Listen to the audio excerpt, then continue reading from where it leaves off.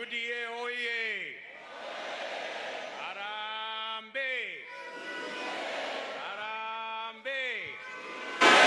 Harambee! Harambee! UDA! UDA! UDA! Allah, asanteni sana. Asanteni sana, mnaweza kuchukua viti zenu. Thank you very much.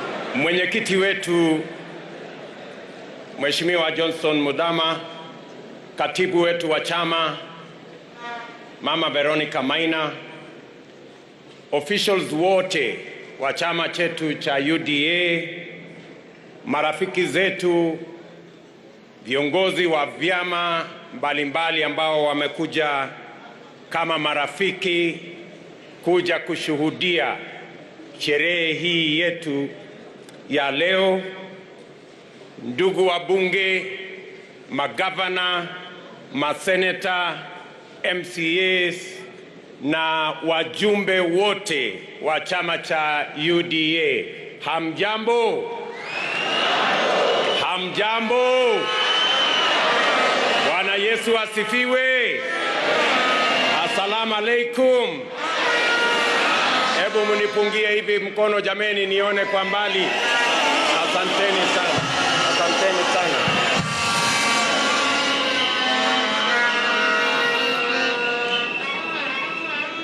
In a very special way, this afternoon, that we are gathered here, close to 5,000 delegates of the United Democratic Alliance Party. It is a historic moment because this is a party that a year ago was not the party we have today. It is the effort, the commitment, and the hard work of many people in Kenya. Today, the United Democratic Alliance Party is the largest party in the Republic of Kenya.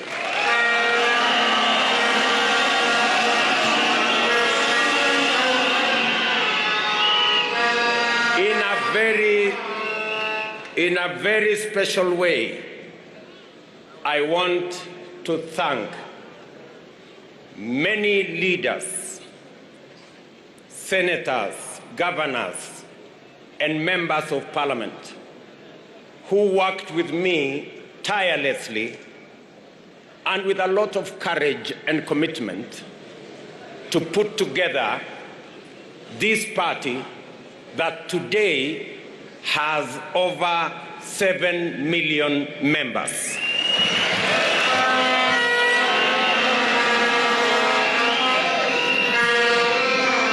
The effort to make this party what it is today is not a personal effort of just the leaders. Many hustlers in different parts of Kenya,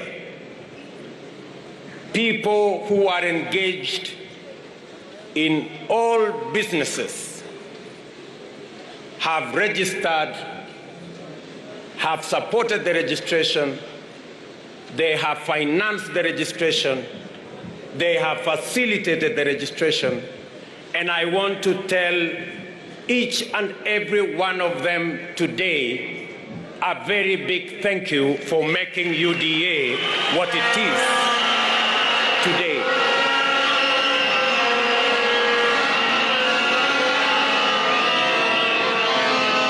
This party has come to be the party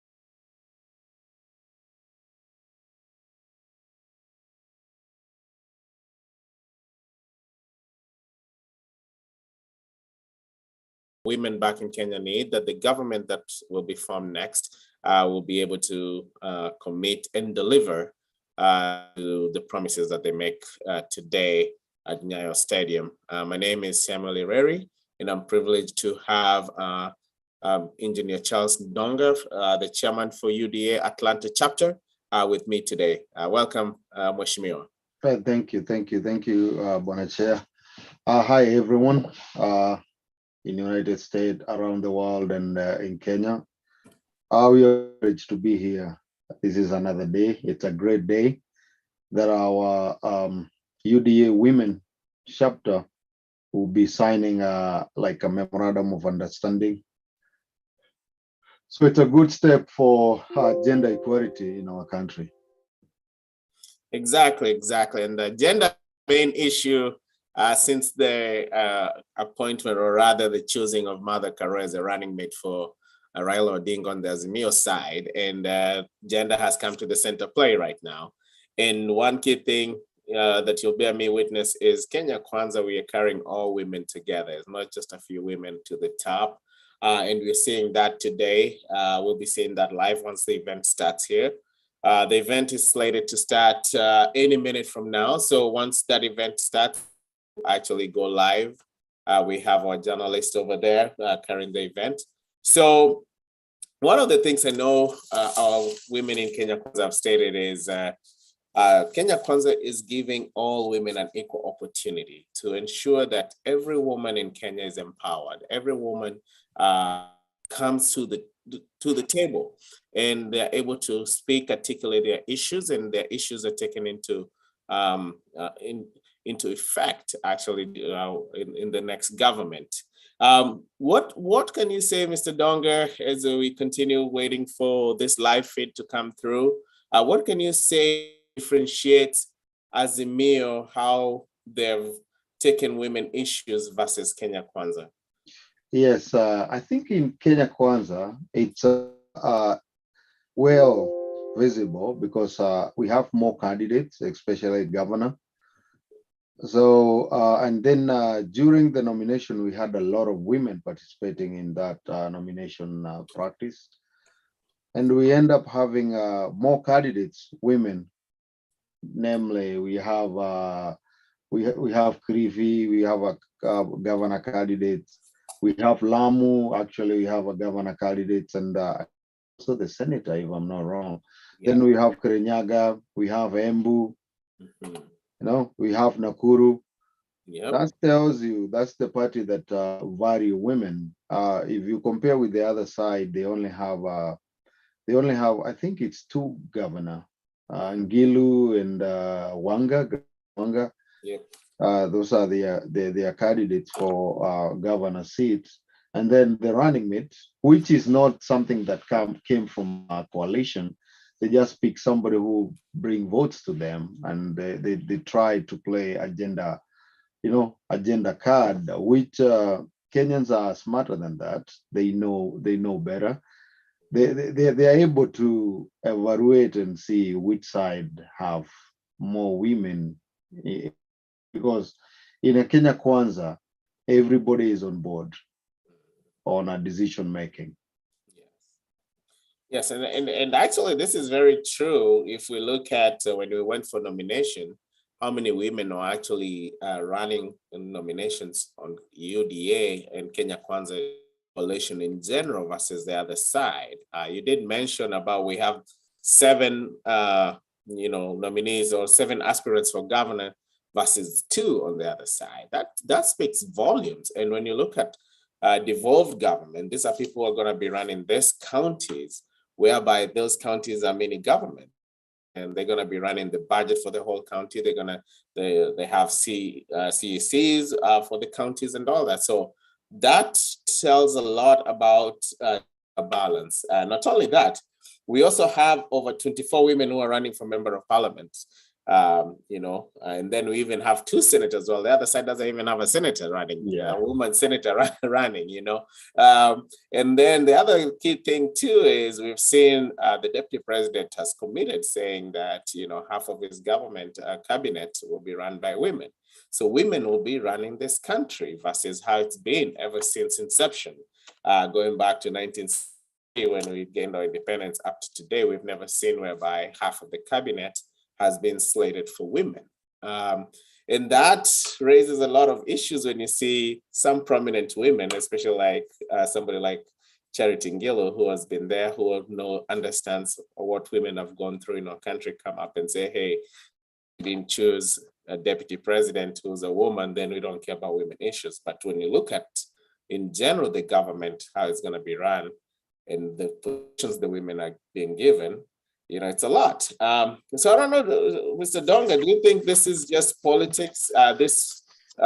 Senior women who have been there and they're in Azimio, they're just saying it for the sake of politics, and they really don't want to come out and say clearly, like, hey, the other side, yes, they've given women a lot of opportunities versus us, so we need to pull up our socks. But instead of doing that, they're just attacking our. Yes, I think it's just politics. I'm telling you, even if our candidate, the presidential candidate, is a woman, we still have those people on the other side. So because you're much aware that that was not their decision, but they were forced to be on that side because they wanted to follow what Uhuru was telling them, to choose the candidate for them, and also they were ready to have a male running mate. It only happened that they wanted somebody from the Mount Kenya, and based on their research, they thought our sister Mother Karua will be the best running mate. Yeah. Yeah. Yeah, and you're talking about Mother Karua. Let me ask you this now on a political basis, because I know you are a politician too as well. do you think Mother Karua brings any votes to the table? No, Mother Karua, when she ran as a president, she ended up getting 43,000 votes. So that tells you she's not a fan of voters. So right now she's enjoying it because she's a running of a well-established candidate. Because we know Raila is a well-established candidate. He have his own base. Yes. So Mother Karua, actually, the support that she has, the joy and everything, it's not in Mount Kenya. It's not in Kirinyaga. It's coming from the other area where we don't have people from Mount Kenya, or the big population is people outside Mount Kenya. And the thing is, Raila have been surviving since 1997, running against Mount Kenya. Yes. He was a candidate, and even now I believe that's why he's getting it very hard, because Raila is not the Raila that we knew actually in 2017. Yeah. This is a completely different guy, because he's used to sell anti-Kikuyu, anti-Mount Kenya, but now he's a candidate within that, so he don't know what to sell. Yeah, he have been fighting about land. Now he can't do it because the sponsor, and Mother Karua being there, it's just for survival. Mother Karua have been out of the government for so long, and surprisingly, Mother Karua, Kenya, currently she doesn't have any single MCA, MP, senator, or governor. And she's the party leader. Yeah, so she's just a party leader, and even the party leader didn't manage to win. Yeah. So yeah. I think Azimio was super desperate. They were looking for a game changer, and that is not happening. I know a lot of people are looking into the new polls, the InfoTrack polls that I looked at Nation newspaper. I believe it was National Standard. That was, the Mother Karua effect is what has made Raila be, gain more points when it comes to opinion polls than Ruto. We know where these opinion polls, how they have been. Ever since Raila has been running, the opinion polls always show that he's ahead. Especially for Trump. Exactly. So let's talk a little bit about this opinion poll, because it's a main discussion right now in Kenya a little bit too as well, the issue of opinion polls. What's your take on them? So yeah, I was able to dig further for that opinion poll. They are sampling from 9,000 people. Okay. Yeah, 9,000 people in the entire country. And then on their data, they're not telling us if they did it through the phone call or they knocked the door, text messages. So we want to know more. When you're doing research, you want to know more. How did you got this data? How did you analyze it? So I think it's political. They're trying, because Raila branded when he mentioned about Mutumba. And the poll, I wouldn't be surprised. Probably he's older in Track, because Track have been favoring him all throughout. So they had to have a poll to try to divert, the attention toward that we are losing this, because Mother Karua, even if Mother Karua have any effect, it will be Kenya. And having an effect in Mount Kenya doesn't mean that the other opponent or our candidate is losing. He can be stagnant, but now the game they are playing here, they're giving us undecided. So the last time we had it, the undecided was about 10%. Yep. So then what happened? People, when you move closer to the big day, you have more people decided. So it never happened that way. So yeah, I think it's just a gimmick. Yeah. And the real poll will show up, because I think Raila have lost some base. Yeah, if he lose Western Province and Coast, especially Kwale and Clive, then I know the entire Western, Bungoma, Kakamega, Vihiga, probably Busia, he still have a reading, but slightly that one, slightly. Trans Nzoia, that's gone. That's gone. That's gone. So I don't know where he's getting votes from, because if he's targeting Mount Kenya, even if he get 50%, and he loses Western Province and Coast, he's done. He done. Yeah. And they were trying to actually give us the number. They were trying to give us the number, the total votes. So that tells you. And then on this polling, this is something that I noticed. We know we have 8 provinces in Kenya. Yes. Or we have 47 counties. But the region was divided by Mount Kenya. Then when we go to Eastern, they take Embu, Embu out, Meru out, Tharaka Nithi out. Then they want to give us the lower Eastern. Exactly. Then under Mount Kenya, they are bringing in Nakuru and Laikipia in Mount Kenya. Then they have central left. They put Kajiado and Narok in there. So it was more tribal. They're trying to give us the number with the tribal rather than the region. Yeah. I don't think that's correct, because in some of the places we still have some people from Mount Kenya. In Kajiado, we have a good population from Mount Kenya. The Narok too is like every tribe is represented there. Exactly. So how they were divided, they were trying to show, okay, now Mount Kenya, people from Mount Kenya, they are doing ABCD. Well, in Coast, they are doing ABCD. If they want to play tribal, do polls with tribal. Say, okay, we ask them. But how did they figure out that, okay, I talk from people from Mount Kenya, from Nakuru. They call the phone call and ask, hey, where are you from? Exactly. Then who are you voting? It doesn't make sense at all. I think in Kenya we are still at a point whereby we don't have the real scientific poll. It's not like the way the pollings work here, because here they already know, where you're polling from. Yeah. They already know if you're a registered Democrat, if you're a registered Republican, if you're a registered independent. So all that data, by the time they're doing a scientific poll, they already have all the data about you. Yeah. In Kenya, it's very difficult to do that because, hey, if you're now accessing my data from IEBC, then we have an issue.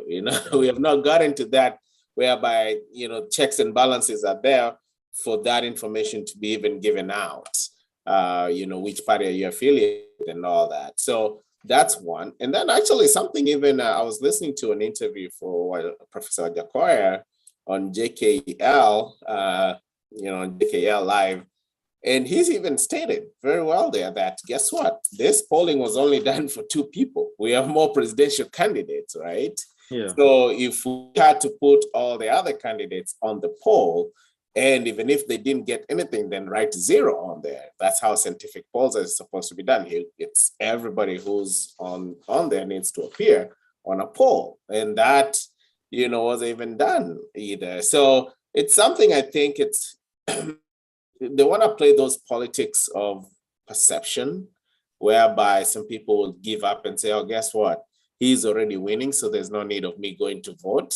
And that's what they're really trying to drive. We have seen the issue of IEBC, people being transferred where their voting is. And this is efforts of still the main people, which is headed by Uhuru Kenyatta anyway, this government, trying to really, as much as possible, rig votes. Because they have heard from the ground that people understand and are resonating with Kenya Kwanza. So they're trying their level, can we do? Because, for about 800, it was almost 800 to 1 million registered voters being moved, and they're from Mount Kenya and Rift Valley mostly, which is our zones. Yeah. So that tells you something about it. That tells you they really want to do, they're really trying up and down to take this and rig this election, but the Kenyan people have opened their eyes. We are not at those age whereby votes used to be rigged. Right now, it's really hard to really rig the votes. So I think they're gonna face it tough and rough, and we'll see. We'll see as we go. So that's that. So much more. Let me ask you this question about going back to women. And this bottom-up economy. Last time I interviewed the women leaders who were forming the charter at the inception. Something is stayed at the time because they were just meeting. I believe it was a first or second meeting, before, as the organization. And all those leaders, all they were saying that from regions that they come from, the bottom-up economy model is what's resonating with the women. Is what the women are looking up and saying, guess what, this is what's going to help us to at least be on the table, to be at least be able to stand up. Because we know when you empower women, you empower a whole household, right? Yeah. There used to be a saying during my time when I was in school, and those were during the Beijing time. Yeah. It was about when you educate a woman, you've educated the whole community, right? When you have empowered a woman, you've empowered the whole community. We see that coming out through today with the formation of this charter and the signing of this charter by His Excellency, the Deputy President. What are your thoughts about this bottom-up economy and how it's going to help women? And, just going back to that Mama Mboga, back to the village, how is it impacting, the women and empowering them? Yes, the truth of the matter is the women will be the people who will benefit big on the bottom-up economy, because you find the women, they are everywhere. They try to tackle everything from the household. The man is there as the head of the family, but the manager, the person who runs the day-to-day activity in the household is a woman. And then, they have soft hearts. When somebody is suffering there, probably me, I'll pass by, but my wife will come and think, okay, that guy need a lunch, or I have an extra banana I can share with that person. So when we empower people on the base of the pyramid, we're creating a good environment for each and everyone. And most of the women who stay at home, probably they will have another activity to do ABCD, maybe farming, maybe farming, or yeah, or sewing or whatever. A lot of activities, and the government will be supporting every hustle which will benefit. And then even the population, the women in population, the number, they are higher. So if you go to every percentage of people who are suffering more, they're women because of their population, you know. And then the men will forget the kid and go looking for a job and miles, but the woman won't leave the kid behind. So they end up suffering because they wanna be closer to the kid until the kid get to a certain age. So yeah, bottom up will be very, very, very vital for the entire family, because it's true. When you empower a woman, you empower the entire community, the entire family. Behind behind every woman, there is a lot of people who rely on that woman. Exactly. You know. That is very true. And I kind of looked at the Azimio manifesto that they just launched, and I know they have a segment about women there, and they have Azimio like in a Mama, and they're also talking about economically empowering women. All right. And when I read the segment, they was talking about, okay, we're going to empower women.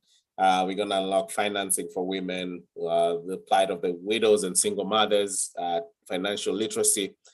But they don't have the solid answer. This is exactly how we're going to do it. They just say,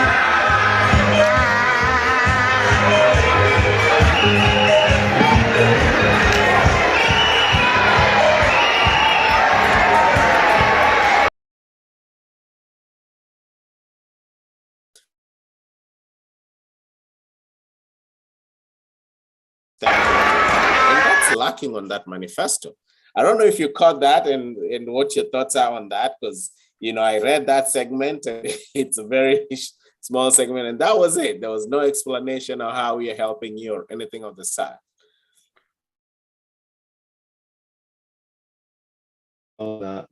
Their manifesto, because it was very shallow. Actually, it looked like a copy paste. I know they have smart people. They have good people who could have done research and have a good document. And surprisingly, I think the deputy governor from Nyeri was on one of the media, and she couldn't tell where they're expecting to get the money, because all they're talking about funding. They're saying, hey, we lost a lot of money in Kenyan government through corruption, but in economy, you can rely on something you are guessing. You don't know the actual number. You don't know the actual figure of the money that you get. So you're just putting something to sell so that you get the office. Yeah. So I think the women now, Mother Karua, the first time, I think the first 2 weeks, the gender card was doing very well. But after that, it's like a soda. When you open a soda, but within no time, it's gone. This is out. Yeah, of course it's out. Yes, and that's true. I talked to like some of my aunts back in Embu, in Bera, where I come from, and believe me, some of them, when it comes to and being so much involved in politics, they're really not that involved in politics. And so I try to encourage them, hey, this politics matters, it's your life and all that. And after Mother Karoa's issue, when she was picked, I'm like, yeah, this lady has been picked and all that. And so when I started, talking to them and debating and asking, so how is this going to help you? How are you feeling about it? They're like, you know what? I still believe in the bottom-up economy because that has been explained to me. And one thing that I think, the senior people in, especially UDA, let me just talk about UDA first before we even got to Kenya Kwanza. I remember when UDA started, when we had those coordinators who were going door to door, registering people, the registration coordinators for UDA, they took their time to explain bottom-up economics. Yeah. They were well trained, and I think this goes to a very able Secretary General Veronica Maina. I remember when she used to pound it on us here in Diaspora that please support these people because we are training them. We want them when they go there to ask for somebody's ID, to register somebody, they can also be able to explain this bottom-up economy. And I think that caught fire while majority of the people did not understand what was going on. Number one, we got the data when it comes to a lot of people. And number two, we really explained this bottom-up economy, and that's what has really caught fire. I don't know, what do you think about that? Because I think Azimio, or rather all the other parties, were so late to get into the game to explain what their core base, what is it that they stand for, you know? Yeah, these got them unprepared. Yes. And all they had was, okay, the other team are doing ABCD and this thing is selling. So what we can do is try to copy this and try to modify so that we can have a favorable team on our side. But as you mentioned, our Secretary General was well prepared, early enough. Yeah. A good example is a young lady. I'm from Laikipia, and the youth leader is a very young lady, Moyo. She's a very young lady, and that would tells you, like, the party starting to nurture at early age, because they value the leadership of the women. Exactly. You won't see that on the other side, unless it's somebody closer to the leadership that after during nomination, you see now they will nominate somebody from nowhere. Exactly. Yeah. Yeah, and I think that's something UDA set apart themselves apart, is ensuring, and I think it mirrors so much the Barack Obama presidency, or running for presidency. Initially, that was in 2004. Was it 2004 or 2008? Yeah, 2004. Yeah. So when he started his campaign, it was purely grassroots. It was door-to-door knocking. It was ensuring people understanding his message. Yes, we can message. And I remember, and I've seen that in His Excellency Deputy President Ruto's campaign. I remember old women, especially old white women, lining up in stadiums just to hear Obama speak. They were crying when he was speaking. And we have seen that with the Deputy President too, where he goes. People are there making sure, we want to understand him. We want to make sure that we support him because we do believe in him. And especially after seeing what has been done to him all along, the mothers are standing up with him. And I think forming of this charter is going to be, it's going to be groundbreaking, especially when it comes to women, knowing that women are the ones who vote, they're the majority votes out there. I think it's going to resonate well. It's going to be good. So I don't know, Mheshimiwa, when you look at it, do you think there's any chance of any? Normally here we have the October surprise just before the elections. Do you think there's any surprise that might come up just before these elections that we haven't seen? It doesn't happen in Kenya, actually. So right now, the people have already decided. I don't know. It doesn't happen unless there is another coalition. And after these 2021 political party bill, that will not happen. Yeah. So I don't see anything changing. People have already decided. They have decided this is our candidates. They will vote there, and that's why you saw Mother Karua introduction. There was some changes, slightly changes. Then it went back to a Biron. The votes went back to the same basket. To me, I think nothing much will change now. People have already decided. And sometimes Kenya politics, hope this time it won't be like that, but it's more tribal. Yeah. So unless there is another person defect from this side and move with a certain mass, nothing will change. And to add on what you were talking about women, women is the solid support, is the solid votes that we rely on. It's, do you think But there's any I chance ran of any during my college time over here. I ran for student president, and what I did, I concentrated with the female students.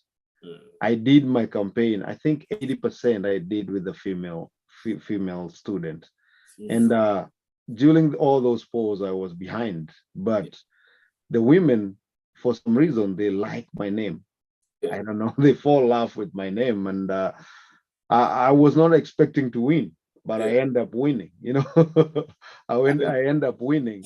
That is marvelous. Yeah. Yes. So yeah, I know the support of women. They don't change. The men, you can buy them beer the day before, and they start singing your music. Your music. That is true.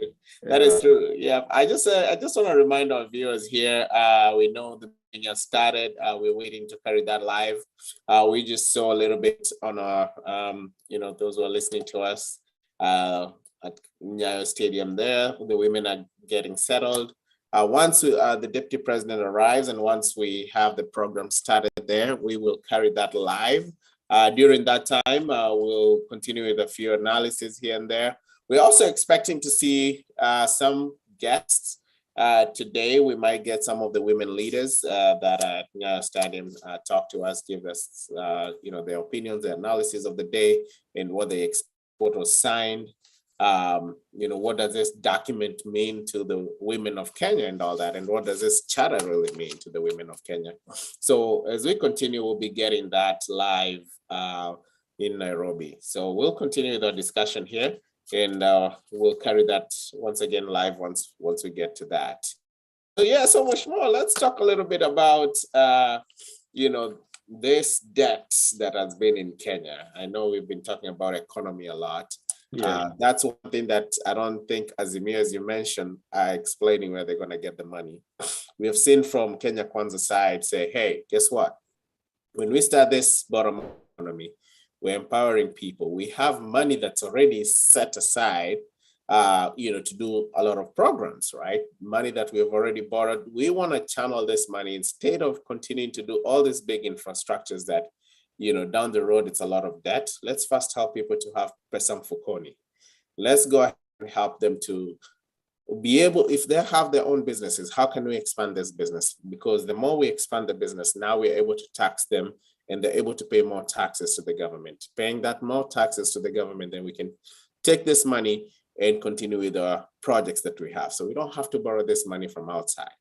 We had the president during Madaraka Day say, guess what? Debt is good. We are borrowing money. It's other people's money that we are using. When I look at it from a finance perspective, yes, it's good to use other people's money, but you need to be able to manage how to use those other people's money. You don't borrow more than you can handle, right? It's like you don't chew more, you don't bite more than you can chew. So what are your thoughts about these two different ways of looking at debt? Because I do see Azimio, they're more leaning into that, we'll borrow money, we'll use it for infrastructure, and then we'll pay it back, versus as you're saying, let the people first have the money, right? Let's empower the people so they can have money, they can be able to control their finances. And then from there, they can come in and start taxing people. And then we can continue the projects and be self-sufficient. At one point, we would also like for other people to come and borrow money from us and we charge them interest and we make more money that way. But what do you think about this debt and that issue? Yes, what they need to know is the debt is like a credit card. You think you have money, but it doesn't belong to you. So, and you pay back with interest. Yes. So right now, what Kenyans are saying, or what Azimio back on their mind, continue borrowing money, that means the country will continue suffering. Because the thing is, you borrow money from the outside the country, then you borrow too much money, then you went back home and tried to borrow money from the local banks. Yeah. So when the normal or the actual mwananchi try to compete with the government to get a loan, from an equity bank, the interest will be very high. So somebody who could have already borrowed 1,000 and then go do some broke something there, or go buy chicken and then sell it around 2,000 will not do that. So that person will not generate anything, you know. A saloonist who will go there and say, I need a 2,000 to go and get some stuff so that I can be able to handle more customer, will not do that. So the gap between poor and rich will continue widening up in Kenya as they are competing from a very small resources, borrowing money within the country. And also in Azimio manifesto, they forgot that foreign or diaspora contribute big on our economy. I mentioned diaspora anywhere. I think the foreign money right now in Kenya, diaspora is the reading. It's not tourism anymore. The diaspora, it's reading. So if the government will ignore diaspora, that tells you they didn't do their research very well. Yeah. And that's very true. I think we did see when the Right Honorable Prime Minister, former Prime Minister, when he came to the United States, the receptions that they had and the things that they did, I don't think they have to listen to diasporans. Number one, the meeting, I don't know if you looked at it, I watched it being live streamed. It wasn't like when the deputy president came here, whereby we talked about what diaspora needs. We had a document that was ready together. We have documents that have been presented on behalf of diasporans. And we have a memorandum of understanding with the Kenya Kwanza Coalition about what diaspora stands for and what we need in diaspora, right? And so we didn't see that on the other side. And this is where, as a diaspora leader, sometimes I tell majority of diasporans, let's put down politics on the side. There's a lot that we've gone through in diaspora that we've always wished that we could do. Actually, I do see that we are now live streaming, live in Kenya. So what are we going to do? We're just going to pause on that and continue, first listen to the live stream here, and then I think we'll jump back. Yes, I think we need to hear what they're saying. Yes. Yeah.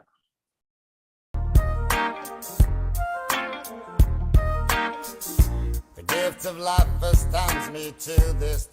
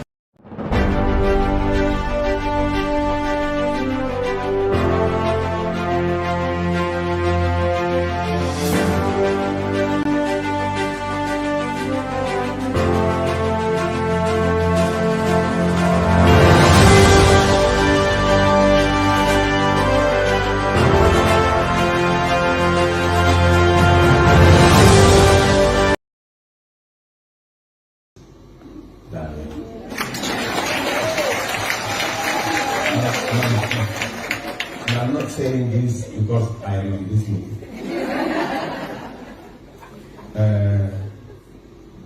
The pollsters actually have told me, and they've shown me, that I have more women supporters than men.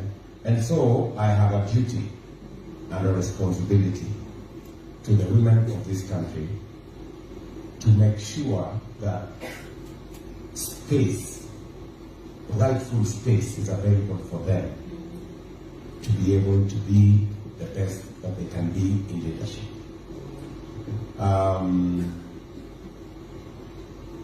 I am a great supporter of women enterprise. When my wife told me about table banking a few years ago, that's the day I realized that it is true that what a man can do, a woman can do better. I have been struggling for about 10 years as a member of parliament to try and organize women manenos. And I did a very poor job of it. Until Rachel came along and she did what I could not do. So, out of personal experience, I can confirm that there are things that women can do better than men. And therefore, the more we keep them out of positions of leadership, the longer we lose. Therefore, there is value, great value, in making sure that the governance of our country is balanced. And I want to commit as the party leader of UDA that women will not be there to be seen. They will be there to be asked, and they will be there to lead.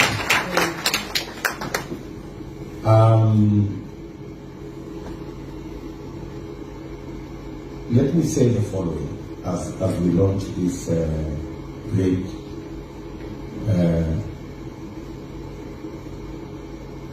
Congress of the Women of UDA, that this election, the one we are in, this election is actually about the economy. That's right. Whatever you want to say, this election is about the economy.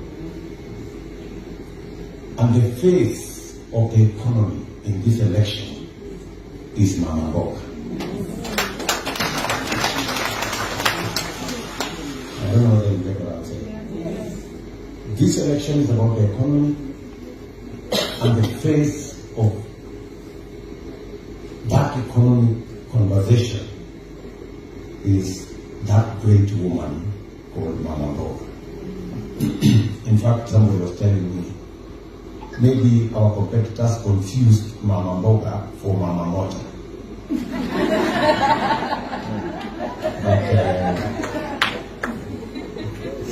But that's what it is.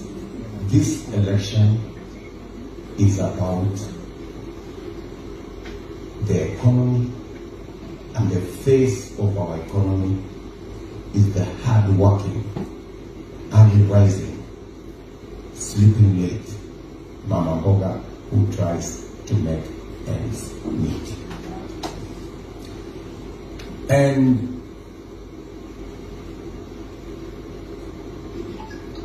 you can see the pulse in this election. The stakes are very high, and people are doing all manner of things. And I am a very proud Kenyan that finally we have pushed the election to be about issues, and finally women as a center of it.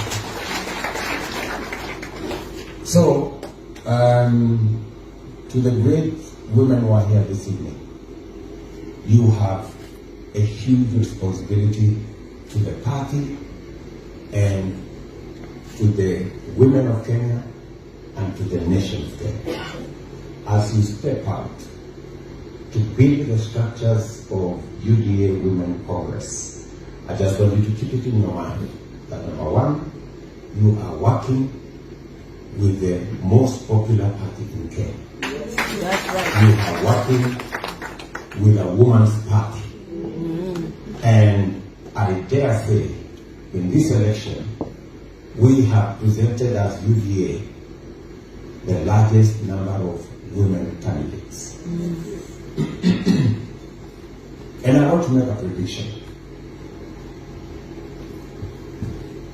UDA will have the most elected women governors in the country.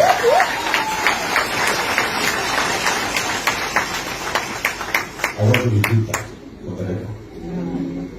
UDA will have the most elected women governors in the country.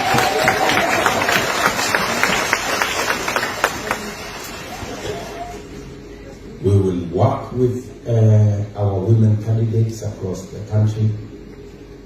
Many who are sitting here will confess that they have our support. They have my personal support whenever they need one.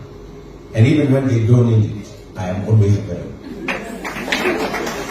I am sorry, I push some of them a bit. Sometimes they complain, but it's because I want them to succeed. You know, so I once in a while pick up the phone and push people around. I know the women understand that I mean well, and I want them to succeed. I am sure that at least 5 women governors will be elected from UDA. I'm sorry, at least. Na tunamwomba Mungu atusaidie. Nyayo. Because they will become the benchmark of us going into the future. And finally, let me say, even as we went through the process of looking for a running mate for my candidature, of the 5 finalists, 2 were women.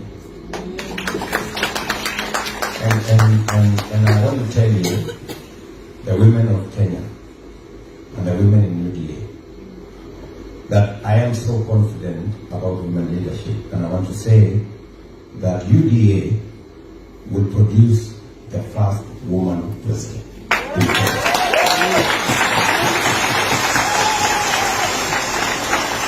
So if there is a woman who wants to run for president, they better find their way to UDA. Because that's the party that is going to produce the first woman president. Yeah, very good.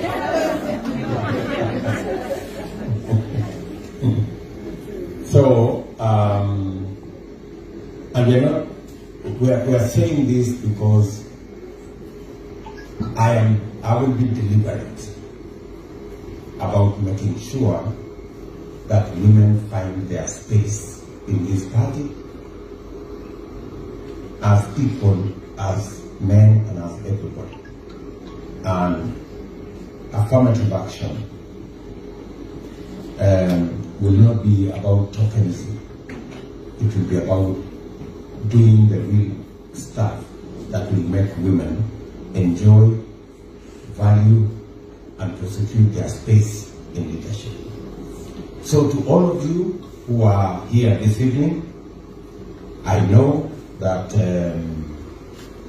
there is still quite a journey to go, but I am very confident that after this election, we will have enough time to mentor and to work with women in our party so that we can prepare them, we can support them, we can train them, we can mentor them, into the next election, and I am very confident that we will begin to see more and more women as we go into the future. So let me not say many things tonight, because we will be making another statement on Friday next week. Is it Friday? Friday 10th.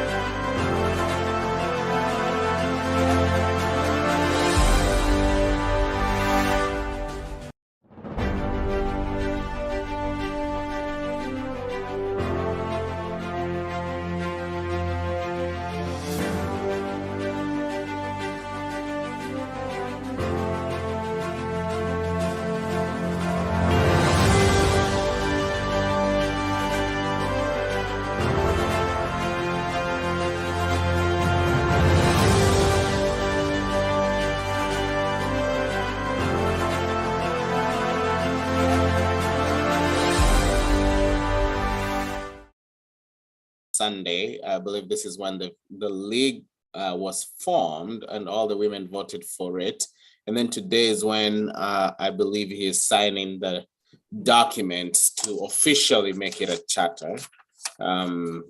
So, and once we get back to the live feed of everything, I think we'll get back to ensuring that officially make it a charter. So, you know, once we get back on live at Nyayo Stadium, we'll carry that live too as well. But a few comments there the Deputy President made that I want to hear your perspective, Mheshimiwa Donga, is one, you know, the Deputy President is very clear. UDA will have the most elected governors and elected women leaders that come this time round, which we talked a little bit about it. Yeah. So this looks like the Deputy President is very sure. I know the other day he did mention actually 5 of this out of the 7 that are running for governors have a very good chance that the competition is not that hard. I know there are 2 that are a little bit tough, but we are hoping to get all of them 7. He also talked a little bit about that UDA is a party now, because I know this was a UDA Women Charter as a party, that UDA will produce the first woman president. So I heard that. So yeah. He's looking into the future. Do we know who might fit those shoes in maybe 10 years when the Deputy President is retiring? It will be very hard, because right now we are nurturing the upcoming one. So probably a very young person will be next after 10 years. Yeah. Because unless you give people chance, like the chance now the UDA or Kenya Kwanza is granting to women, you won't realize the best candidate, you know? Yeah. You won't know, because just take it like Deputy President, this is the first time he's running as a presidential candidate, and he's the most favorable or the most qualified or the one of the most informed candidates. So in the next 10 years, probably somebody else will come out. A lady will come out. Probably she's 18 right now, but after 10 years, she'll be 28 and she'll be the first Kenyan women president. That's true. And even last time when I spoke to these women, when they were, in the process of starting the charter, I do remember Karen Nyayo, actually. She's the one who stated that the deputy president has been mentoring a lot of young people and young women into politics and ensuring that they get their footing into politics, and they do their politics the right way. So we can see he is looking at the future. He did state that when UDA as a party was being formed, he looked at it as the party that's going to be, it's a national party, number one. And number two is a party that is going to sustain through and through many elections, because we've seen so many parties come and go. Right now we really did have to form a coalition, but I think going forward too, his vision was, and if you remember in the beginning, that UDA is a national party. It's going to be represented everywhere in the country. So we've seen that. We've seen the footing that UDA has taken. So that's that, and we'll see. We'll see if that woman president, will come from UDA. He did talk a little bit about, commitment that, women find their space in politics. We've talked about that. There's this issue of talking about the deputy president, how he came to choose as deputy president. I did hear him mention a little bit that out of the 5 finalists, 2 of them were women. So in as much as, yes, the person who ended up getting the deputy president slot is not a woman, but they were in that process. Yes. Any thoughts on that and how it went? And if these 2 women had a chance, that shows that Kenya Kwanza was giving, an equal opportunity to everybody. Yeah, so we need to realize that on Kenya Kwanza running mate, it was a UDA affair. Mm-hmm. So both those 2 women were from UDA party, and UDA, as we mentioned, it give equal ground to each and every person, no matter the gender. So that's why Madam Waigoro and I think is Wahome. Yes. Yeah, they went all the way out, but when it get to the finalist, the DP is the one who make that decision. Yes. So, but him having them there, participating in that was very good. Mm-hmm. Yeah, because he's not the one who appointed 1, 2, 3, say, hey, 1, 2, 3 will be here, but through what they have been doing, how they have been mobilizing people, how they have been performing their duty in parliament and outside the parliament, those made him think about them. Yeah. And that's great. And we see that we have a lot of young women leaders who we're looking at where they're gonna go. We've seen, during this time round, we did have whereby people are coming to a consensus and saying, okay, let so and so run. I will back him 100%. Next time I will run. We did have a lot of consensus, and some of the young people who, during this process of consensus stepped down. I think these are people who are going to be upcoming in the next election and the election after that. So I think the deputy president has strategized whereby Kenya Kwanza coalition, if this coalition continues, and we're praying that it's going to, continue, and we're going to harvest more people actually come into Kenya Kwanza coalition in the next 5 years and 10 years from now, you'll see a new leadership in Kenya. You think the deputy president has set it up so that when he runs for his 2 terms, we'll see new leadership come into play, especially young people and women come into play. Which leads me to a quick question. Well, I'm going to put you on the spot, Mheshimiwa. I know you had the intentions of running, right? So are we preparing for next round of elections? How are we looking? Every day have a different ambition. So okay. Yeah, for now I won't say anything. So, but I don't know about tomorrow. Okay. But what I can assure you is that DP, there is evidence that he like making new leaders. He like, modeling new leaders. So by then we'll have very young people, or it might not be young, but they'll be young in politics, but doing very well. This is an evidence by 2017. We had a lot of young people getting elected in the parliament. And I can guarantee you, during the nomination of the MCA, the nomination of the Senate, the nomination of the House, DP will consider youth, especially women, to balance that gender gap. So the younger women who are following UDA, I'm telling you, I'm just promising you that I know something will happen for those people. The government have a lot of stuff that, a lot of work, appointment, selection, and I know DP, because he's a guy who loves each and every person, and more he likes to have a future. He will target those younger women and youth.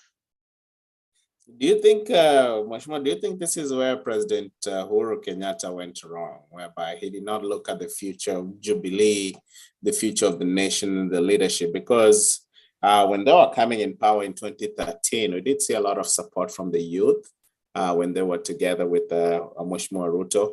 And in 2017 too as well, there was that support.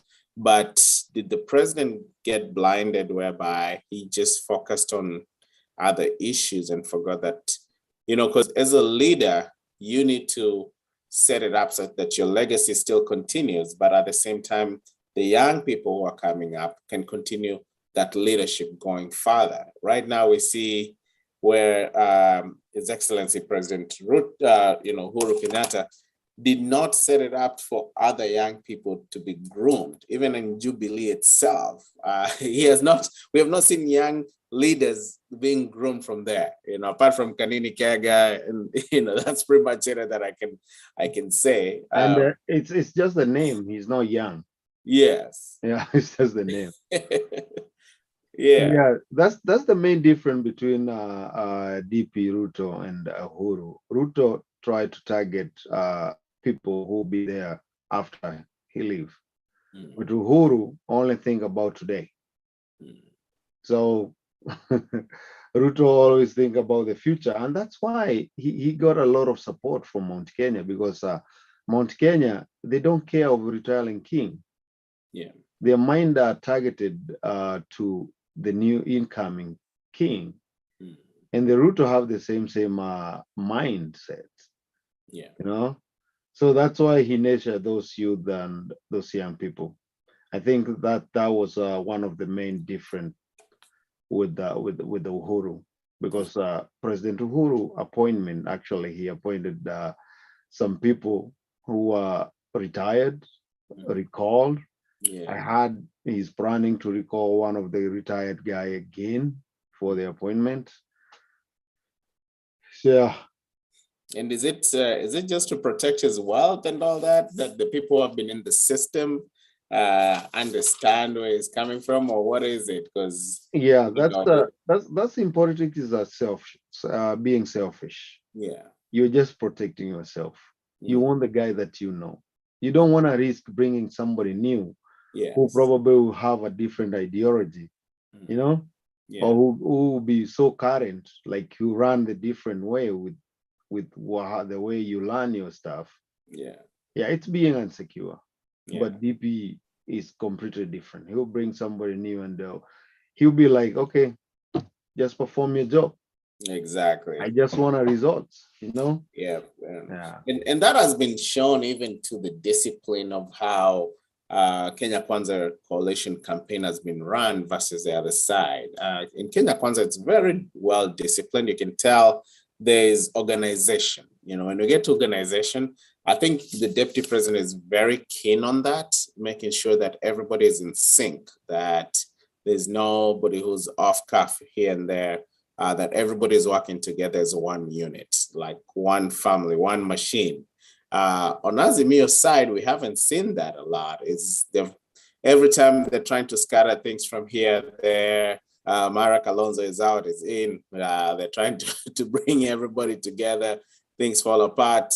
But we've seen the deputy president is a very organized person, and the way that things are moving, actually, I'm anticipating and looking forward into a launching of our manifesto, which I think people will see a huge difference between the Azimio manifesto and our manifesto. Because one thing is we've gone around all the counties, collecting information from people, these economic forums, and that's what's going to set our manifesto together. I don't know if you have any comment about our upcoming manifesto and what you want to see in it, especially even from diaspora perspective too as well. Yeah, I can imagine how it will look like, because DP trying to correct issues and idea from all 47 county, 48 including the diaspora. So it will capture a lot of stuff and well elaborated, and it will be well explained that it will be easy for each and every citizen to understand it. It will be completely different with the other one we had, because I think Azimio are rushing because they have been copying some of the stuff from us. Yeah. So that's why they were rushing to launch theirs, and when we launch us, they will be saying, "Okay, we copied from them." Yeah, it's a political game, but I think with the time we are spending on correcting information, sitting down with those county charters, and moving around with different experts, D being there. And then don't forget we have Njuguna, the former central bank. Yeah. Yeah, Professor Njuguna is not a guy to push, That's true. That is very very true. smart guy. So we will witness a very nice manifesto, and he'll be ready to implement it. That's why he's taking time to sit down and answer questions direct from people and signing. So he's committing himself. Exactly. And that's one thing about that signing, Mheshimiwa, let's talk a little bit about it. You can tell everything that the deputy president is saying is hold me accountable to it. A big issue that we've had from the other side, how they counter it is, hey, guess what? This was the same guy who stood here with Uhuru Kenyatta, told us about the stadiums and all that, and it wasn't delivered. What is it this time around that's different, right? And I don't know, let me first hear your take on that, because this is something that on my Facebook, on my Twitter, my Instagram, I get asked this question all the time. Like today I posted about him coming to sign this charter, women charter, and putting it in writing and committing to it. And everybody's like, oh, how about the stadiums? How about the stadiums? Bringing this issue up. Let me get your take, and then I'll also say my take about it. All right. Yes. Yeah. Deputy President promised a lot of stuff direct from the manifesto. But who owned the manifesto? Exactly. It's not the running mate. The owner of the manifesto is the presidential candidate or the president himself. So a good example is during Kibaki. Kibaki did a lot of stuff in Kenya, a lot of good stuff in Kenya, including Vision 2030, but nobody mentioning Moody Awori. Yeah, you ask somebody who Moody Awori is, they don't know. It wouldn't tell you. Yeah. Kibaki had three vice president: Moody Awori, Omaro Kijana, and Kalonzo. Yeah. But nobody mentioned them. Why are we pushing deputy president under Uhuru government? And when they were running as a team, that was the first term, and they did a lot of stuff. They started a lot of projects. But after that, Uhuru felt, okay, I need to run the country like the previous president by myself. So DP didn't have power. A lot of his duty was assigned to Matiang'i. So apart from what is protected by Constitution, nothing else DP could have done. Exactly. And the key thing to it too is we have one president at a time. We never have two presidents at the same time. We don't have co-presidency in Kenya. So, this manifesto, as you said, yes, it belonged to Uhuru. Uhuru cannot run away from it. They delivered it together just the same way Mother Karua delivered They showed them together with the manifesto, but that manifesto is Raila. Even when you read it, it says when Raila is elected, this is what he'll do. So this issue of stadiums, number one, I think they need to come to a stop with it and running with it, because the deputy president, they had a plan. When he actually was actively the deputy president, they did work. We do see things, with tangible things that you can see that were done during that era. From 2013 to 2017, we saw where the country continued to move from, to continue to grow. And one of the things actually that actually even came to my mind right now is even when we even look at the debt that was accrued during that period of time, right? During Kibaki era, end of 2013, if you look at the Central Bank of Kenya, it says, our public debt was around something like 1.8 trillion Kenyan shillings. At 1.8 trillion Kenyan shillings. And then come Uhuru and Ruto. Ruto, during that time, they did borrow a lot. They borrowed, up to our debt was like 4.5 trillion. At that time, we felt it was a lot, but we saw what it did, right? We saw the electrification programs going on. We saw the road system, the network, the hospital. So the addition of effort. Exactly. So this is things that we saw that were tangible. If they stuck to the plan after 2017, in that 10-year period, I believe Kenya could have been so far away when it came to infrastructure. And then now come whereby Ruto would have continued with that legacy of okay, this is where we are, this is where we want to be. Go your 10 years too, and we see where Kenya could have been. Look at 2017 during the handshake now, right? Up to today, we have borrowed so much. We around 8.2, 8.5 trillion Kenyan shillings. They just increased the debt ceiling. Debt ceiling used to be at 9.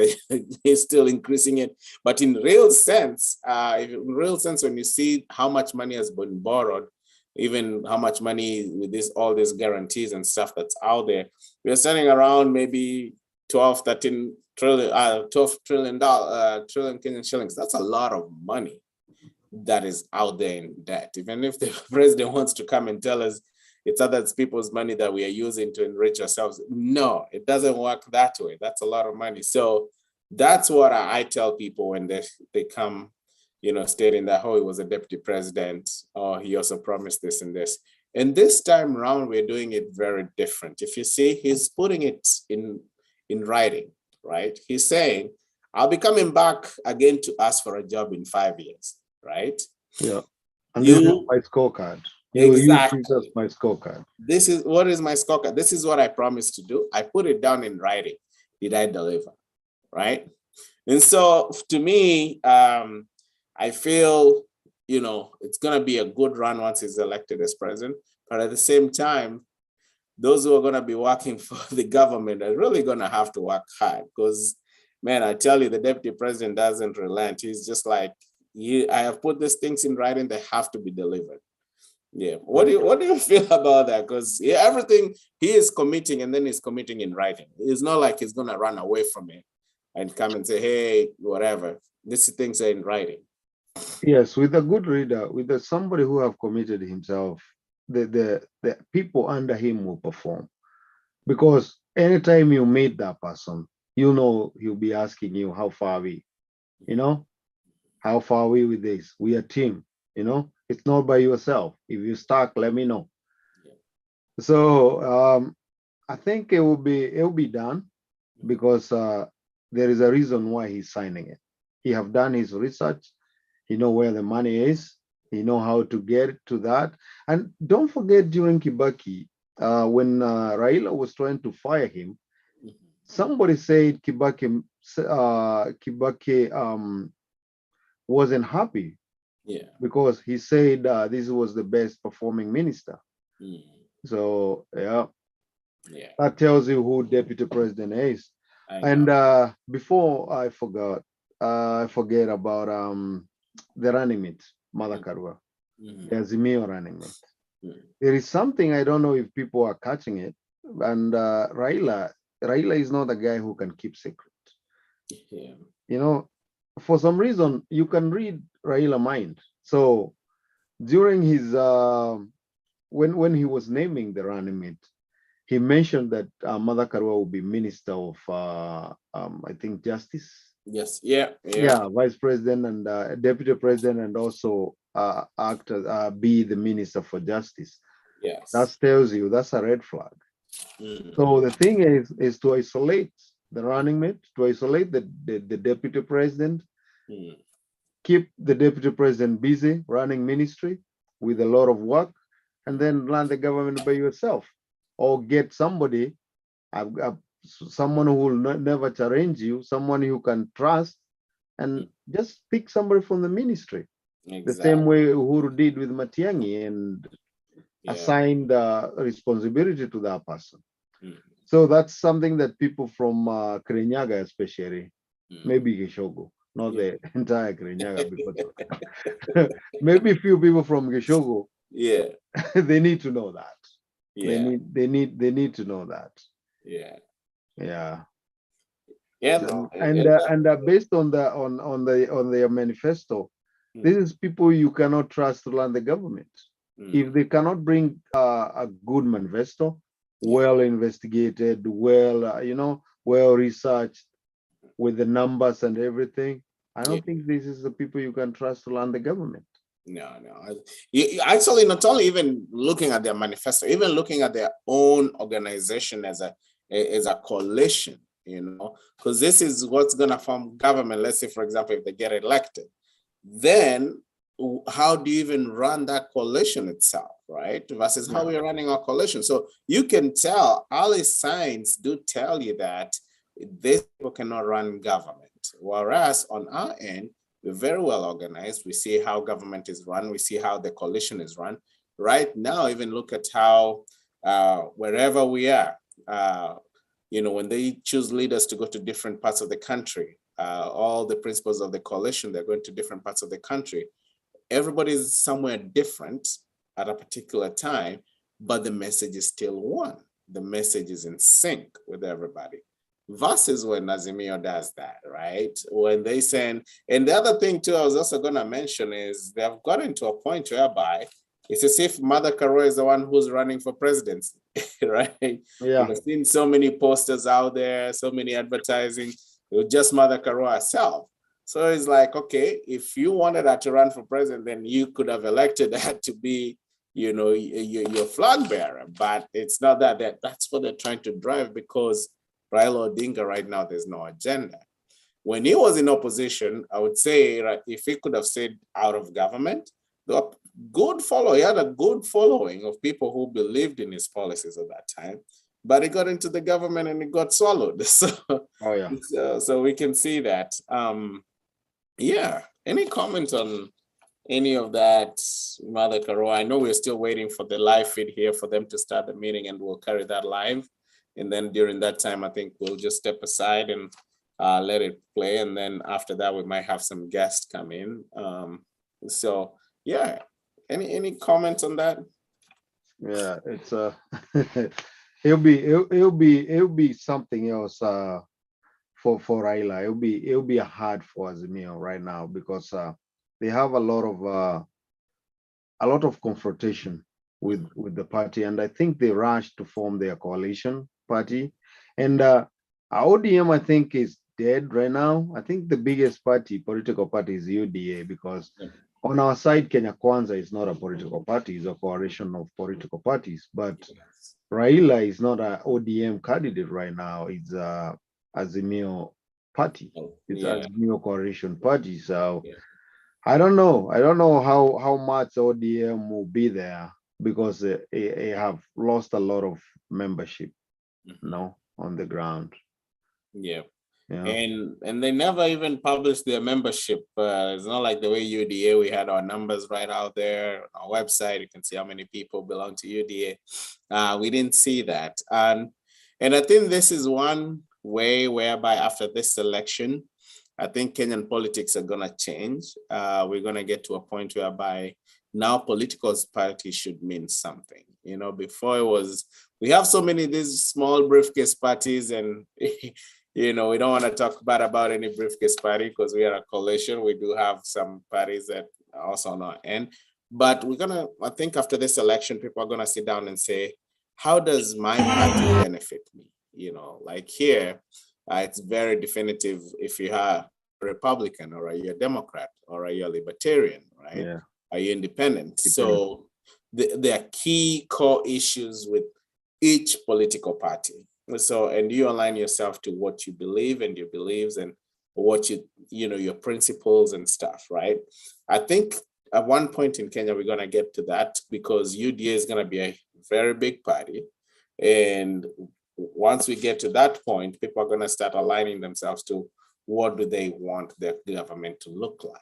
So I think, yeah, the next generation will change that, because right now, a party like a Jubilee, which have been fighting Raila for since 2013, they are now supporting the guy they have been fighting to be their candidate. It doesn't make sense.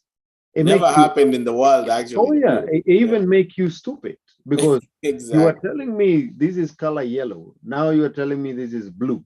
You know? Yeah. I still have the same eyes. I still see it the way you told me a while ago. Then you are coming back to me and telling me, no, I told you it was blue, but it was supposed to be yellow, and now it's yellow. You need to do that.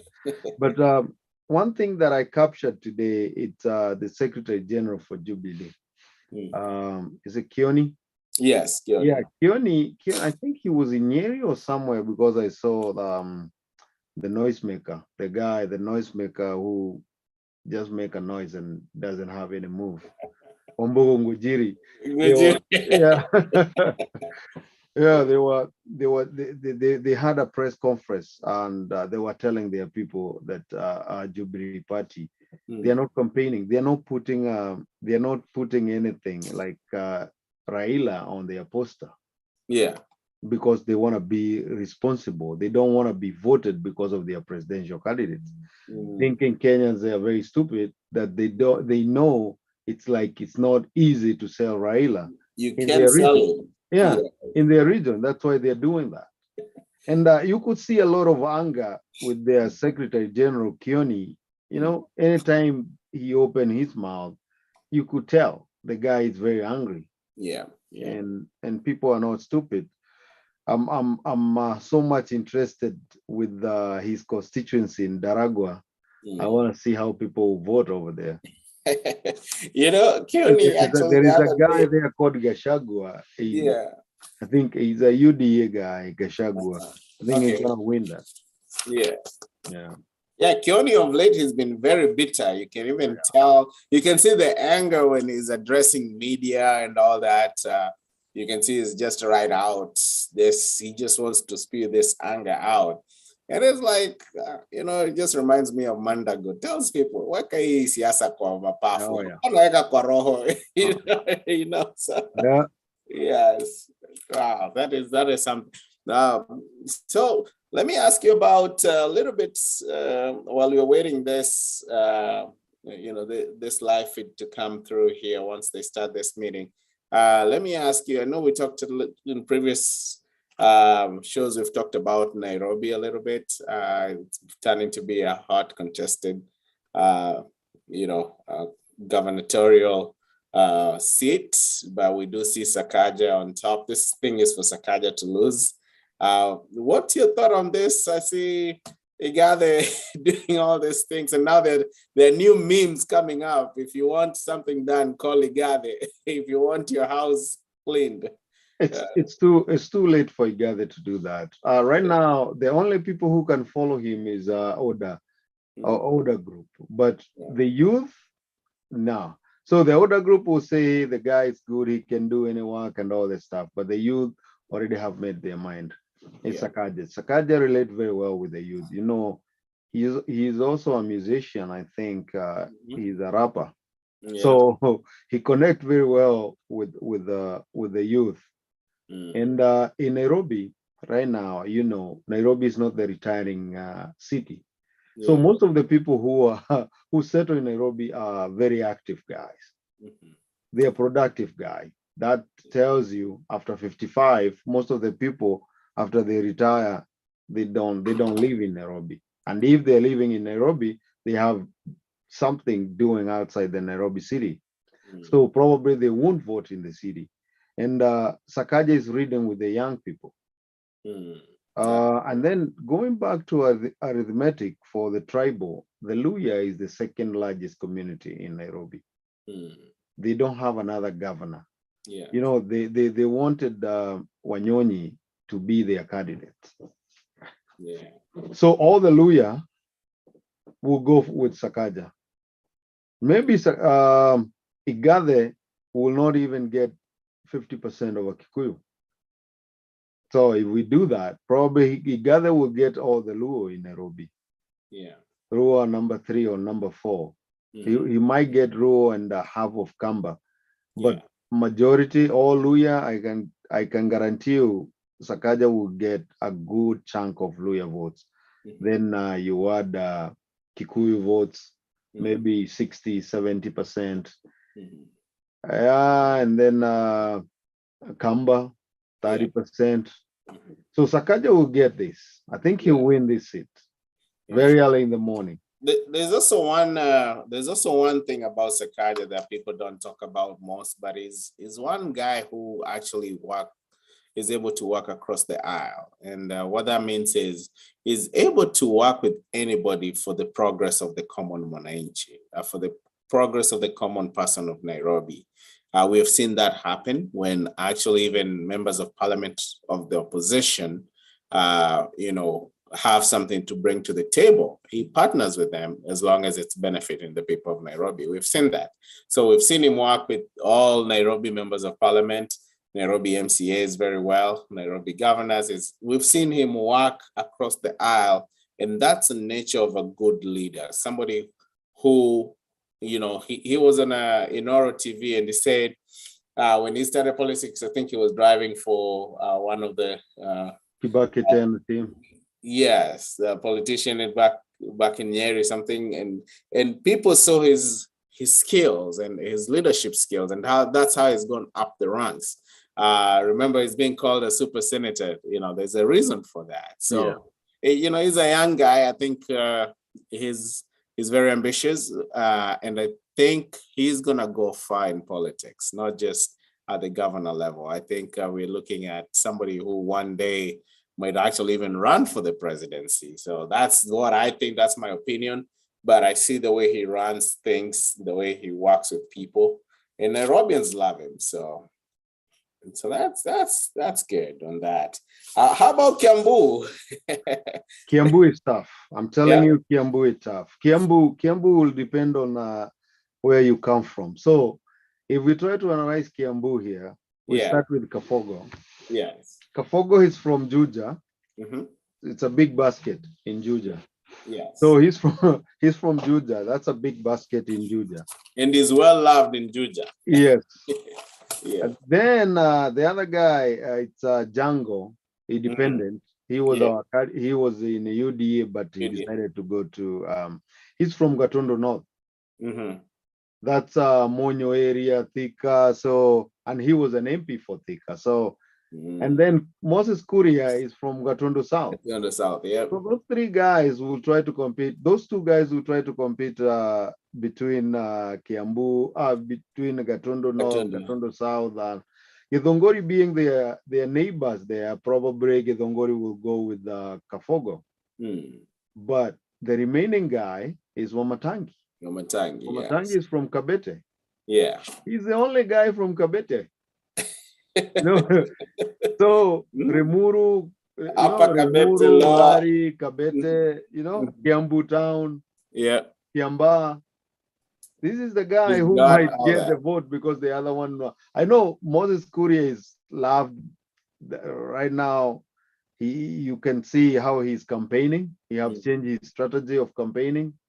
He's doing very well though, but based on the number, I think I still see Senator Wamatangi winning. Yeah. With a small Wamatangi will bag it. Yeah. I think Wamatangi will bag this one. One thing I found out, Wamatangi, when it comes to grassroots campaigning. He's very good at that. Yeah. You don't see him as a very vocal guy up here, but when it comes to having a good network, he has the network of people.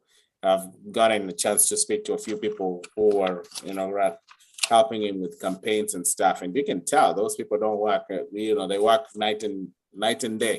They're out there, so that's good. But I think Kafugu and Moses Kuria will be in DP government. So yes. The best thing is just let Matangi get it. Then that will be a win for Kiambu. Let Matangi get in, then Kabogo and Moses Kuria will be in the government. They get in government. So you end up getting 3. There you go. You end up getting 3. That's the easier way of getting all the 3. Yep. So I know we are still waiting. I just saw a few comments on Facebook here going on. There's somebody here called Brian. He just said, so finally gender has become an agenda.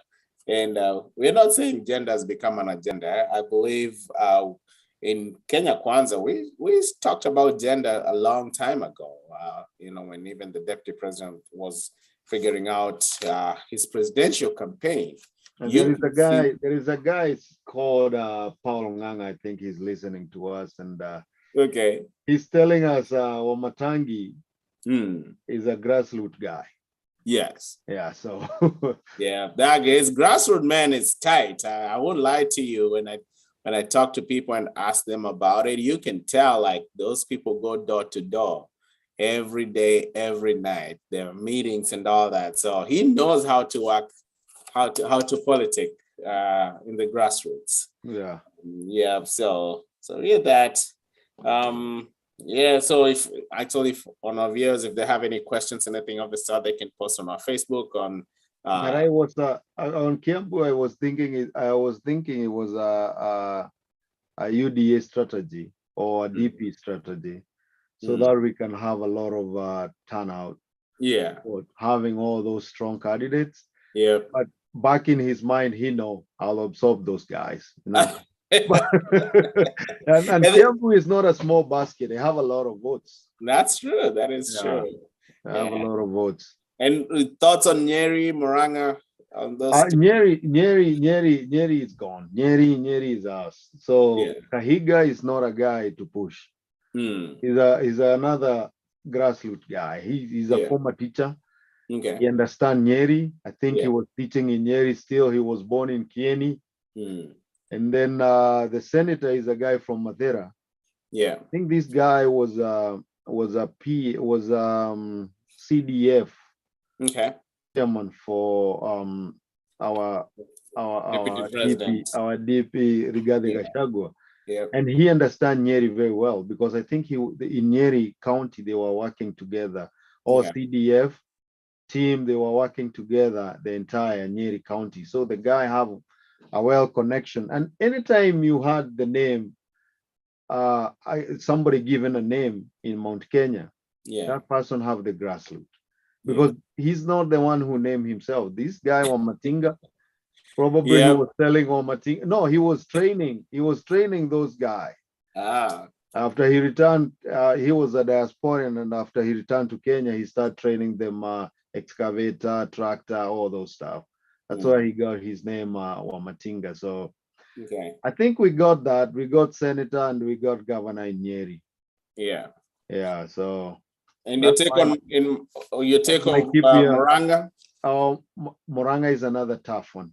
Yeah. Muranga is another tough one, but they are playing a dirty game over there. So I still think Irongo Kangata, because Irongo Kangata started as a councillor. And he rose up. He started as a councillor, MP, senator. So he still have his own people. He might get it. I think the president is very bitter with the letter. And one thing I've found out about the people who have remained in Jubilee, and this is my personal opinion, they hold grudges. We were talking about Kioni, you can see the anger wants to speak when he's speaking to media. But President Uhuru, I think he still has that you know, that grudge with Kangata, but Kangata was very honest in that letter anyway. You know, he told him the truth, and now we can see it. You can clearly see it. So we'll Yeah, see. as a Kenya Kwanza, you know, we have Irongo Nyakera as the Farmers Party, and Yeah. then we have Irongo Kangata. Yeah. In Jubilee, I think they have Jamre Kamau. He was a Kigumo MP once. He's a former Kigumo MP. So it'll be tough. It'll be tough. And that's why they were that's why they were complaining about Irongo Kangata running mate. Yeah. Saying she didn't resign on time. Yeah. Yeah. And then probably Laikipia, that's Laikipia,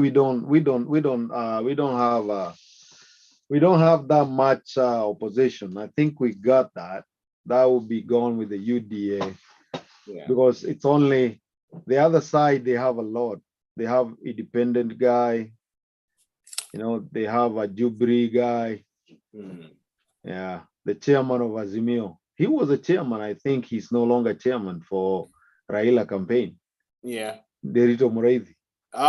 Yeah, I don't think he's nowhere right now. He's nowhere. Yeah, he came during the presentation of their manifesto just a little bit there, and you could tell he wasn't very happy. He wasn't himself. Yeah. Yes. And he's losing that to a very close friend of mine called Irongo. Yeah. Yeah. So that is great. That is good. That is good. So Mheshimiwa, I know we are still waiting for this show for them to come on live. I know it's Kenyan time. The women are very much happy about what's going on. Let me ask you this about diaspora a little bit, because you know we are a diaspora show. We see women forming themselves, organizing themselves. Last time when I talked to these women, when I interviewed them, they actually expressed much need for diasporan women to come together and for them to be absorbed into the charter. What's your advice for women in diaspora, especially Kenya Kwanza, those are affiliated with Kenya Kwanza, and women in general in diaspora who want to come together, form a charter, be absorbed into the charter? How can they organize themselves and all that? Yeah, so they're available through the party. They're available, so they can connect with the diasporan women can connect with the women back home through the party, approach them direct, and they can work together. You know, there is no barrier. Yeah, the thing is, the people who are on the ground are the people who understand a lot of stuff, and you know, the technology and the improvement and all those kinds of stuff.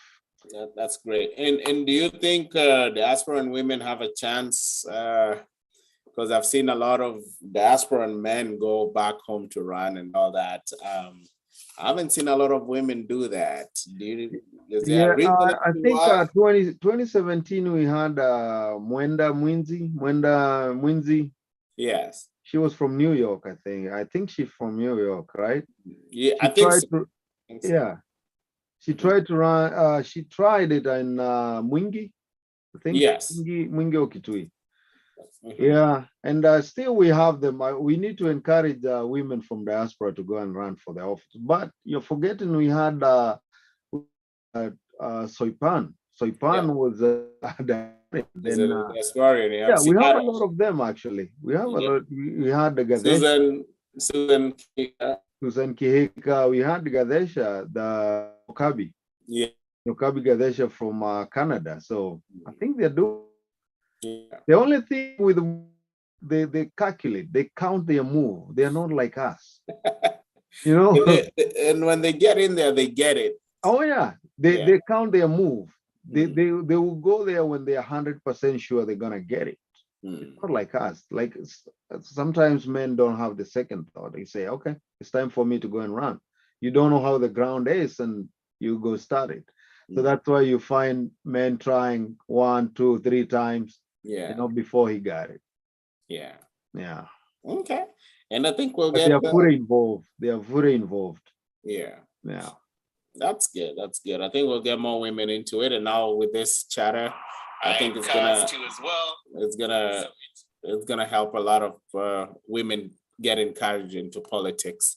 Sure. So I think they're actually almost starting the event there. I think we'll be carrying that live, going live with that in a few minutes. I think our media guys here are running it live. So we encourage all our viewers to join us, to continue joining us, subscribe to as well. Yes. Okay, so actually I did say as if we were live on one of the channels here. So as we continue, Mheshimiwa, the question here comes to let's talk about diaspora, still remaining diaspora a little bit, on the unity of diasporans. We've seen a lot of issues that crop up, especially when we're nearing elections. We see fragmentation here and there. What's your comment about that? We've seen in Azimio, they've really copied what we've done, having these chapters and stuff, but they're coming in late. But what would be your advice, either way, putting politics aside, of how diasporans can come together and work for the common good of each other? So, the problem in diaspora is common. It doesn't favor you because you're in Kenya Kwanza, or it favor you because you're in Azimio. So the thing is, they should come up. They know the main problem. They know what they need to be addressed by the government. They know what they're going through. If it's an Arab country like Emirates countries, So we know the problem we have, and we know how we can address those, because most of those problems, the diasporians have the solution of their own problem. And what they need to do is to come together, bring all those problem and solution, hand over to their preferred candidates, and the other one hand it to the preferred candidates, and then have some agreement or some written, some written commitment for them to be fulfilled. Because if that happens, it will help the entire people, because it's very painful when somebody leave Kenya to go and work somewhere, and then that person return home dead, Yeah. It's very sad. Yeah. And that thing make me cry. Yeah. And it's really bad, because parents back home have you see them, that they have hope in their child.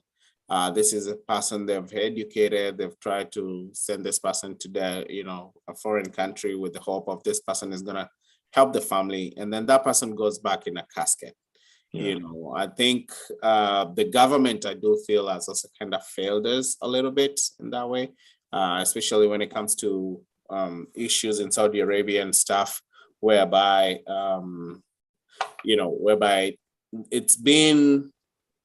people have been crying to the government, especially the last 2-3 years, of issues that are happening in Saudi Arabia. And you see the government taking its time for them to react, for them to come on board with it.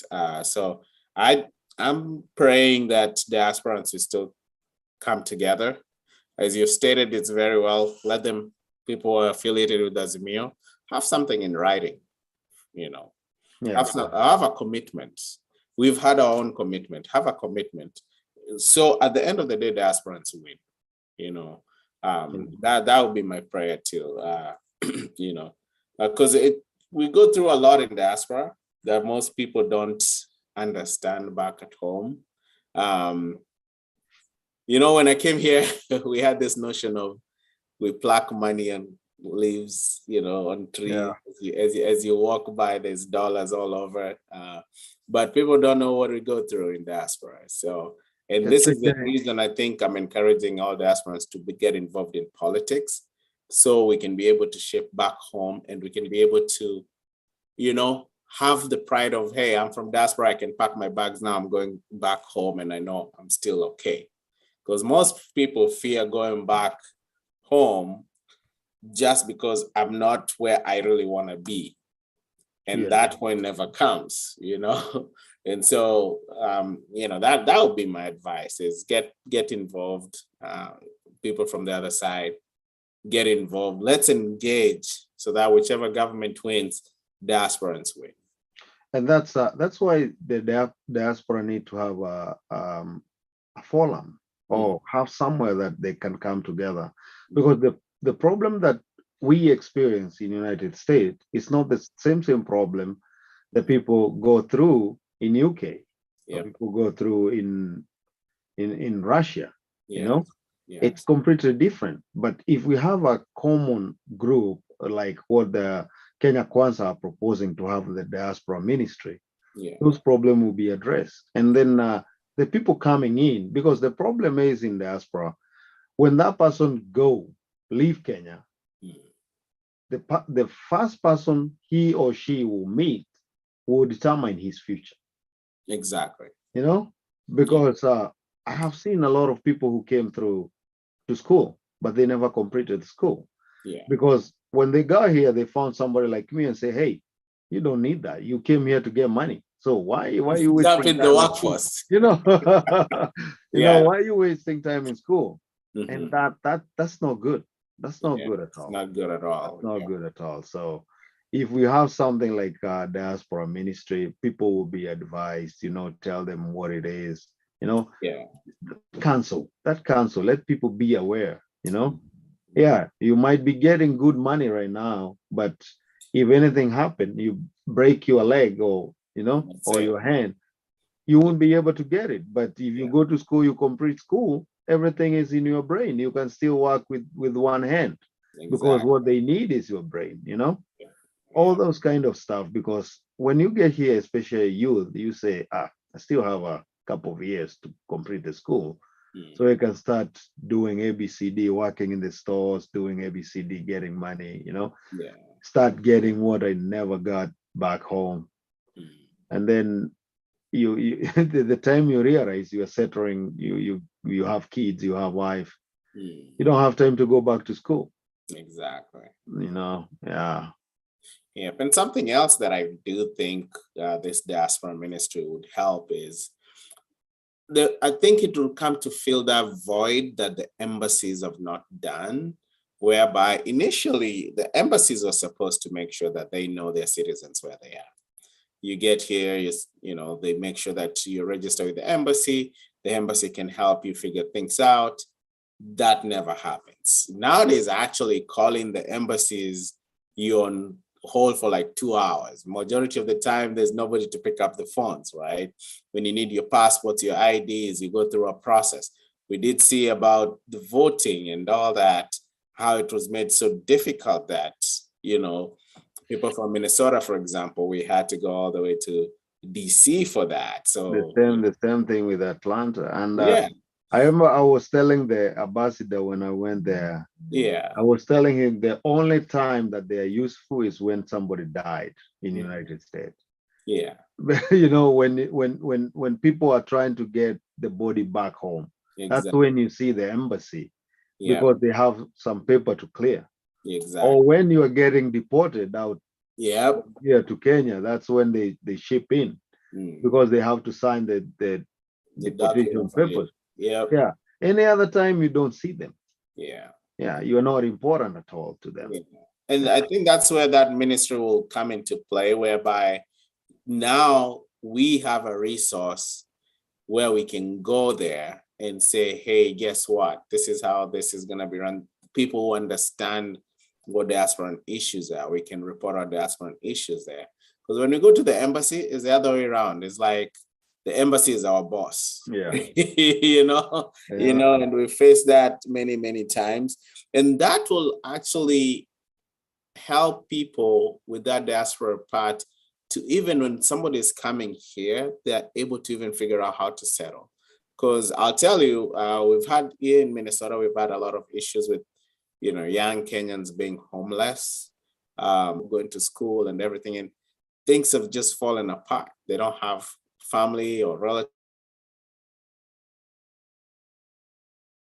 sad to see a Kenyan in the street. We come together, we try to help, but I believe the work of the embassy could have been to help these people, especially the young people, to know how to settle, where to settle. If you're going to school, are they making sure that you're still in school, and can you help if you have any issues? You have that resource. Your government is there for you. And have a simple insurance, health insurance, because I think that's the main thing that push out international students in the United States, Yep. That health insurance issue is so huge. Yeah. The government needs to figure that issue out. So I'm being told that the deputy president actually is on the way there. So we will carry this live once he gets there. I'm just getting some text that he's on his way. So we'll be switching live over there once he's there. As we continue, I'm also trying to see a few of our other journalists who are there. Let's see, once they come live, we'll switch on there. Yeah. So as we mark this day, it's a huge day for women in Kenya, whereby one side of the people who are running, one side of the coalition, the Kenya Kwanza coalition, is putting things in writing, saying this is what we are committing, this is what we're going to commit in the next government. We want women to be part of the government. We know 10 out of the 21 cabinet secretaries will be women, something the deputy president has put in writing for. Where do you see us in the next 5 years, Donga, once Kenya Kwanza takes government? Well, a growth of almost double digits. We'll have our economy will be around 8%. You should mark that. It will be around 8%. And because having 50-50 on gender, on running the government, it'll be a very good flow. Yeah. We'll see a growth. Especially in the first term. We'll see a very, very good growth, positive growth. And because people are recovering too after COVID, the world is recovering. So it will be the best time to start. Exactly. Recovering stuff. Yes, I did hear a little bit from a little bad somewhere stating that this women, one of the key issues that they were talking about is not just getting 10 ministries for them to run, but core ministries. That's fine. I know the DP will balance. If you are qualified, you get the core ministry. You get the ministry that you can run, but be ready to handle the pressure. Because this is the guy who look for the results. He want to see the performance. He value performance because he's a performer himself. Yes. So no matter which docket a woman get, they have to, perform. And 100% they can perform very well. Yes. Yeah. So and that it will be good to see who gets what. And I do believe all women in Kenya Kwanza are capable of working hard and ensuring things are run well in the government. So actually, just to remind everybody here, we're going to carry this live here. I hear the deputy president is on his way to Nyayo Stadium, where women are waiting for him for this day. While we're talking about this, any take about, we did see what Chebukati did to this guy, Jimmy Wanjigi, and Jimmy Wanjigi, now they're going to court and all that. Any opinion on that, or predictions how the courts might go on this one? They're referencing the Mombasa when Joho ran last time, and that the court said his transcripts were like once you've done the coursework, it's like you've attained the degree, and now this time round they're like, no, we need that degree itself. Yeah, it's the law. It's the law, and you have to follow the law to the letter. Even now, I remember Mungare was already ticked, every box was ticked, and if Jimmy Wajegi didn't mention it, Mungare could be a candidate right now. Yes. But I think they did a very good job, like following everything, because we had like 56 candidates. That could be a chaos in Kenya. Oh yeah. Assigning them every presidential candidate around 10 bodyguard. That's a lot of people. Over 500 police could be absorbed, Exactly. just for that time. And then that was risky because as the other side, probably they were planning to eliminate those guys. Eliminating one guy, you suspend for 3 months. So probably with a good plan, they could have postponed this till 2027 or 2025. Because the thing is, right now, our opponents, they are worried, and every day they think they will do better the following day. Because right now, if you listen to them, I was listening to Kanini Kega when he was in Kieni. I don't remember when. He was telling them it's a matter of time they'll continue gaining. So if they had 5 months, he was saying, if we go here a year ago or 2 years ago, it would be ahead of them. Yes. So that tells you those guys are praying to extend or this thing to be postponed. Exactly. And a desperate person can do anything. So yeah. So it's good. It's good. Chebukati was serious this time round. Yeah. And actually, I can't forget this. The guy Oihiga, Maora Oihiga, I think he went to Nanyuki High School in Laikipia. I think he's a Laikipia guy. Yeah, so I was thinking some of those candidates planted in Kenya was a plan of government. It was a plan, yeah. That one was so fishy, but man. God was on our side, Yeah. Because how could all those 52 people get 2,000 signatures in each 24 counties and all that? So, that was something. But I don't know what Jimmy Wanjigi is gonna do. I don't know how that will end up being. I think it's just gonna get thrown, but we don't know. It's Kenya anyway. So we'll see.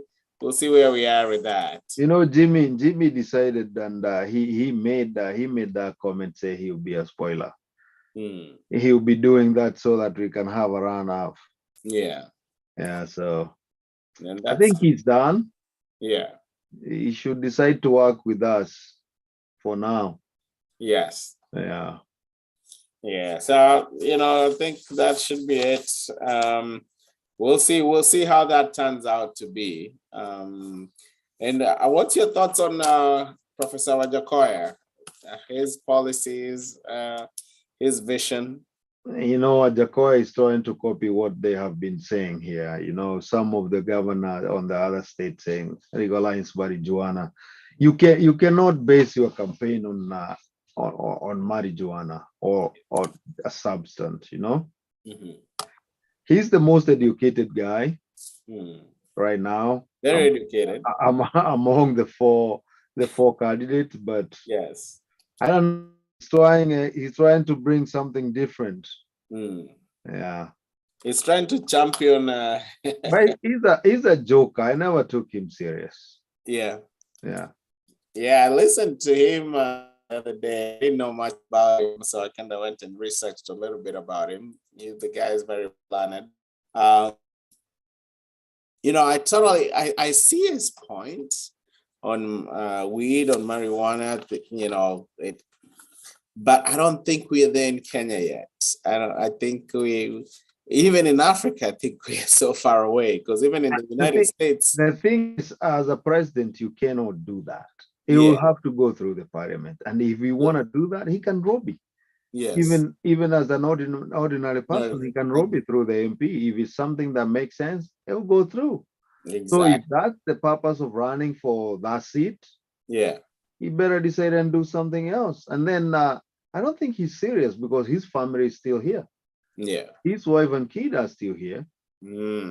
That's something I didn't even know. A very important day. If you're presenting your paper, you want to be accompanied by your family. Exactly. Yeah. If you trust on what you're doing, but I don't think he's serious. He know he will lose. Mhm. Yeah, but probably he'll make his name. That's true. That is Yeah. true. He's another guy used to call Wangoho Nganga. Not Wangoho Nganga, Mukaru Nganga. Oh, Garung. Yeah. Mukaru Yeah. Nganga. Yeah, Yeah. that is something. So we're still, as we mentioned before, we're still waiting for the deputy president to get to Nyayo Stadium. And then we are going to carry that live. It's a big day for women in Kenya today. The formation of the Kenya Kwanza Women Charter. The hashtag that's going around is Kenya Kwanza Ladies First. So that's the hashtag that's going around on Twitter and all social media handles. So if you put that, you can see some pictures that are out there. We're also carrying those pictures live for the people who are there yet while we wait for the deputy president to get there. We know one of the key things that the women in Kenya are demanding is to make sure that there is equal representation. And we have seen that on our side. We've seen a lot of women get nominated to run for positions from MCAs, members of parliament, women reps, all the way to senator, governors. And, as we mentioned before, we have 7 out of the 9 for governorship on our end. Yeah. So that's a big That's a push. good number. Yes, we haven't seen that before, so we're seeing that. We're gonna be taking a quick break here, and then we'll be coming back. We'll be coming back to carry this event live. We did promise our diasporan that this is a place to be. This is the channel to be, the Kenya Kwanza Diaspora headquarters. So we'll be going ahead and ensuring that we carry all the live events for Kenya Kwanza. We are banning the oil here in diaspora just to make sure that you get the news that you can get. We've had a lot of issues with the biasness of media back in Kenya, whereby the mainstream media is not carrying Kenya Kwanza events fairly. They're not showing the deputy president's events because we understand they're a system. It's part of the system. It's a cabal, but we decided we're going to come out with our own and ensure that you get the news, you get the exact events that are going on. So make sure you subscribe. We're on YouTube, we're on Facebook, we're headed to Instagram, on Twitter as well. But the two, YouTube and Facebook, that's where we're mainly at. We will ensure that any news that comes our way, any event for Kenya Kwanza, we carry it live. Here in diaspora, right now is at 3:24 a.m. Central Standard Time. Where Mr. Donga is, it's 4:25 Eastern Standard Time. We are saying that we are not going to sleep. We're not going to sleep. We have less than 2 months after this election. We want everybody to hear everything that's being said. We want all the manifestos. We've been going through the Azimio one the other day. We're going to go through every single bit of every manifesto for all Kenyans to understand what you're going to be voting for. So as Kenya Kwanza team, we want to make sure that, that you get this news. If you have any questions, if you have any comments, go ahead. We do see a lot of comments on our Facebook as well as YouTube.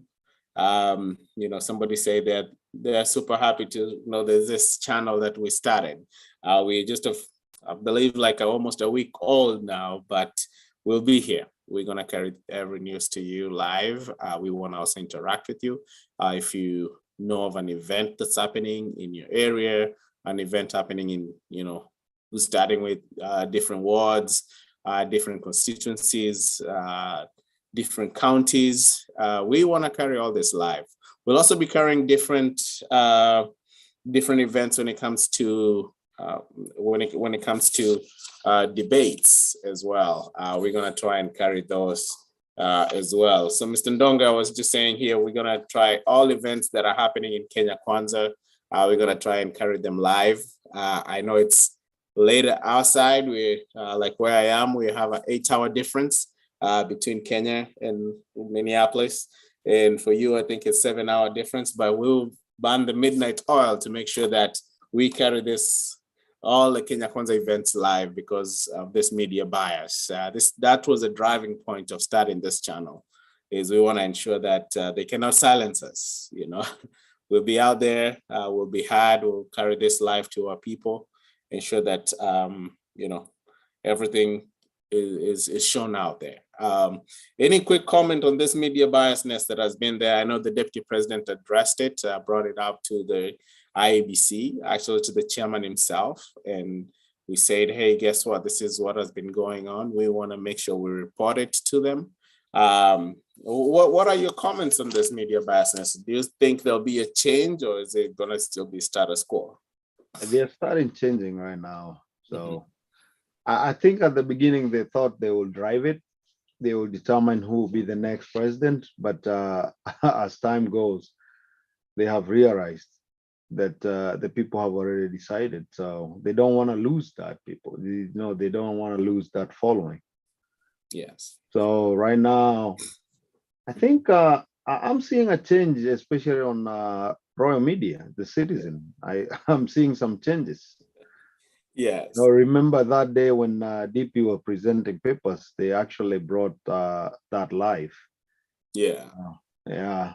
And another event. Right now, I think they are assigning us more time. Yeah, because sometimes they think people don't know, or they people will not complain. But when your own consumer, the person who consume your product, start complaining, you start thinking about your business. Yeah. More. Yeah. That is true. That is true. And one thing too, I think where they went wrong is they did not realize the power of the people, because when it was so obvious to everybody, even people who are not affiliated with politics in any way, but they can see the unfairness, they started losing viewership. They saw, hey, you know what? When it starts hurting your pocket, then you start thinking twice, and I see they've seen that. They've seen their viewership go down, but we're gonna make sure that from our end that we try as much as possible to bring it fair, especially on Kenya Kwanza side. So we'll be running all the events here. I hear the convoy of the Deputy President is still heading to Nyayo Stadium. Once we get a live feed, we will also carry that. I'm just looking at my text here, so saying that, the Deputy President is on his way there. So once we get there, we will ensure that that live feed is on. So we'll continue here, Mr. Ndonga. Any comments so far on anything else as we wait on this? Yeah, just remind our viewers that our team is on the ground and we'll be having a live coverage in a minute. Yeah, but just got a few pictures here, and we're gonna forward them here to see if they can if they can put them on our site here. This the Kenya women, the leaders actually, they just met the Deputy President in his office, and they're now in a convoy heading to Nyayo Stadium. So this will be carried live. Once we get there, we'll be able to bring this live. Let's talk a little bit while we're waiting on it. Let's talk a little bit about we see this issue of changing the constitution. Is one thing that the Nyayo people are promising they really want to do. Do you think it's necessary after we've spent all this money on BBI? We're gonna go again and spend more money on something that we really don't need to do? Yes, I don't think it's the time to change the constitution, because you change the constitution when you have major major stuff that you want to change. But right now, apart from them pushing because of the executive, and not that we are fighting in Kenya, you know. Yeah, so I don't think there is a need for that for now. We need to rebuild back our country, Yes. revive the economy, Yes. you know, and spend our money settling people. You know, people had it, so you know, trying to resettle them, try to find people, caution some losses in our bank, try to lower the interest. Yes. Yeah, Yeah, 'cause basic needs. yeah, like that interest rate is killing our people. Oh, yeah. Looking at how much people are borrowing, you know, and this is where this bottom-up economy comes into play, whereby you know you find somebody is borrowing at 3,000%, just a few Kenyan shillings for them to run their shop, for them to run their kibanda for the day. So I think that's gonna be key to see how that economy turns around, rather than spending all this money on this constitutional change for no reason on that. The other question that I had for you here is, do you think after this election, we know from the Azimio side, we talked a little bit about continuancy of leadership. Who's gonna take over from Raila after this election? Because once he loses, it's done. You know? I don't think he's done. Yeah. The person who will take after Raila will be Raila himself. Explain to me that one. I don't think Raila is ready to handle that mantle to somebody else. Raila will not retire. Yeah. He'll be there till he die. So probably after he's gone, that's when we'll have somebody cropping out.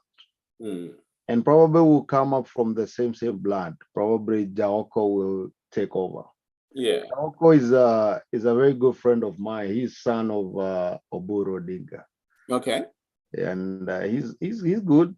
He knows politics. And probably he'll be the one who will take the mantle from Odinga family. He's a young guy online, maybe. But that one he have to wait till the death of Raila. Yeah. Yeah. So yeah, Raila will be there. Yeah, he'll be there, and probably he'll try to learn again 2027. Oh my goodness. Yeah. So I hope we should learn a lesson and just call it quits after this. Because yeah, for me, I've not seen any other leader that can come up. You know, we've looked at Joho, for example, where his politics has reached.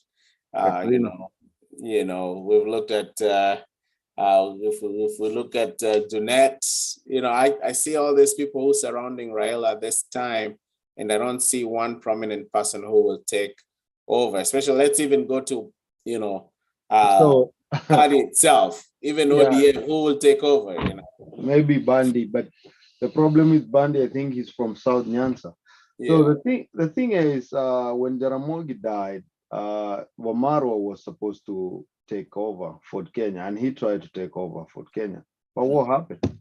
Yeah. Raila was there to overthrow him, and that's how he ended up starting NDP, because he couldn't get it Fort Kenya out of Wamarwa. So the same thing will happen if Raila died and somebody else, second in command, take that party. They will come for it. Yeah. Yeah, the family will. Yeah. All right. Okay, so I think maybe Kidero will be the next guy. What's happening with Kidero? What are your thoughts with Kidero? He's doing very well. He's doing very well based on what I heard on the ground. Yeah, he's giving them sleepless nights. Yeah, that's good. That's good. So, and then there's this issue of Sonko. He's gone back to court again. We're waiting to hear what the court will say. He says he has an active appeal. Yeah, and I'm not a lawyer, but basic understanding of the constitution is he's supposed to, because he's still appealing. He haven't learned out of an option. Yes. So you have an active appeal, so they should clear him, Yeah. governor. Mhm. But I think it's a time wasting. They're trying to get time barred. Mm. That's what they're doing right now. Okay. Yeah, Trying that's the to game they're ensure. playing. Yeah, then he'll be out. So You they're just cannot. running the clock on him, and because I saw, there's this word they call kutetemesha. He tetemesha Mombasa a little bit Oh yeah. this time around with all his branded cars, the money that he has. I hear is pouring a lot of money in Mombasa. And he was born in Mombasa, so he understands Mombasa very well. Yes. Yeah, so Okay, that's good. That's good. So we'll see how that goes. We talked a little bit about Western. We know Western. We're very comfortable with that. I wanted you to talk about Embu. Tell me Embu. how it's going. How is Cecily Barile doing? So Embu politics is. Let me give you a quick runaround about Embu a little bit. In during 2013 elections, when we were starting the devolution. So we have Embu and we have Mbere. Right? Yeah. I come from Mbere, which is on the lower, the southern side of Embu. And in Mbere, we have Mbere North, Mbere South, and then Embu, we have Ronyenjes, all those other.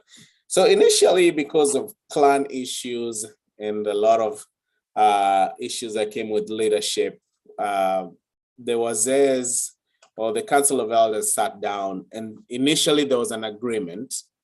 And I think we've gone live actually. 1 second here. I believe we've gone live to the event here. Just want to make sure we can listen to it. Oh, okay, we're still running some pictures on there. We can talk over the pictures there. So yes. So Embu, going back to Embu. So initially,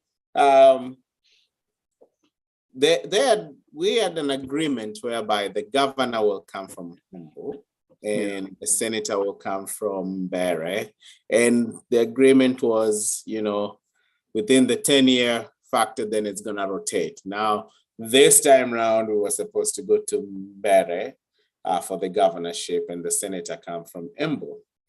But the dynamics changed in 2017, whereby Lenny Kivuti, who was our senator, who comes from Mbere, started to run for governor. And so it threw everything off the mix. And we know there was court cases and all that. And now it got to a point whereby the Embu people were like, hey, guess what? This was the agreement. The agreement is off the table, right? Yeah. But so that was kind of the background of everything. But going back to the issue right now, we have Cecily Mbarire, and Lenny Kivuti. Lenny Kivuti is still fighting for governorship. Lenny Kivuti comes from my area, so I understand his politics really well. And then Cess also belongs to my party. and so I'm supporting her 100% too at the same time. So I will say that. But the key thing to it is, the first thing I'm looking at it is who can lead Embu well, right? And Cess has really proved herself from fighting for nomination. Those nominations were very tough. Most people can remember, we had issues with ballot boxes getting banned and all that, and, disciplinary committees coming in. So Embu was very well contested. Embu is a UDA area, number one. So where I see Lenin not getting it is his alignment with Azimio. Yeah. And so that will play a big role when it comes to people how comfortable they are with him on that issue. All right. The other part too is, if Lenny was not in Azimio, he could have given Sess the run for her money. Okay, so a majority of people are just feeling that because of just Azimio, Lenny is in bad camp. Okay, because he endorsed Raila during the Azimio, during the BBI, was aligned on that. So there's that baggage is there. He has the support of some parts of Mbere and Mbere North, especially where he comes from, and some of the leaders from there. But generally in Embu, the whole of Embu, Sess will carry the day. People are feeling her, people are feeling the deputy president. She's in the right party. She has the right ideas. You know, she just, every day she speaks one thing about her manifesto. Agriculture manifesto is so clear of where she wants to take Embu with agriculture. So we're very confident on that. The deputy president is also very confident in her. And she has proved herself. And she's among the top women leaders in Kenya Kwanza. So we know that she's gonna carry the day. I wish Lenny could have looked at it. And Lenny ran after people had agreed, because this could have been his time. Even Sess, I don't think Sess could have his time.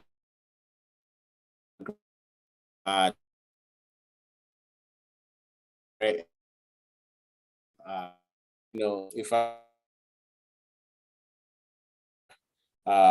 think we went live.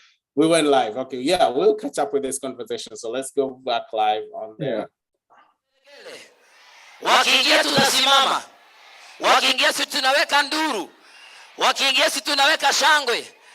Wapi makofi, wapi shangwe kwa Aisha Juma mwenyewe?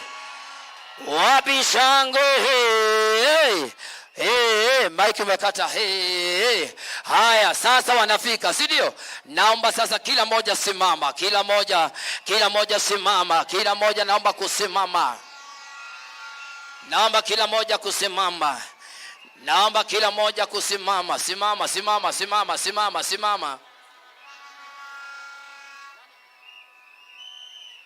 Naomba kila moja simama.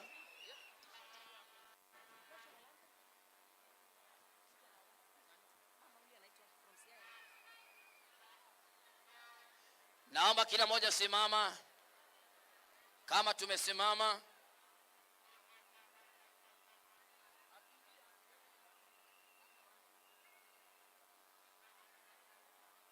haya, kila moja simama. Salimia neighbor, high five, mwambie hi. Salimia neighbor, high five, mwambie hi. Salimia neighbor, mwambie hi.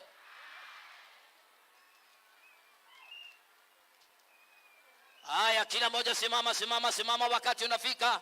Wakati unafika. Kila moja simama.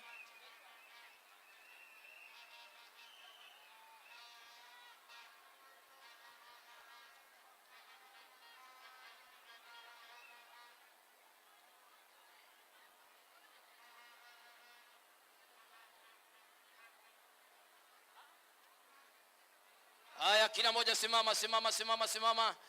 Wakati sasa umewandia. Kila moja simama.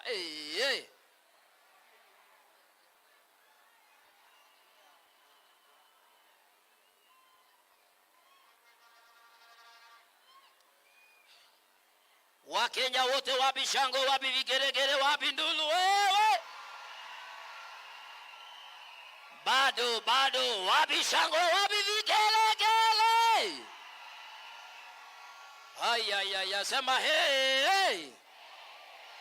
Sema kwa nguvu hey. Haya, watu wa Murang'a wasemi, sema hey. Wapi ndulu ya William Samoei Ruto?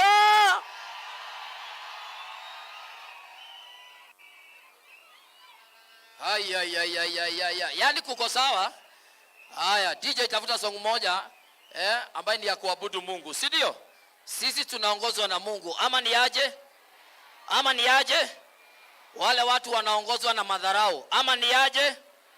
Hao watu wametusumbua miaka 4. Sasa imebaki miezi? Imebaki miezi? Sema kwa nguvu, wametusumbua miaka 4. Imebaki miezi? Sinue mkono, imebaki miezi? Waende wapi? Waende wapi? Inua mkono juu, waende wapi? Sema Mbondo, waende wapi? Inua mkono kabisa, waende wapi? Wametusumbua miaka ngapi? Wamebakisha miezi ngapi? Waende wapi? Waende wapi? Ruto waende wapi? Ruto waende wapi? Ruto waende wapi? Ligathe aende wapi? Wapi shangwe na vigelegele? Nyosha mikono juu, nyosha mikono juu, nyosha mikono juu. Kila moja inua mikono juu. Inua mikono juu kila moja. Tumeuona mkono wake Bwana. Ongeza volume, inua mikono juu. Kila moja nyosha mikono, fanya namna hiyo. Fanya namna hiyo. Mungu umetenda. Inua mikono. Ulitamka vitu vikawa, neno tulatosha. Ukisema umetenda. Harisha Israeli, uliwagusha. Kawatoa utumwani. Watumishi wako umewapa yote waombayo, ikiwa umependezwa. Uamualo hakuna wa kulipinga, hakika wewe ni Mungu wa vyote. Unatawala dunia na vilivyomo, makuu umeyatenda. Jehova, hakika tumeuona mkono wako Bwana, kweli matendo yako Bwana ni makuu. Na umetutoa mbali kweli, ukatushika mkono Mungu, mahali uliona pekee. Chini hata chini yao watu unawainua Mungu, sifa na utukufu ni zako milele. Na tutakusifu jina lako Baba, milele tutakusifu kweli. Daima wewe mwema, tutaishi kwako. Tumeuona Baba mkono wako Bwana, kweli matendo yako Bwana ni makuu mno. Na umetutoa mbali kweli, ukatushika mkono Mungu, mahali uliona pekee.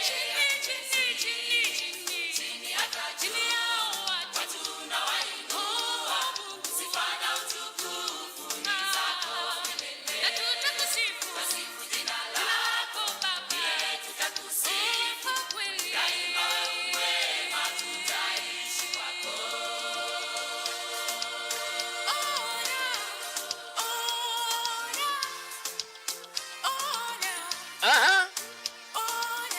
Inua mikono, inua mikono, inua mikono, inua mikono, inua mikono, mikono juu. Inua mikono juu.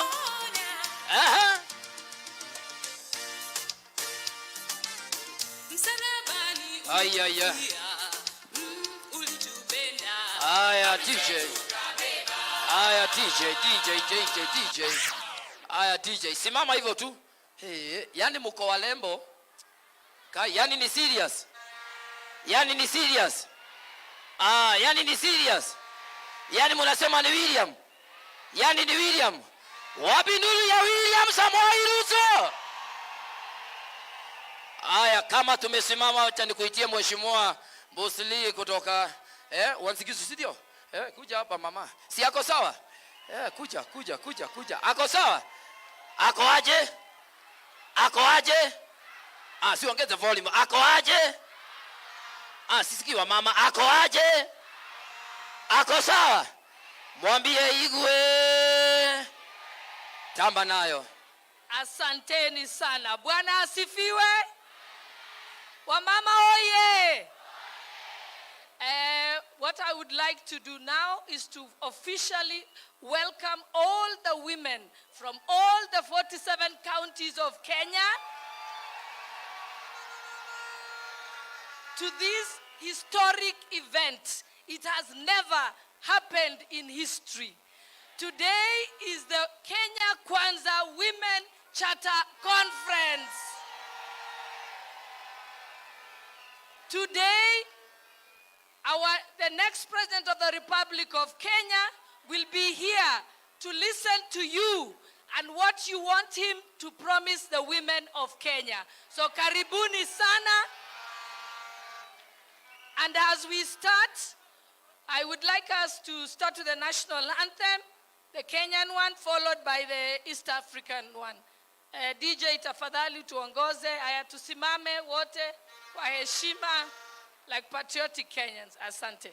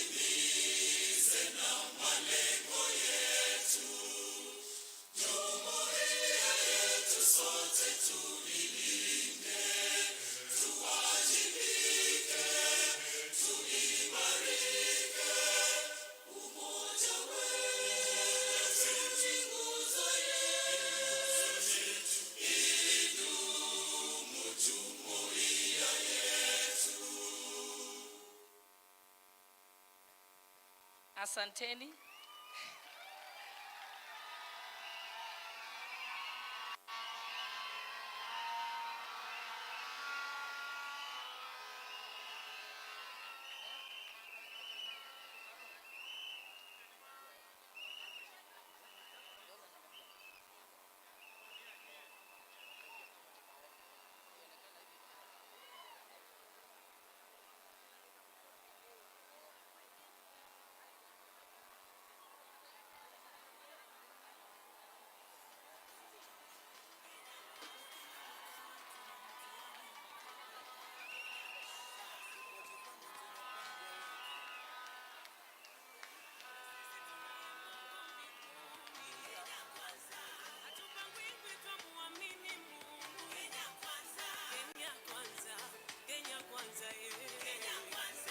Kwa kina mama tunaweza keti, but when the Kenya Kwanza team led by His Excellency the Deputy President of the Republic of Kenya walks in, we shall rise to welcome him and in song and dance from wherever we are sitting.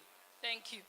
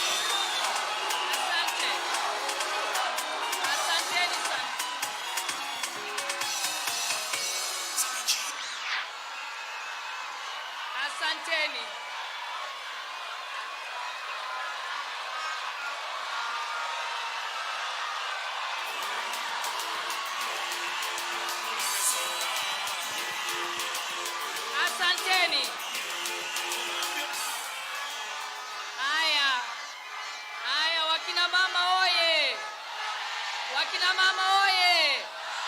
Wapi vigelegele ya Deputy President? Asante. Aya.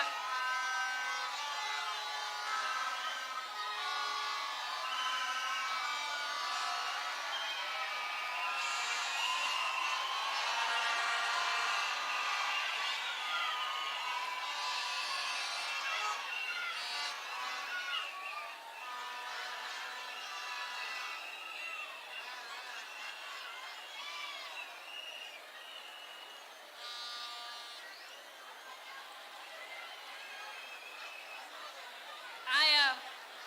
Okay. Tafadhali.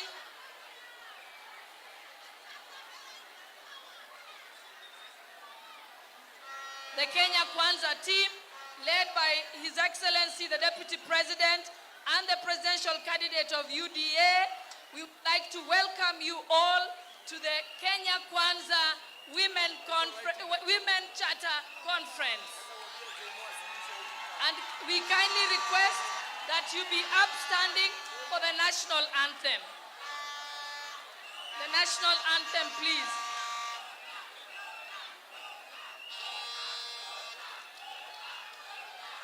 Put for us the national anthem, please. The national anthem. And let us all be upstanding for the national anthem. Thank you.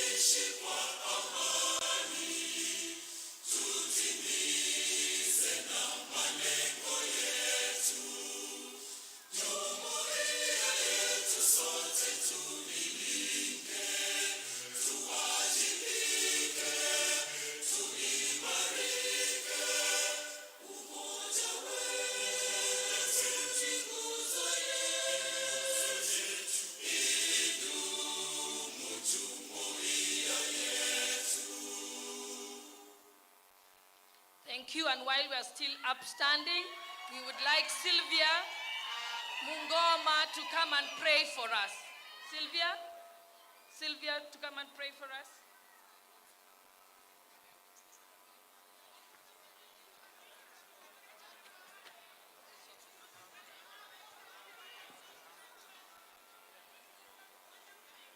Bwana asifiwe. Asifiwe Yesu. Praise God. Hallelujah. I'm Sophie from Siaya County. And for you people to know that the Vice President is loved in all the counties. We are here from Siaya and I'm going to pray in Luo. Hallelujah. Aya tuamini. Nyasachwa kendo wuonwa wuoro mane polo malo. Waduoko ni erokamano makende nikech imiyo odiechieng' maber ma kawuono mobedo marwa kamano ya Nyasaye. Isetimonwa maber miritowa migolowa e all the 47 counties mikelowa ka ma ok wawinjo ni nitie gimoro motimore marach, ok wawinjo ni nitie accident motimore marach, but imiyo ji te ochopo kae e chokruok mano ochan kawuono. Waduoko ni erokamano nikech imiyo nyaka jatendwa Honorable Vice Deputy President William Ruto. Ochopo kanyaka gi joge, kochopo gi jok ma obedo go e bathe. Waduoko ni erokamano nikech imiyo odiechieng' ni kamano Nyasaye. Waduoko ni erokamano nikech osebedo koparo ni mondo okel mine man e Kenya ka mondo obed kamoro achiel ya Nyasaye. Jomatin ema timo mano to en timie chuny mar konyo kendo miye chuny mar paro ji to moloyo paro wa mama mani e Kenya ka. Wamedo goyo ni erokamano ni imed rite itelne kendo e wach yiero ni kamano ya Nyasaye. Wadhi ombulu gi chuny achiel, wadhi ombulu gi kwe makende, wadhi ombulu gi hera makende, kirito wa kendi keto wa kamoro achiel ya Nyasach Ruoth. Walamo ni governors, senators with all their deputies, all the people who are aspiring for any seat in Kenya, oh Lord. Waduoko ni erokamano ni miwa kwe makende, miwa gweth makende, miwa rita makende, kawadwa chako wuoth masani, kwadwa chako ritruok masani, kwadwa chako bura masani, tibed kodwa nyaka wang' watiek kamano ya Nyasaye. Kwatieko maber wuoro mana e polo malo, to wano waduok ni erokamano. Itimnwa maber maka wawuok ya Nyasaye, titel ni ng'ato kamoro amora mabro dhiye. Walamo na chiel kachiel mobiro kaka mano Nyasaye. Ng'ato ka ng'ato oweyo tije kamano ya Jehova, mondo obi mane chokruok maka wuono ni ya Nyasaye. Itel ni ng'ato ka ng'ato mane biro kaka mano ya Jehova, kowuok ka to mondo itel kod gi kamano Nyasaye. Ute gi mane giweyo be mondo irit gi kamano ya Jehova. Irit ute go mondo jomaundu kik donjie kamano ya Jehova. Irit nyithindo mano we chien kamano ya Nyasaye. Irit jo ute wa mane wawe chien kamano ya Nyasaye.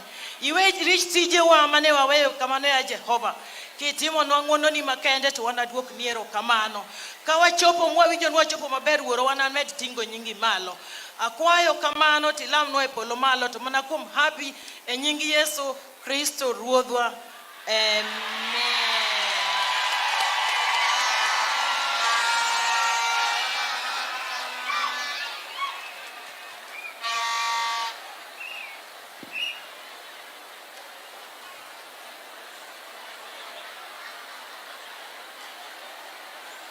Your Excellency, the leaders, Madam, I greet you all with our Islamic greeting. Assalamu alaikum wa rahmatullahi wa barakatuh.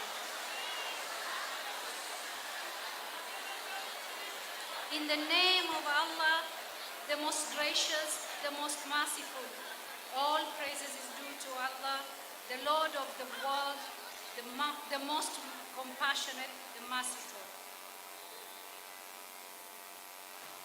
Lord God, we have not been faithful people in these recent times. As a result, our peaceful and quiet nation has turned into a chaotic one. So many bad things are happening all around because we have given enemies footage over our lives and nations. Oh, our Lord, turn our hearts towards you. Help us to live peaceful and quiet in this land. Let our leaders advocate for peace, love instead of chaos. May the words that come from the mouth be the words edify the nation. May we find peace within our borders. Amen.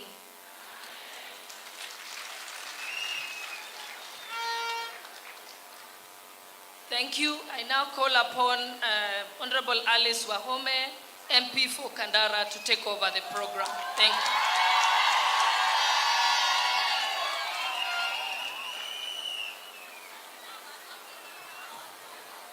Wamama hai. Hai. Muko kwa nyumba. Sijamsikia wamama hai. Karibuni sana. There are UDA women here, Kenya Kwanza.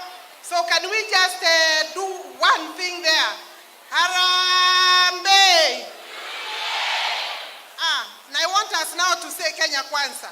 Harambe. Harambe. Kenya Kwanza. Kenya Kwanza. Kazi ni kazi. Kenya Kwanza. Kenya Kwanza. Kazi ni kazi. Kazi ni kazi. Hapo semeni ndio wasikie. Asanteni sana wamama. Your Excellency, I want to go right to the program and call upon Veronica Maina, our Secretary General, to come and give us the opening remarks. Welcome and opening remarks. Makofi kwa Veronica. Makofi kwa Veronica Maina, our SG for UDA.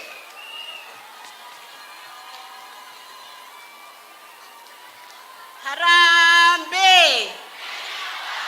Harambe! Kenya Kwanza! Kenya Kwanza! Kazi ni kazi! Praise God! God is good! All the time! Your Excellency, the Deputy President of the Republic of Kenya, Dr. William Samoei Ruto, Your Excellency, Mrs. Rachel Ruto, Honorable, one of our very own, a mother to our nation, and the dear spouse of the Deputy President, Honorable Rigathi Gachagua, the running mate of our presidential candidates, all the elected leaders, the party leaders in the House, and our Kenya Kwanza Women League. Good morning. How are you doing? Today, as I walked in, my heart skipped a beat because of seeing the number of women who have turned up today for this occasion. I want to say this: women make up for over 50% of our population. Did you know that? Women have the numbers to determine the next president of the Republic of Kenya. And I want to say this: Kenya Kwanza affirms the women agenda. Kenya Kwanza is difficult to beat in the upcoming general election. If all the women in Kenya Kwanza, let's be together.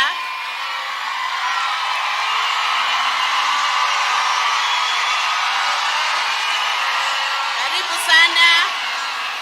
That's our governor candidate. Karibu sana.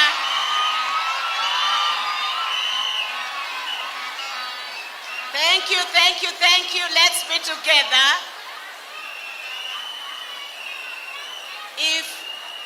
If all the women in Kenya turned out to vote, Harambe! Harambe! I would request that we pay attention so we move on as we welcome the governor, the incoming governor of Nairobi, Governor Senator Sakanja. Asante. Thank you. Thank you. Thank you. I want to say this: if all the women in Kenya turned up to vote on 9th of August 2022, there would not be a contention as to who the winner is on 9th of August 2022.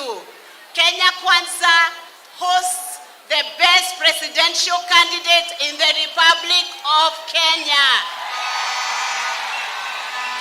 And our presidential candidate, together with all the affiliate parties of Kenya Kwanza, have a strong agenda for women. So today is a day for the women of Kenya. Today is a day when the women of Kenya will sign a covenant with Kenya Kwanza as Kenya Kwanza prepares to take up the next government. The issues that will be under discussion today will become our covenant between us, the women of Kenya, together with the party leader of Kenya Kwanza, Dr. William Samoei Ruto. So, I do not want to take much time.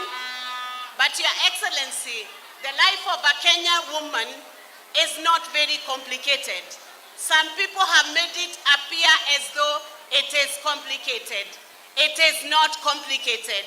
The life of a Kenyan woman begins with a devotion and a prayer in the morning. And then the woman walks into the shamba, walks into the business, walks to look for the food that she needs to feed the family. So today, for our brothers who have joined us here, we want to specially welcome you for being bold, for coming to this event. And we want to tell you that these women do not want to become men. They want to remain as women, recognized, affirmed, protected, and they also want to be loved. These women want to be loved. They want to live in a secure environment. Their life is not complicated. So the covenant that we will have today, Hechi will be telling us, and other women you come to the stage and tell us, it will be about our lives, about how we relate with one another, about our money, about our ownership, about protection, and we will hear more from the range of speakers we'll have today. And let me also specially recognize Dr. Reverend Dorcas Gashagwa. She's in the house today, looking all beautiful. Thank you so much. And let me now take this opportunity to welcome evangelist who was supposed to give us a short devotion. Where is our evangelist? Let's do it the women way today. Where is our evangelist, Honorable Alice? Is she here? The evangelist who was supposed to give us the devotion for the day, Honorable Alice, is she here? Can I welcome you to the stage? I want to hand back the program to Honorable Alice Wahome. Thank you. Let's give a big clap to our SG. Yes, Your Excellency, all protocols observed. We had agreed as women we would do a very short devotion.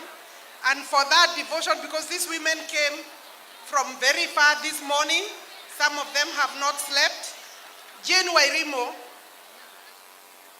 from Nairobi, AIPCA, she's an evangelist. Jane Wairimo is coming to the stage to help us with devotion, take us to the Lord. But you know, you have a very short time.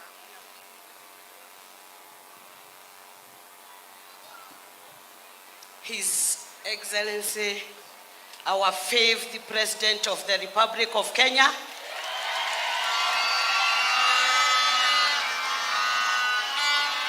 our aspirants from Governor, Women Rep, MPs, MCA, Senators, wamama wa nguvu, Bwana asifiwe.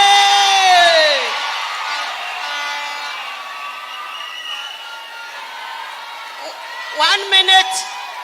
Hello. I have been given only 3 minutes, and I want to use my 3 minutes well. I'm Evangelist Wairimo from AIPCA, the larger AIPCA Church, Nairobi Archdiocese, born from Murang'a, Maragua, and I'm here. That is my MP, and I'm here because I know where we are heading. Praise be to God. Bwana apewe sifa. Tell your neighbor the presence of God is here. The fifth president. Can you tell my elder brother that the presence of God is here? Bwana apewe sifa. Do you see how we are seated today? Can you check the tent where we are today? Tell your neighbor the battle is over. Praise be to God. Praise be to God. Hello. Whenever God wanted to give the eyesight, a deliverer, he had time to bring them into a tent. Hello? Whenever the Israelites cried to God, God will do everything. He had to do everything to bring the Israelites to the tent. This is the tent that the Lord has brought us so that you be given a deliverer. Praise be to God. This Bwana apewe sifa.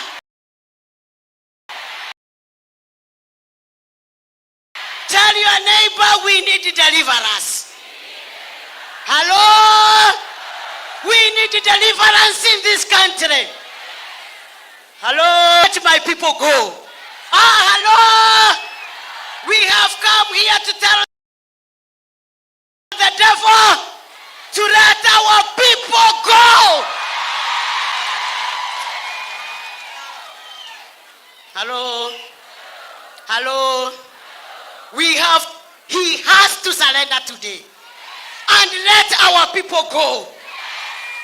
The 50th President of the Republic of Kenya, as I stand here, I got a call at 1 a.m. and it was like, nemamenya no mareta. Wamejua ni nani wanaita kwa mkutano ya kesho. I had to call again. Are you talking to me? Yes, Wairimo from AIPCA Church.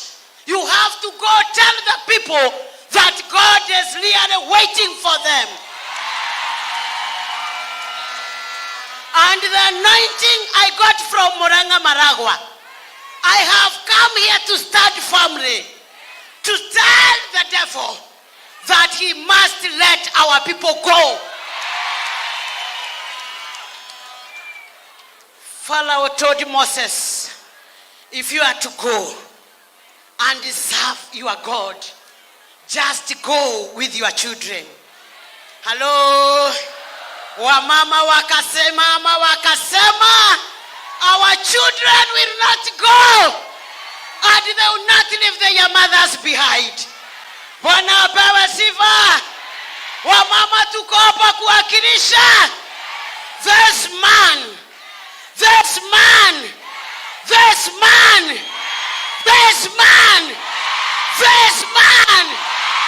he carries the mantle.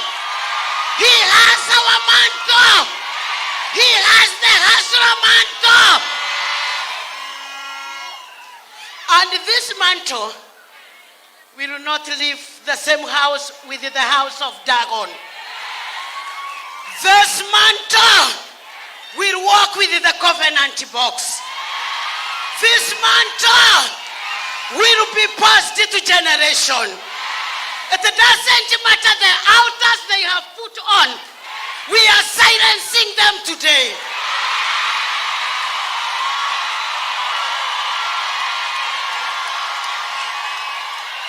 And this is the language of God. Hello? The language of God is this. We have been given power to silence every altar. Whether by blood, whether by cash, whether by accident, whether by witchcraft, we are silencing those today. Because we serve a God who sees and hears.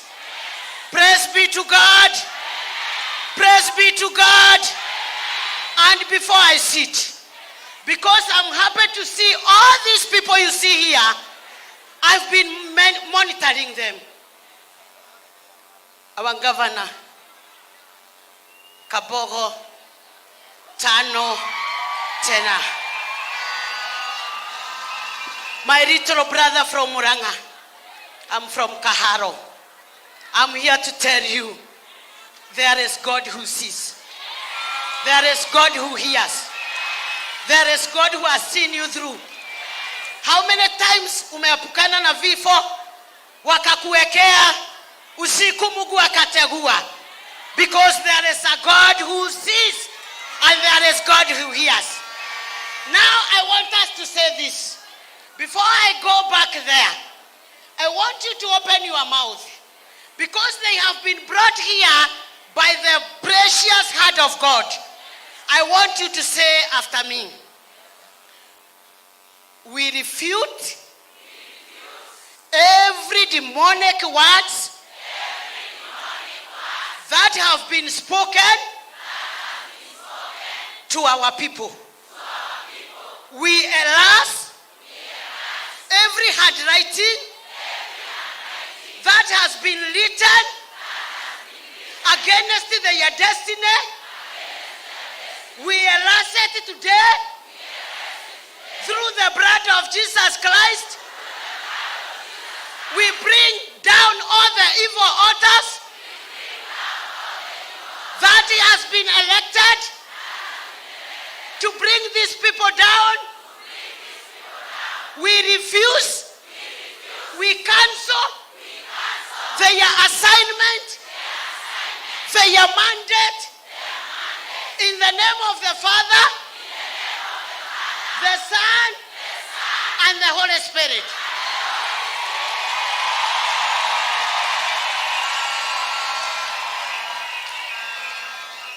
Before I sit, kindly, my ever-faithful president,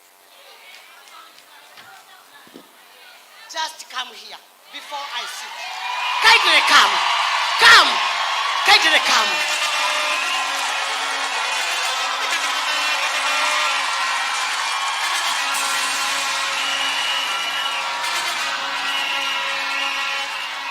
Can you stand up? The battle belongs to God. They do not own any battle. Hawakujileta hapa. Hawakujitoa. Neturaiguithania. Neturaiguithania. Hatire werehire. Nekugerwo. Nakurehwo. Nekugerwo. Nakurehwo. The battle is not theirs. The battle belongs to God. Hello. Bwana asifiwe. I want to pray. And then I go back to Kamai. I'm heading to Kamai. You know Kamai? In Kahawa West. Hapo ndio naenda after I'm through with this. Because I know every word that God speak, it is life. It is life. And you are going far. Ndokamake mwana witu. Mahiga twiroragĩra ũrĩa ũraikĩrio. Matire na thĩna nĩ foundation yakwa. Ya gwĩkĩra kiugo gĩkĩ hinya. Na kũragwo nĩ toro. Ngĩkũrĩrĩra. Ngĩmenya kwĩ andũ aitũ monetio thĩna. And as they stand here, akina my governor Kabogo wa maua wa gwitũ, as I pray for them, get the anointing. Touch it and you rock comfortably. It doesn't. Let us pray. Father, in the mighty name of our Lord Jesus Christ, before thy throne we stand. Because your gracious heart has brought us all this far. Thank you, Jehovah, for this meeting. It was all about you. It was all about you. Thank you for your presence. We can feel it. We can feel it. This is where heaven is. This is where you brought us together. And as we committed our able brothers and your able hearts, one thing that we know, it has taken your mighty hand to bring them all this far. It has taken your mighty hand to bring them all this far. Thank you, Jehovah, for the journey is not yet. Thank you, Jehovah, because a day and a season like today, we shall have something to remember. We have something to celebrate. Thank you, Jehovah, for what you have done. The battle belongs to you. We refute the name of our faithful president to every other country that altars has been raised to bring him down. Your gracious heart is not short to get hold of it and bring it back and cleanse it with your blood. Gutira makania magogona maria marutetwo. Ndoka gũkĩrĩra hinya wamo. Ndoka gũkĩrĩra ũthamaki wa nduma. the chief spirits and the kings that operate under submarine.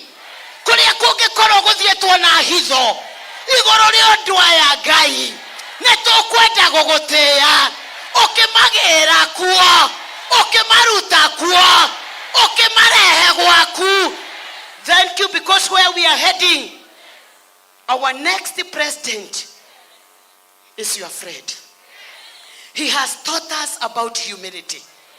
Our next president has taught us about walking with you. He has taught us about being strong.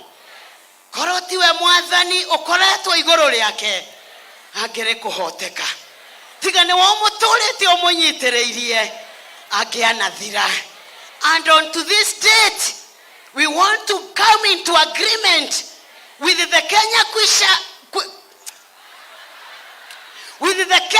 Kwanza women that every handwriting has been erased. Thank you, Jesus. Thank you, Father. Thank you, Mfarume. Thank you for gracing this event. Thank you for coming with us. Thank you for bringing us all this far. And as we conclude, may your presence goes with them. May your presence be in those ballot papers. May your presence goes with this man to the State House. Come 12th of August, we shall have something to celebrate. This we pray, believing and trusting in your holy name. Mbarikiwe. Thank you. Thank you. Thank you very Kwa much. majina naitwa Florence Makoha kutoka Cherengani, maeneo ya Kajibora. Kwa hivyo mboga yangu nausia pale Kajibora na tuko na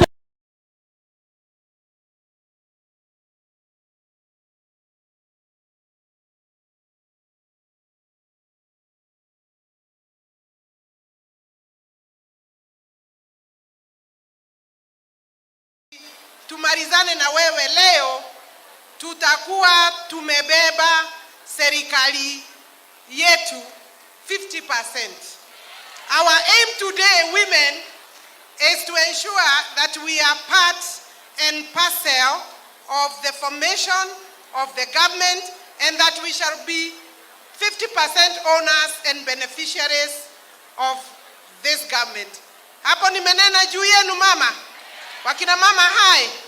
Your Excellency, because this is your meeting, I want to humbly invite you before the next session, but particularly this session, so that you can welcome the women of Kenya Kwanza. Makofi kwa naibu wa rais, our presidential candidate, William Samoei Ruto.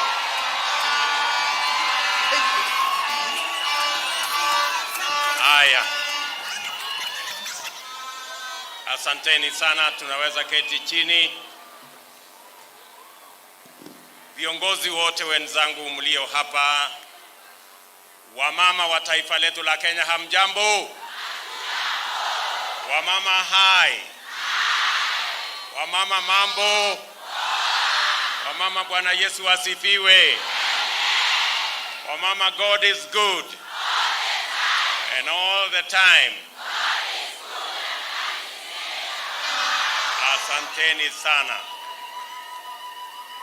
Kwanza, mimi nataka nichukue nafasi hii kwa njia ya kipekee kuwakaribisha wamama kutoka sehemu zote za taifa letu la Kenya. Karibuni sana.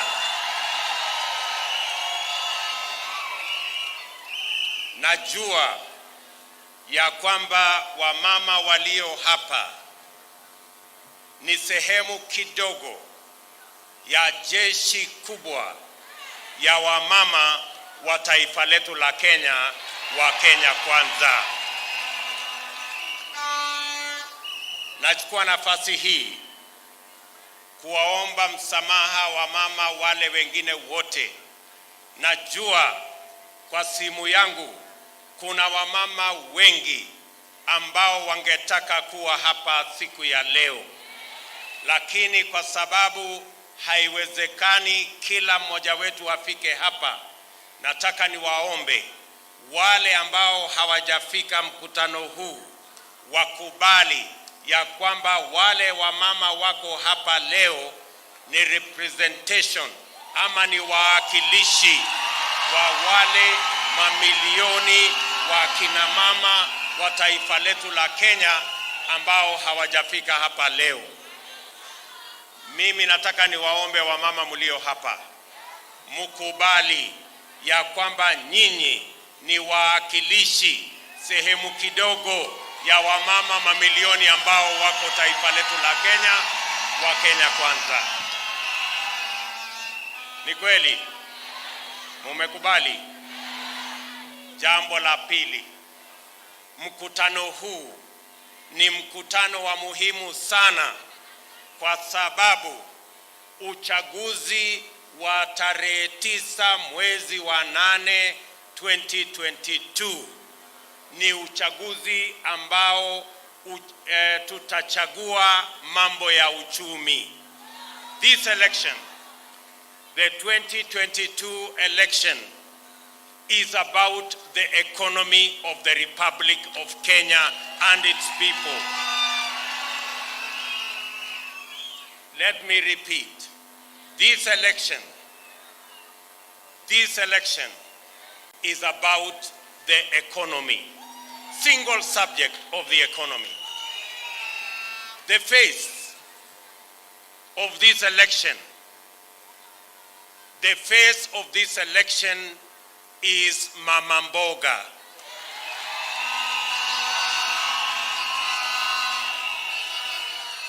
Let me repeat again. The face of this election has been defined by Mama Mboga.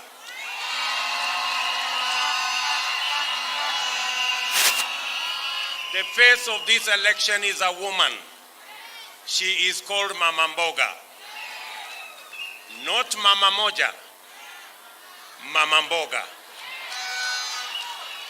And I want to say that Kenya Kwanza is the movement, is the coalition, is the place of the Kenyan women. Let me repeat again. This election is about the economy.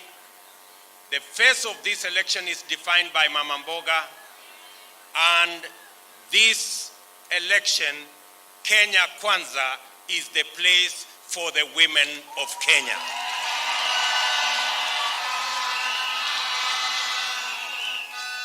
The most formidable women leaders in Kenya are in Kenya Kwanza.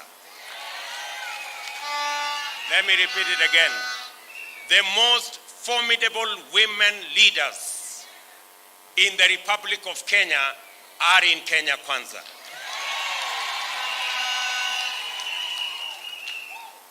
Let me ask all the women members of parliament and women senators and women governors who are in this meeting to stand up. Wasimame.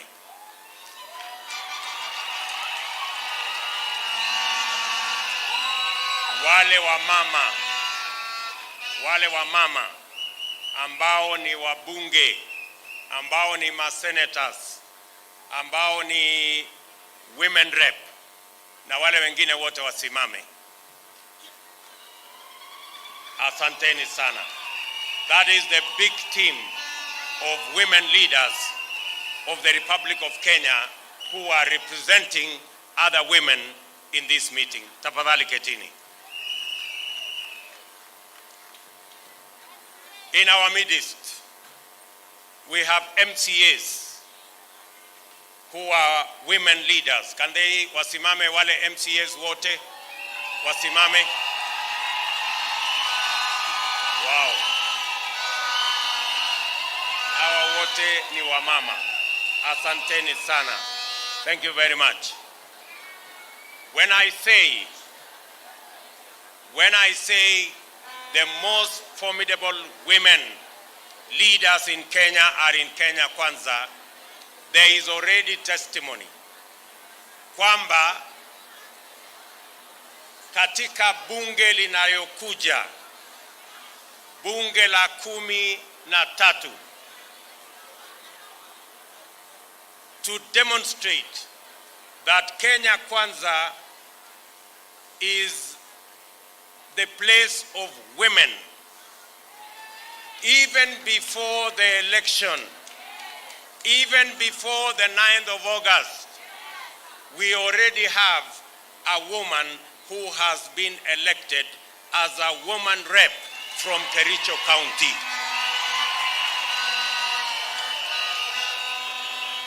Huyu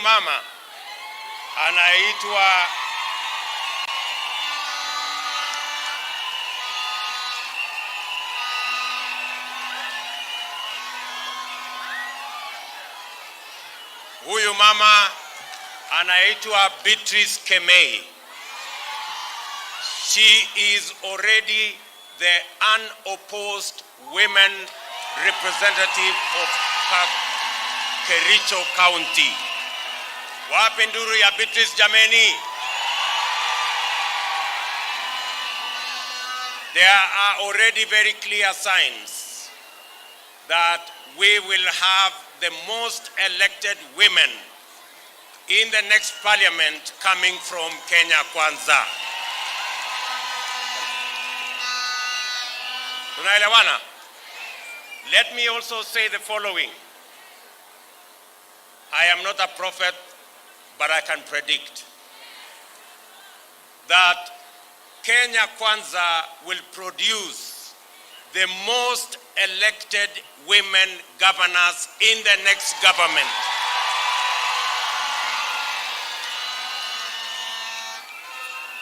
Let me repeat it again. In the next government, Kenya Kwanza will produce the most elected women governors, setting a record in the Republic of Kenya. Having said that, we have many leaders in our midst, and it is only fair that I introduce them so that they can stand with the women of Kenya. We know very well that these men are actually women champions. In our midst, we have Rigathi Gachagua, our very able deputy captain.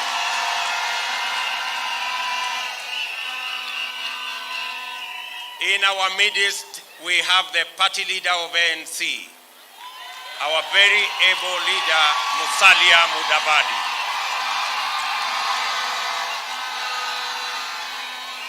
In our midst, we have the party leader of Ford Kenya, Moses Masika Wetangula. In our midst, we have the party leader of Chap Chap, Alfred Mutua, the governor of Machakos. In our midst, we have the Speaker of the Senate, the Honorable Makelo Lusaka Kenneth. In our midst, we have the Speaker of the National Assembly, the Honorable Justin Bidan Muturi, also the party leader of the Democratic Party. In our midst, we have the Honorable William Kabogo Getau, the party leader of Tujibebe. In our midst, we have the governor of Kilifi and party leader of PAR, the Honorable Amason Jeffa Kingi. Mutawapigia makofi jameni. In our midst, we have the Iron Lady from Coast Province,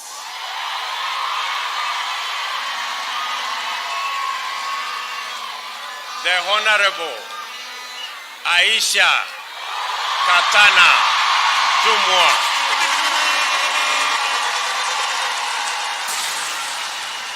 Mekatilili Wamenza of our times. In our midst, we have the current senator and future governor of Nakuru County, Susan Keheka. In our midst, we have the current nominated member of parliament and future governor of Embu County, Cecily Mbarire. In our midst, we have the current governor and future governor of Kirinyaga County, Anne Mumbi Waiguru. In our midst, we have the current deputy governor and future governor of Kwale County, Mama Fatuma Achani.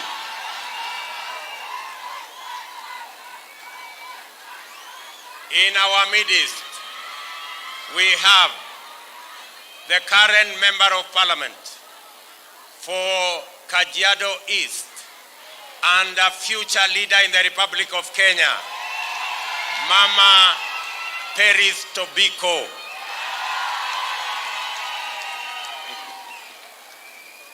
Wow, we have very great women here. We have the current women rep of Tana River, Mama Rehema Hassan. We have the current member of parliament for Bomet East, Mama Beatrice Kones. We have the current women rep of Kericho of Bomet County, Joyce Korir. We have the current member of parliament for women rep for Laikipia, the lioness, Mama Kate Waruguru. We have the current senator from Kilifi, Mama Zawadi, Geni Makofi. We have the current women representative from Kajiado County.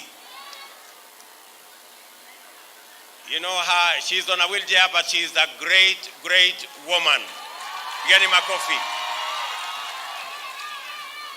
We have the current nominated member of parliament and future MP from Meru, Mama Halima Musheke. We have the current senator, Mama Falhada. We have the current member of parliament for women, member of parliament, a women rep from West Pokot, Mama Tomitom, Geni Makofi. We have the current women rep and future women rep, Mama Haika Mizigi from Taita Taveta. We have Mama Faith, the current and future woman rep from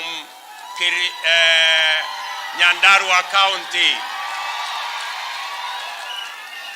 We have Mokami Mashinani, member of parliament from Nyeri County. We have Wamaua, member of parliament from Maragua, present and future. We have Mama Jane Kihara, a great woman from Naivasha, member of parliament from Naivasha constituency. We have Mama Charity Kadhambi, all the way from Njoro, current and future member of parliament for Njoro constituency. Is there any other woman here who is elected? Wow. We have Gadoni Wamushomba, the current women rep from Kiambu and future member of parliament for Kedunguri. Alice Nganga from Thika Town, the current deputy governor of Makueni and future women rep. We have Wamuratha from Kiambu. We have the current deputy governor from Nandi County and future deputy governor as well. We have Mama Chematia Sergon, from a member of parliament from East Africa Legislative Assembly and future women rep of Baringo County. We have from Laikipia County women rep, Geni Makofi. We have member of parliament in waiting from Aldai, Mama Keitany. We have many other women. And the great woman from Nairobi County, Mama Bishop Margaret Wanjiru, Senator. We have the Iron Lady from Oranga, Mama Alice Mudhoni Wahome. And we have the women rep from Wasingishu County, Mama Asanteni Sana. Sorry, the other women, I may not be able to mention all of you, but you are all great women. Pongezi Sana. Pongezi. Pongezi. Let us clap for all the women. Wow. And we have Toto.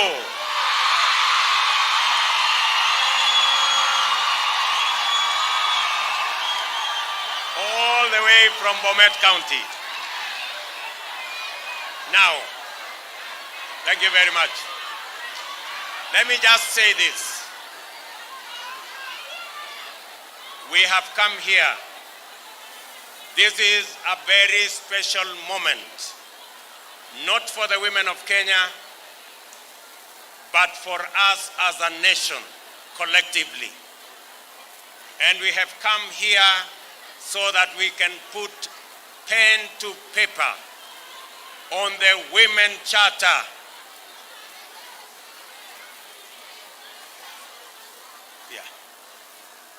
On the Women Charter of the Republic of Kenya, and none other than these leaders. And in our midst, we have the leader of the pastoralist community in Kenya, the one and only, Aden Bare Duale,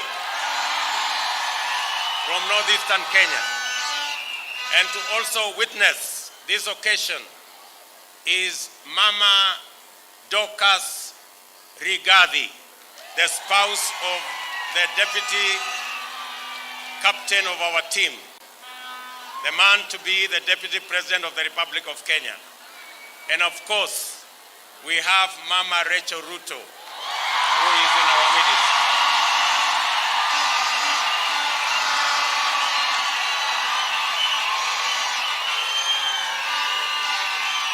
We also have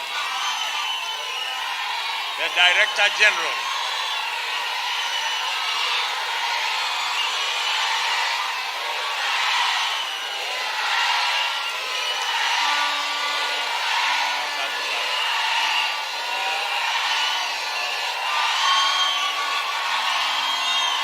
Asante.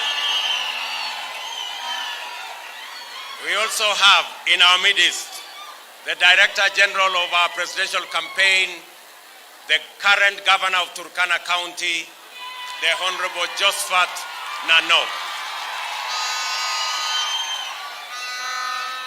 So let me say this. We have come here so that we can change the destiny of our nation by making sure that the single most important issue in the Republic of Kenya, the mainstreaming of half our population, the great women, the shakers and movers of the Republic of Kenya, the women of the Republic of Kenya are mainstreamed into the politics, governance, leadership, business, the economy of the Republic of Kenya. And that is why we have come here. All of us have come here to listen to the women leaders. We have gone through many counties. We are remaining with a few. And while we went through the many economic fora across the country, we listened to the women of Kenya. They told us many things. They told us things about empowerment. They told us things about leadership. They gave us examples of how they want things to change. And today, we have come here so that we can put together all the views that we have heard from across the country, listen and finalize what will become the Women Charter of the Republic of Kenya that will be the turning point of what women have been looking for since the advent of independence in the Republic of Kenya. So today marks a turning point in the governance of the Republic of Kenya. Today will be the point where women can sit on equal basis at the decision table with all the other leaders of the Republic of Kenya. And we are going to make it possible. Women will become equal partners, will have equal say, will occupy equal positions in the highest decision-making organ of the Republic of Kenya. It's not a favor, it is not a fadhali, it is the right thing to do. So, as we have come here, we are ready. We want to listen to you, our daughters, our wives, our mothers, the women of Kenya. We have come to listen to you so that together we can shape the future. We can create the future. We can share and make a new destiny for Kenya together as men and women of the Republic of Kenya. So this is an opportunity like no other, and I am a very proud Kenyan today. I am a very proud leader that today we will get rid of tokenism. We will get rid of piecemeal, and we will ensure that women in their millions are right at the table, making the critical decisions together with all the other Kenyans so that we can shape and create a future that has the input of the women of the Republic of Kenya. So thank you very much. Welcome to this conversation. I am looking forward to it, and all the leaders here are looking forward to that moment. Karibuni sana.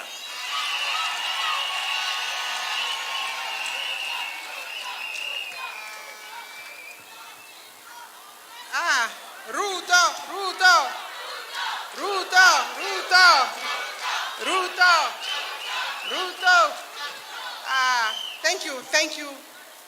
Thank you, Your Excellency, for those remarks, welcoming remarks. Your Excellency, we want to hear from one dynamic woman, Jerry Kabeberi. Jerry Kabeberi has been, the work I know her most is that she has been the executive director of Center for Multi-Party Democracy. She has worked with most women who are in the political scene to date.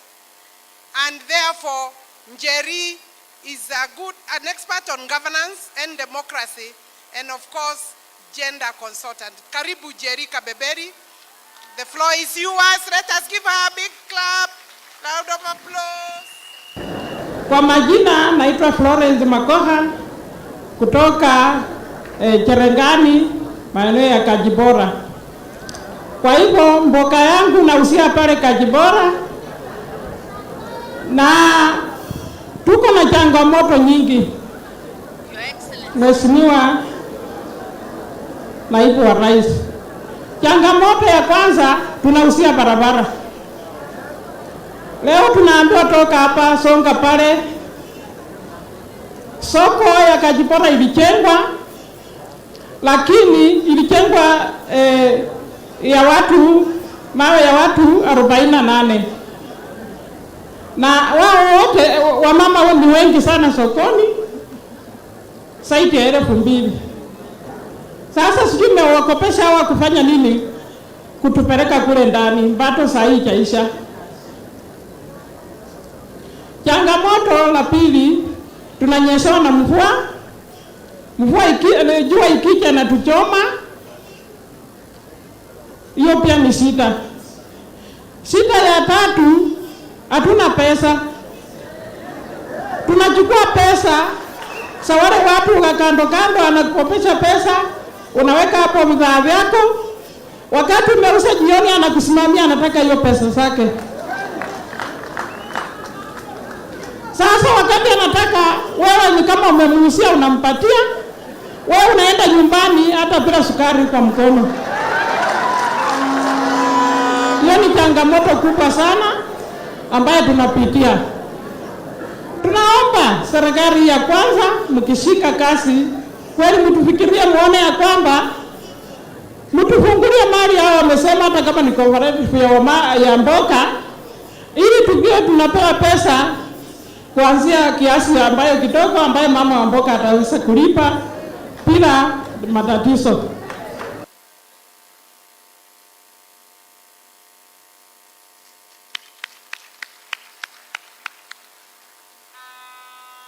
Your Excellency, you can see there's competition of people who really want to pass some word to you. And it's a tall order to speak already after the Deputy President. Your Excellency, the Deputy President of the Republic of Kenya, Her Excellency, Madam Rachel Ruto, my former Chair and Speaker of the National Assembly, all honorable members and guests present, Deputy President Mutarajiwa Rigathi Gachagua, I am both humbled and honored to be in this electrifying and extremely bright gathering. They didn't give me a memo on the color code. Your Excellency, I want to start from the beginning. And the beginning is not the beginning of Kenya, but the beginning of mankind as we know it. In Genesis 1:26-30, verses 26 to 30, it's about creation, it's about power, it's about dominion, and more importantly for this occasion, it's about equality. Dominion, man was given dominion over everything God created, except fellow human beings. That is God's law. Specifically, Genesis 1:27, I just quote, "So God created man in his own image, and in the image of God he created him, male and female, he created them." So male and female were both created in God's image. Man's law, for us, man's law is the Constitution of Kenya 2010. It talks about equality, human rights, but also aiming at addressing historical injustices for women. And that's why the 2/3 gender rule was introduced. Women have used resources unnecessarily, Your Excellency, to get the government represented by the three arms of government to put a mechanism for the 2/3 gender rule.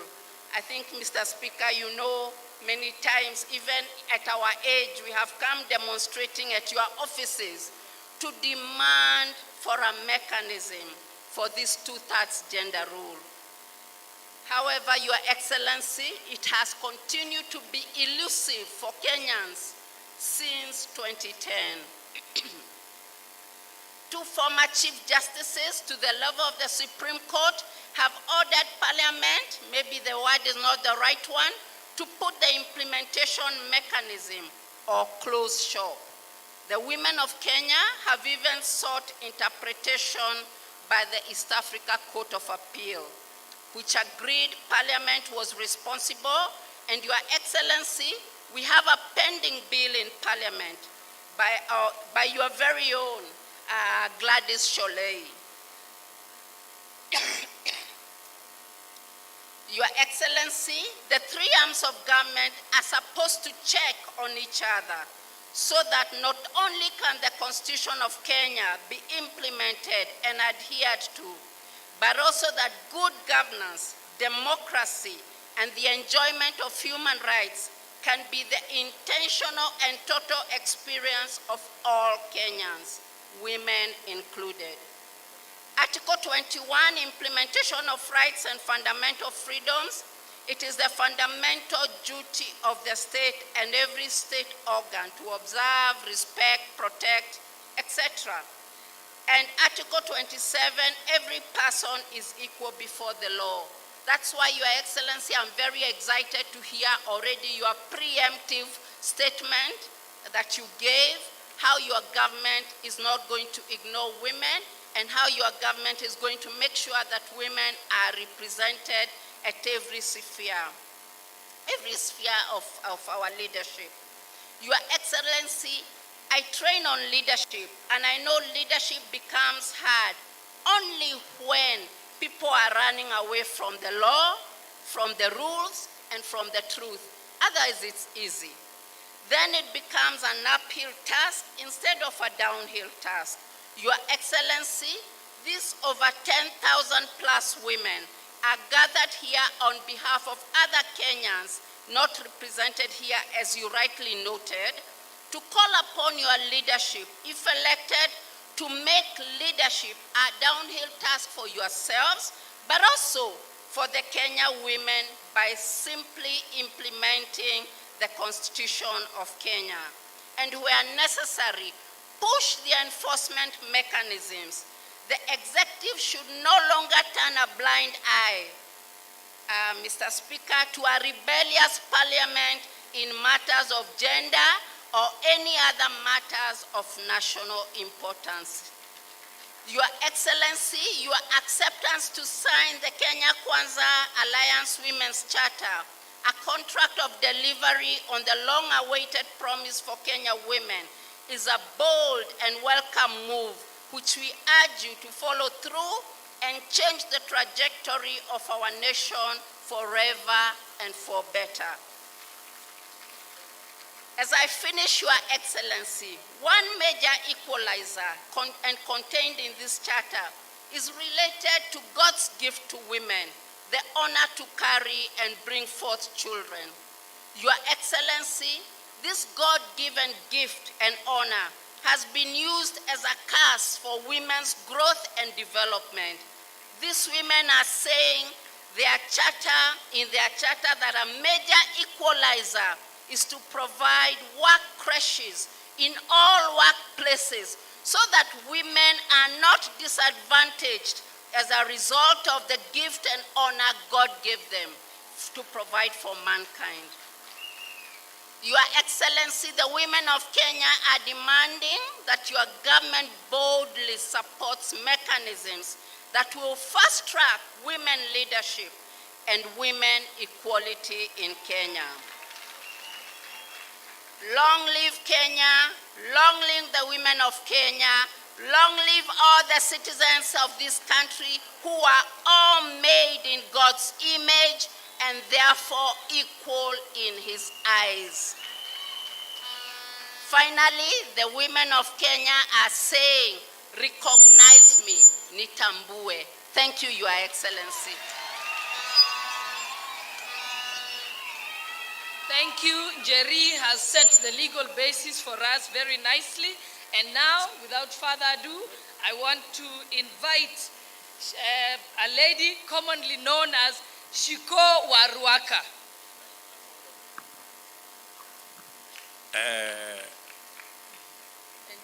Njeri, please, on behalf of all the leaders here, we would want to understand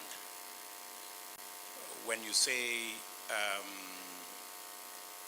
Parliament has been rebellious, and that's why the Supreme Court already ordered that unless the two-thirds gender rule is passed, Parliament should be dissolved. Is that the case? Yes, that is the case. So you are looking at what timeline, for example? What are you looking at? What are you asking us as Kenya Kwanza, as on behalf of the women of Kenya? You're looking at us implementing that two-thirds gender rule, which is constitutional. Do you have any timelines for us so that we can work with whatever timelines you have? Your Excellency, timelines passed, the constitutional timelines passed, and the Speaker will agree with me. And 2 parliaments have run out of those timelines, Your Excellency. So they have been illegal parliaments. And therefore we are saying, when your government comes to office, working together, because it's like Parliament was left to work alone and the executive turned a blind eye. Working together with all 3 arms of government, this mechanism can be put in place within 3 months of Parliament sitting. So you're saying within 3 months, we should have a mechanism that, so that within how long will Parliament be gender sensitive? Are you looking at? Your Excellency, if the mechanism is put in place, then national government provides the resources to make sure that the equalizer in terms of numbers is also put in place. So we do not want a law put in place in 3 months and then wait for another 5 years, Your Excellency. We have waited 10, so we want it now. Kama sio sasa, ni sasa hivi. Okay, Njeri, on behalf of Kenya Kwanza, let me commit that within 3 months of the Kenya Kwanza government, we will put a mechanism to actualize the two-thirds gender rule.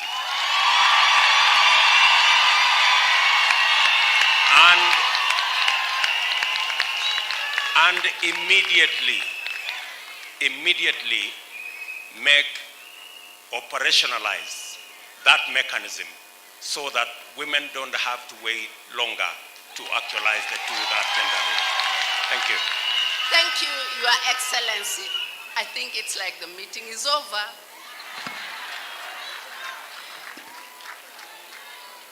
Thank you very much. I think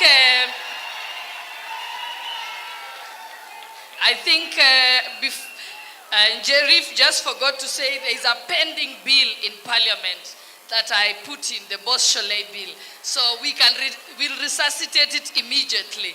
Thank you, Your Excellency. You've made all the women happy today.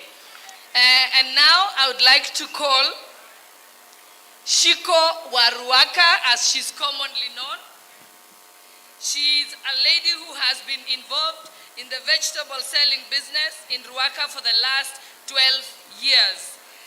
And she will be here to tell us about her own story and what she wants you to do for the women of Kenya. Karibu Shiko. Maybe before Shiko, can Jerry come back? I think there is something else she said which we didn't conclude.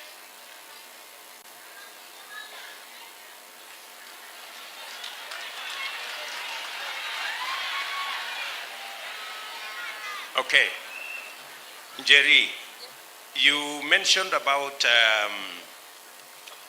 bringing forth life as one issue that women are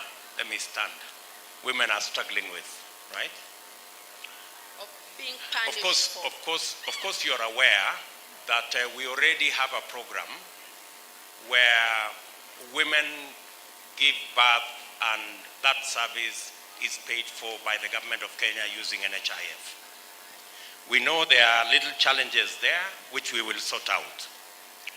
But beyond that, beyond what you have said, apart from the crushes you have said that we must provide, and it's already in our Women Charter,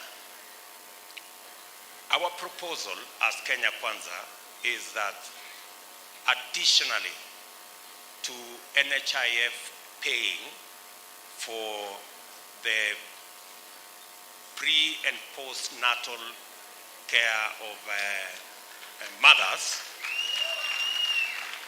we are proposing to be part of the charter, just to answer to what you said, that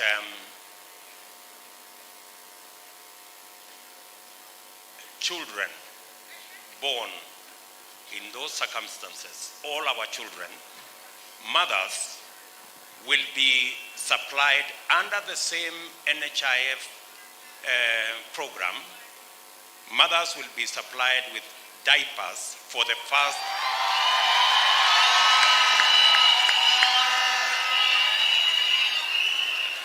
for all our children for the first 3 months. As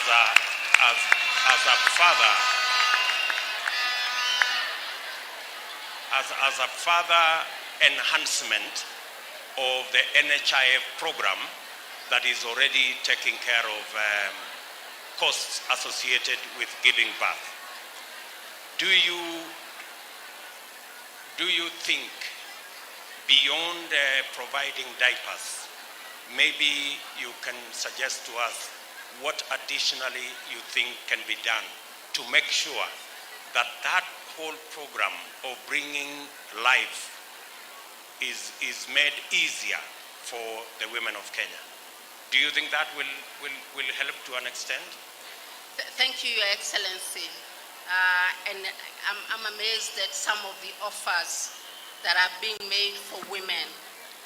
Your Excellency, my point on carrying the baby was related to the development of women in their careers. So what happens when women go for maternity leave, Your Excellency, they are passed over. And therefore, you find that for a woman to actually get to the same level as fellow colleagues who are men, it is because they are again, it's that uphill task I'm talking about. But if employers allowed and accepted for women to have safe spaces within workplaces to look after their children, they will not be able to keep going off because the child was called sick, because they have to take off for a week, because there will be a mechanism within the workplace. So, Your Excellency, the point was related to development and growth of a woman in her career and in her leadership. As long as she's being punished for having taken leave for 3 months or 6 months, then she's not going to grow. And this equality you are proposing and we are proposing will take much longer to happen, Your Excellency.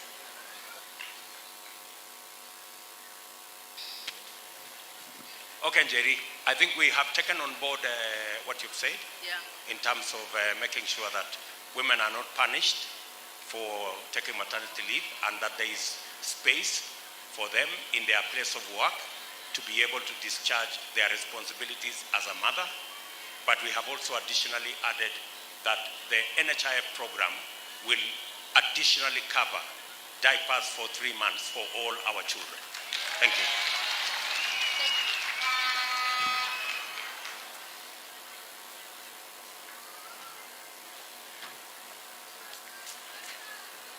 Your Excellency, sir, Ma'am Rachel Ruto, and all protocol observed. Nawasalimia, Bwana asifiwe. Your Excellency, sir, Ma'am Rachel Ruto, and all protocol observed. Nawasalimia wote, Bwana asifiwe. I am Shiko Walwaka. Na before niongea sana, niko na deni ya Deputy President yenye nataka tu ya kumshukuru kwa sababu the time I met him the first day alinisikiza, na hiyo siku ndio nilijua kweli ile serikali tutakuwa nayo the next haitakuwa na madharau. Because when I went huko Karen, alinisikiza nikampea mashida yote ya mama boga, na akanisikiza vizuri sana until that's when he started addressing about the Shylock. So my group is local business market CBO. Ndio akatupatia 1 million ile ya bottom up. So our group was the first, is the pilot group of the bottom up. Na sasa nashukuru kwa sababu tumeanza kufanya kazi na hiyo pesa. Hatukuiweka kwa bakuli kama githeri, tulifanyisha kazi na wamama wamesaidika sana huko kwetu kwa soko. So what we did na hiyo pesa, wamama wanakopa na 3%. So akilipa 300 wanapewa for 3 months, ndio hizo pesa wanalipa. They pay 300 for deposit kwa sababu they don't save kwa vile economy yetu imekuwa mbaya sana. So what we do, wanalipa 300 shillings deposit, na after 3 months wanalipa 30 bob ama 50 bob per day. So wamekuwa wakisaidika sana, na nilishukuru Mungu sana, na nikashukuru Deputy President, na that time tulikuwa na elections za Kiambaa, and I promised him akitufanyia hivyo tutampatia the first born of Kenya Kwanza, na tulifulfill your promise. And for now I am telling and I'm promising he will be the next president of this country. And after that, I want just to give a story. After that, nikapata kimbarua gumu sana na nikarudi shule kuangalia why the Shylocks wamekuwa wakilipisha watu na bigger interest. So when we were talking with them, kwa sababu walinipiga vita sana, they told me it's because the government iliingilia the domestic borrowing. So that's why now wamekuwa wakitulipisha na a very large interest. So hiyo ndio tumekuwa nayo huko mashinani, na naomba the next government ya Kenya Kwanza ikuja. Sisi kama mama boga na wale huwa wanauzia huko kwa barabara, kama kuna watu wako kwa road reserves kama sisi wenye tunauzia huko kwa road reserves, tunaomba tafadhali wale governors watakuja, wasikuja kutufukuza kwa barabara kama hatuna mahali tunaweza pata ya kuuzia. Because in our areas hakuna markets, hatuna soko. Like me niko kwa Loka for now is a cosmopolitan. Na watu wamekuwa wengi, watoto wanatoka shule, wakikuja kutafuta school fees, bado wanatafuta tu kibada mahali tuko, ndio wapate kitu. So tunaomba mahali pazuri pa kufanyia kazi, na tunaomba tu tafadhali muwe mtutafutie mahali kuna soko. because there is no market. Kwanza allowed Kiambu. Sisi watu wa Kiambu tuko karibu na Nairobi, lakini vitu zote zikitoka Nyandarua zinapita Kiambu zinakuja Nairobi. So mimi nikitaka nyanya yangu naikujia Nairobi. Na nikikujia Nairobi, all the profit yenye ningepata ndio nalipa for transport mpaka kwetu. So hata hapo Kiambu, we need a receiving market. Vitu zenye zinatoka Kirinyaga tunakuwa na mahali tunaweza chukua, na vitu zenye zinatoka Nyandarua tunakuwa na mahali tunaweza chukulia. Leo sitaongea sana, but I thank you so much, Your Excellency. Thank you, Shiko. Bas, Shiko. Yes. Ni kweli yale mambo umesema, ulinieleza wakati ulinitembelea. Yeah. Ukanieleza ya kwamba mnakopa pesa. Yeah. Kutoka kwa Mashailok. Mkikopa 1,100 zamani, mlikuwa mnalipa pesa ngapi baada ya siku moja ama wiki moja ama?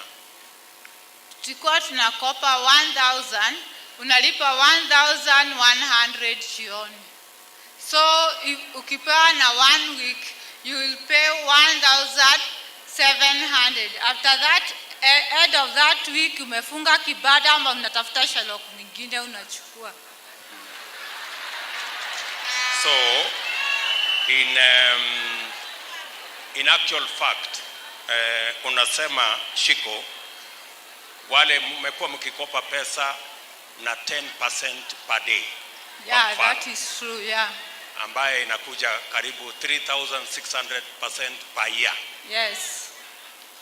So serikali ya Kenya Kwanza, na nazungumza kwa niaba ya viongozi wenzangu hapa, tumesema watu wengi kama wewe, wamama mboga wengi kama wewe, na wafanyabiashara wengine wengi wanaofanya biashara ndogo ndogo Kenya, wanaitwa micro and small enterprise, wale wa chini. Yeah.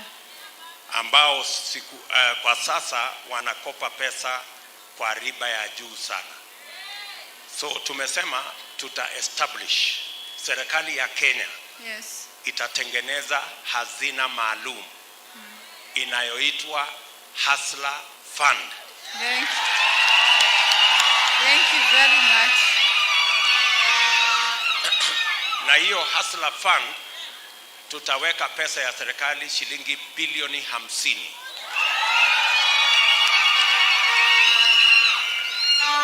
Na hiyo bilioni 50 tutawapatia wafanyabiashara kama wewe bila interest, without interest, bila hiyo interest ambayo umesema.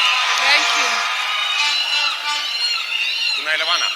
Thank you, exactly. Na kwa sababu tuko na mkutano wa kina mama, tumesema 50% ya hiyo bilioni 50 ya Hustler Fund itatengwa kwa wamama ama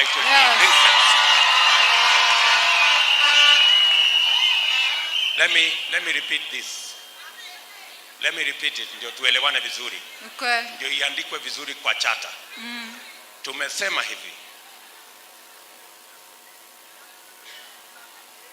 To deal with the challenge of access to credit by close to 10 million Kenyans who are in the micro and small enterprise space. Majority of them women like Njeri. We are setting up a 50 billion shilling Hustler Fund, and 50% of that fund will be ring-fenced for women-owned enterprises like the one of Njeri. Unaelewana Njeri? Ili hiyo bottom up tumesema inaanza na wamama wale wako chini, wale wanakopa pesa ndogo, si ndio? Alafu jambo la pili tunasema, na nataka wamama wa Kenya watusikize, tunasema kama Kenya Kwanza ya kwamba tumekuwa na program ya AGBO ile inaitwa access to government procurement opportunities. Wamama wengi na Wakenya wengi wamejaribu kufanya hiyo biashara, lakini wengi wanashindwa kwa sababu hawana pesa ya kutimiza ile kandarasi wamepewa. So tumesema ya kwamba wamama wote ambao watakuwa na LPOs ya AGBO, wote wataqualify automatically kupatiwa pesa kwa Hustler Fund ili kutimiza the 30% government procurement ambayo imetengwa kwa kina mama, watu walemavu na vijana. So we are saying as the Kenya Kwanza administration, the now elusive AGBO procurement, we will actualize it by making sure that all entities run by women and young people that qualify under this arrangement will automatically qualify for LPO financing through the Hustler Fund without any further conditions. Thank you. Tunaelewana? Tunaelewana kabisa. Kabisa. Sawa Njeri? Shiko. Very good. Shiko. Njeri ni ule alikuwa wa kwanza. Asante sana Shiko. Thank you very much. Your Excellency sir, nitarudi tu kidogo. Sema. Sasa naomba cause this money, yes, kuna women fund na kuna youth fund, lakini sisi hata kama ni sisi wa mama wenye wako huku chini na those youths, we never get that money kwa sababu hizi pesa zinapitia kwa mikono ile baya. Kwa sababu tukienda tukiapply, even if we apply, niliapply mara mingi sana, kama I am the founder of local business community market, na niliapply mara mingi na hizi pesa hatujaipata na hatupatangi because they go in the long has. Sasa tunaomba tafadhali kwa hii serikali, sijui tutatumia akina nani, lakini hata mkitutumia sisi wenye wako huko chini, sisi kama au mama boga, because in every market kuna committees. Hata kama watu wa boda boda kuna chairman wao, na hao watu tunasikizana sisi zote. So hizi pesa zinakuja, lakini naona kama hata kama ni za watu wako chini zinaenda na wadosi.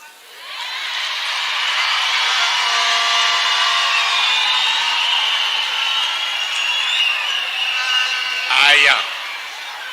Kabisa Shiko. Hiyo mambo ndio tumesikia katika mikutano yote ambayo tumezunguka Kenya. Na shida imekuwa ni ile mentality ya trickle down. Yaani watu kuketi kwa maofisi Nairobi wakifikiria kwa niaba ya wale wako huko chini. Ndio sababu tuko na hii mjadala leo. Na ndio sababu tumeongea na wamama wengine wote. Ndio hujasikia mimi nikisema women fund ama youth fund, kwa sababu tunajua hiyo iko na matatizo.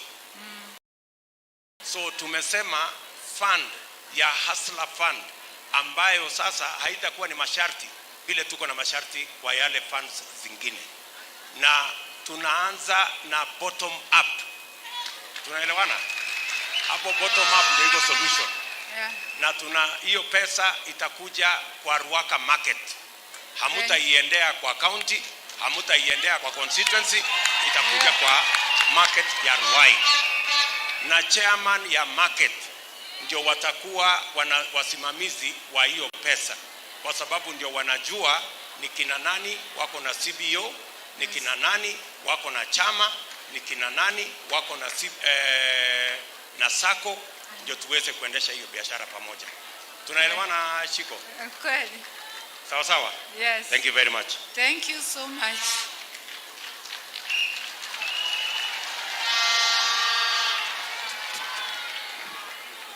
Asante sana Shiko, that was a moving story. Na nimeambiwa na watu wa Nairobi na wa Murang'a kwamba we have not recognized their MP Ndindi Nyoro. Na pia wameniuliza mbona tujasema the next governor of Nairobi County is in the house. Na nimeambiwa anachunganga wakina mama sana. Ndio tunakupenda. The next presenter ni Mama Charity Sukumer kutoka Kajiado County. Nafikiri ni vota wa Paris Tobiko.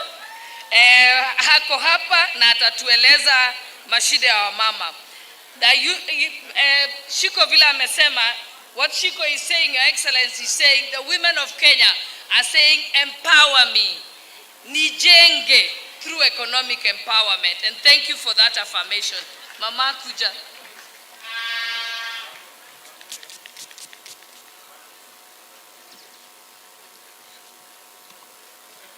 Mheshimiwa Makamu wa Rais, Rais mtarajiwa wa 5 wa nchi yetu ya Kenya, Mama Rachel Ruto, msaidizi wako ambaye tunamtarajia awe Deputy President, Mheshimiwa Gachagua, Mama Dorcas, Mheshimiwa wangu ambaye ni kiongozi wangu Paris Tobiko, na siwezi kumsahau Ndindi Nyoro kwa sababu napendanga nikiwaona wakingangana kwa uongozi.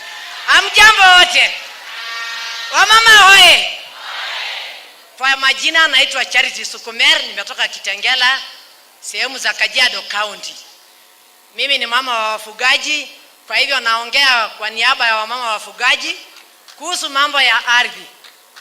Mheshimiwa Makamu wa Rais, nikisimama hapa mimi nafurahianga sana tukikutana na wewe. Najua ukiniona na msaidizi wako Gachagua na Musalia, mtanikumbuka pale Kajiado County. Nikienda straight to the point, langu ni kuongea kwa niaba ya wamama. Wamama wa wafugaji tumenyanyasika kwa muda mrefu. Kwa sababu ukitoka kwenyu ukaoleke kwa wazazi wako unaambiwa hauna mali. Tena ukiwa kwa mzee bado tu una mali.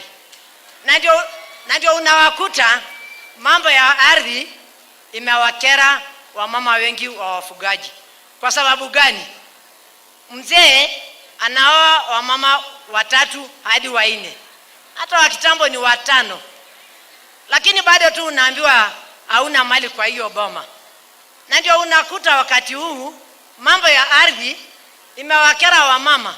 Kwa sababu mzee atatoka kwa boma akiuza shamba, anaenda kukaa town na town babies.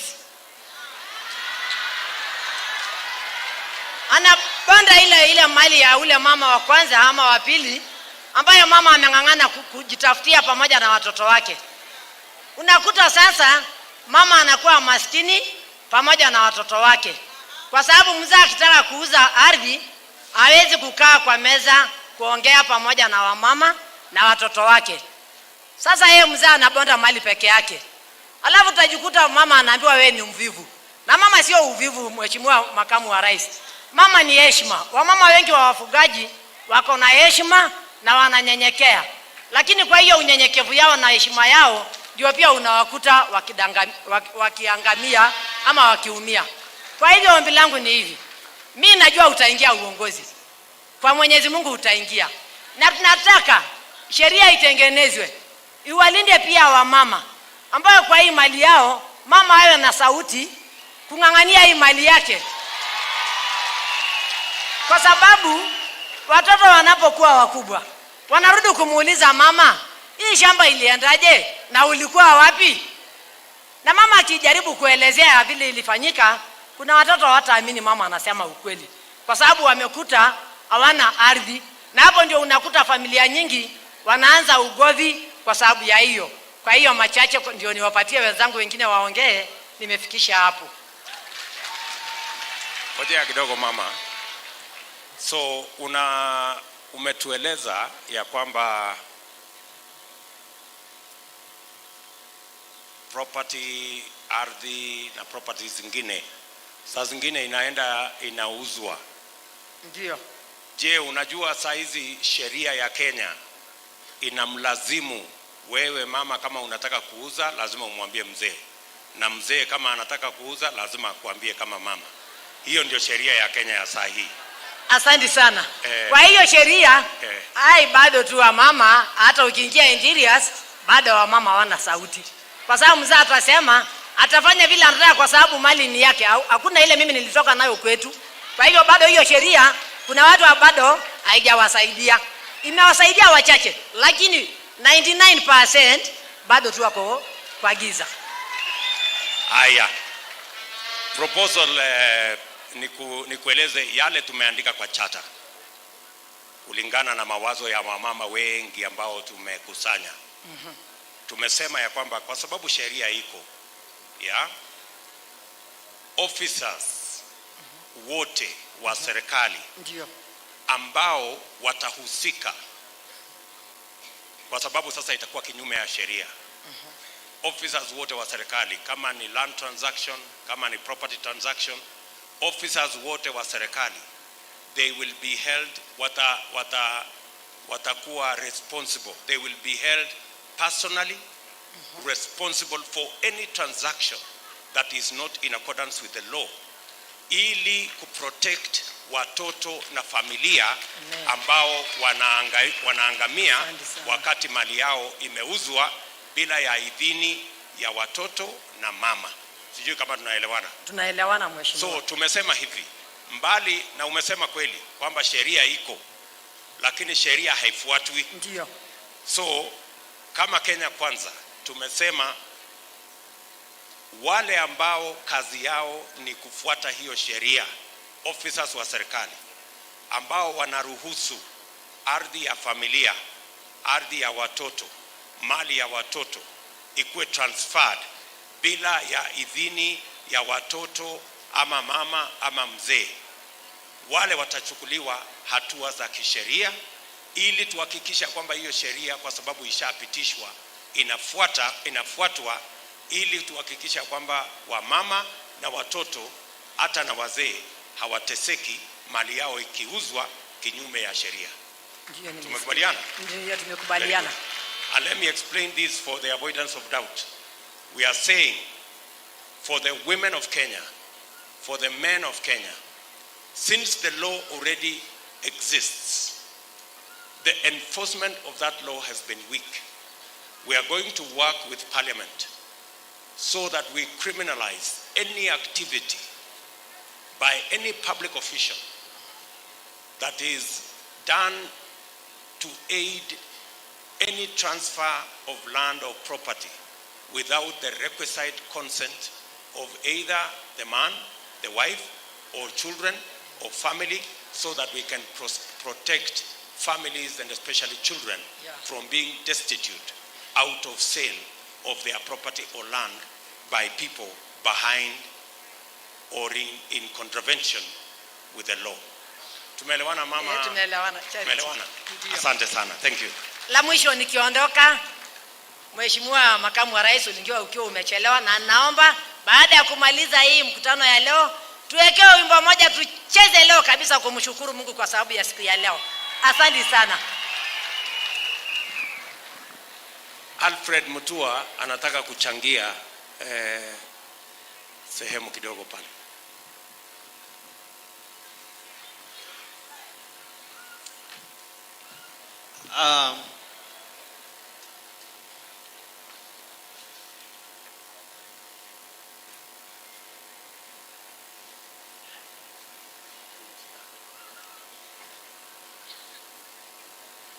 Asante sana.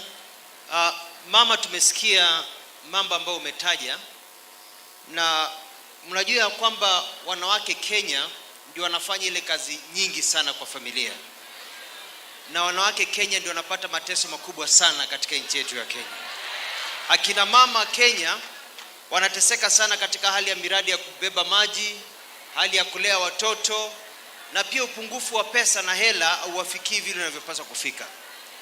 Mama, tumejua yale mambo unasema ni yale mateso akina mama wanapata na ile discrimination ambaye pia lazima wakuwa wanawakilishwa vizuri ndio mambo yaende sawa.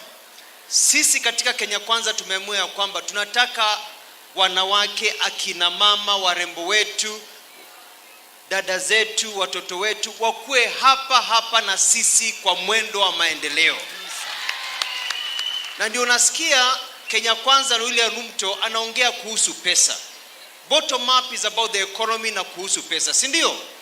Na ndio tuweze kuchunga hiyo pesa. Kenya Kwanza na serikali ya William Ruto imeamua ya kwamba hata cabinet itakuwa 50-50, wanaume 10, wanawake 10. Na hapo ndio itawezesha sasa yale mambo unaongea kuhusu, kutakuwa na watu kwa cabinet ambao wataweza pia kushughulikia. Kwa sababu once you take care of the woman, once you take care of the mother, you've taken care of the entire nation. Thank you. Asante sana Mheshimiwa Alfred Mutua. Asante sana.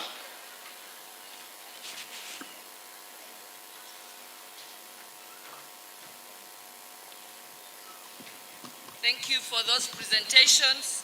The women are saying, empower me, nijenge. And next we have the testimony under Defend Me, Nitete, done by Beatrice Mochari from Kisii County, but had come to Nairobi to hustle. Karibu Beatrice.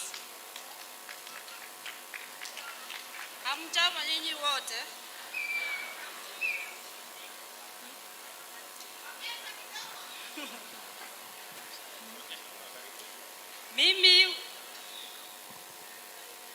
Mimi nilikuwa natetea wamama vile nimetoka Kisii mpaka hapa.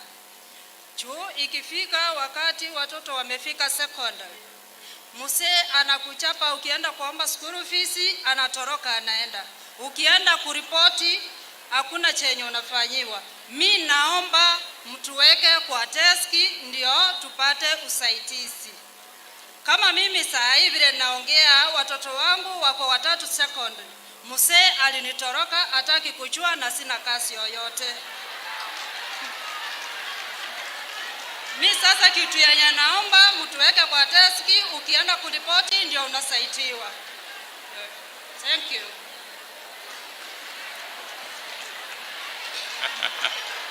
Mama Beatrice, jambo. Poa. So unasema tuwaweke kwa desk. Desk, sikuelewa.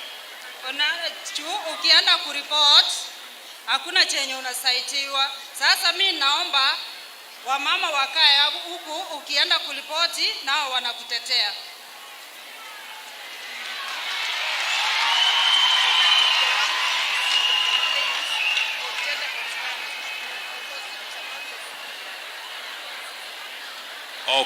Okay, nimekuelewa sasa.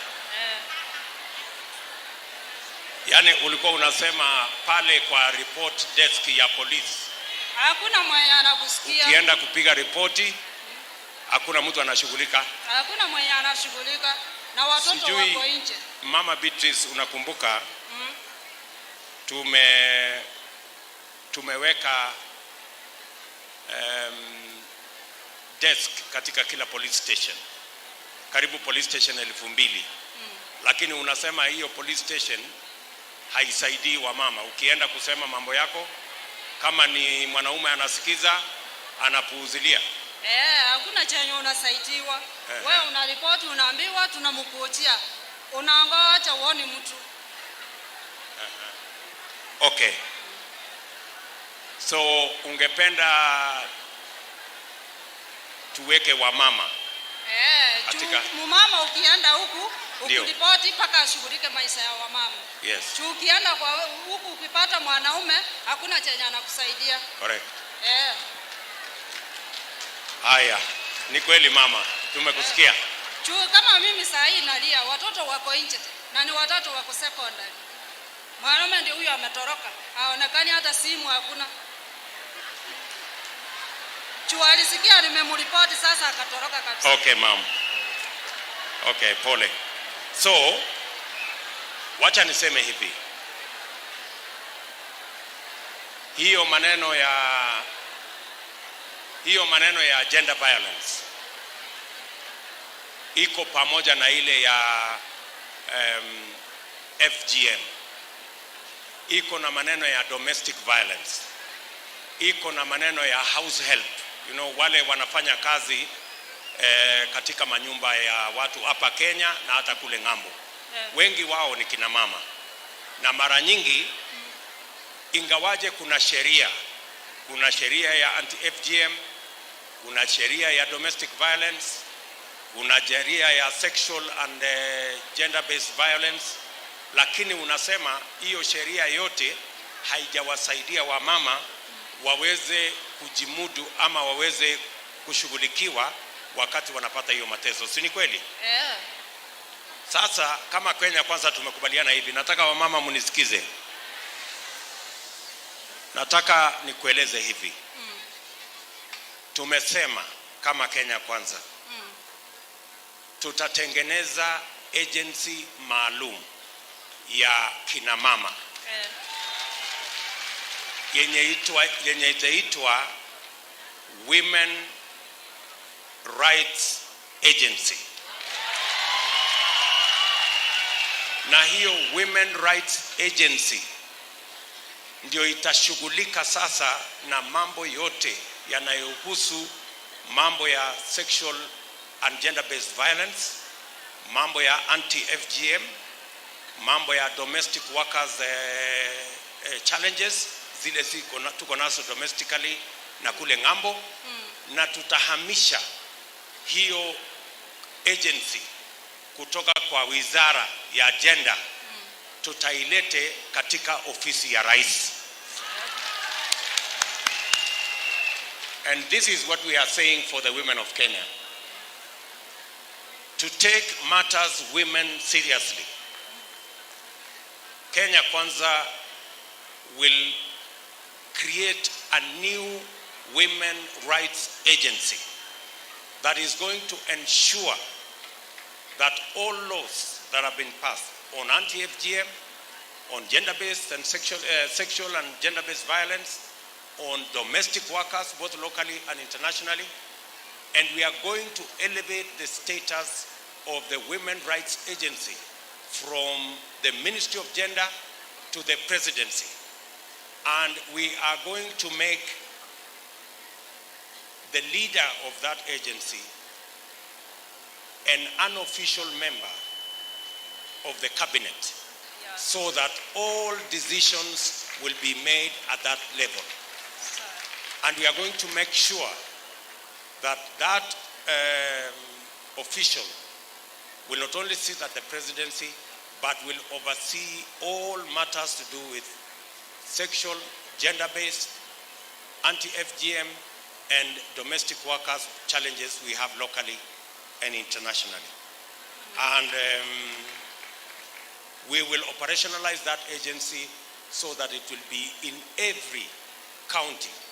Tutaweka officers wa hiyo agency katika kila county, na itaanza kusimamia hata yale rescue centers ya watu ambao wako na matatizo ya sexually, anti-FGM, maneno in every county. Unaelewana mama Beatrice?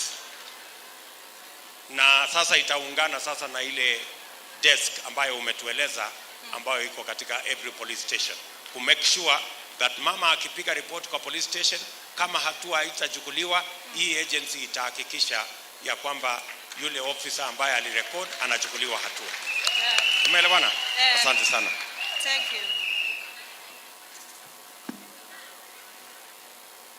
Asante sana Beatrice. The next speakers are joint speakers, Marian Garane and Rispamboro. They will make a presentation on educate me.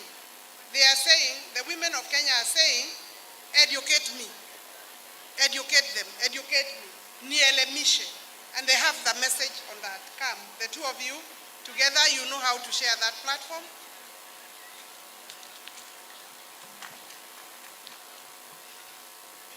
Wamama we, Yudae we, and our Deputy President, the guest of honors, and our upcoming President, the 5th, and his deputy, Mheshimiwa Kajagwa, and our aspirant leaders, starting from the MCA, Governor, Women Rep, Senator, Amjambo. My name is Marina Garane. Mheshimiwa, I'm here to speak about early marriages. Our girls are going through a lot due to early marriages. Yes? Yeah. And Mheshimiwa, kitu muhimu sana, wasichana wetu wanapitia sana. They drop out of the schools because they are getting married under the age of 18 years. Yeah. The other thing, the main cause could be most of the girls, they come from poor background, which can cause the parents cannot be able to pay their school fees. So I'm requesting the girls to be given, when it comes to bursaries and sponsorship, they should be considered. And the other thing, Mheshimiwa, mama mboga wanapitia sana mali metoka hasa Wajir County due to lack of blackout. Stima huko imekuwa shida na wamama wanapitia sana huko. Hiyo ndio kitu kingine muhimu sana, wamama wanafaa wasaidiwe. The other thing, the money for the youth and the women, they don't get it. Yeah. Tumpigie makofi tafadhali. Let us appreciate her. Thank you. Your Excellency, William Samoei Ruto, and all protocols observed. I salute you all. I salute you all. Mnasema I salute you back. I salute you all.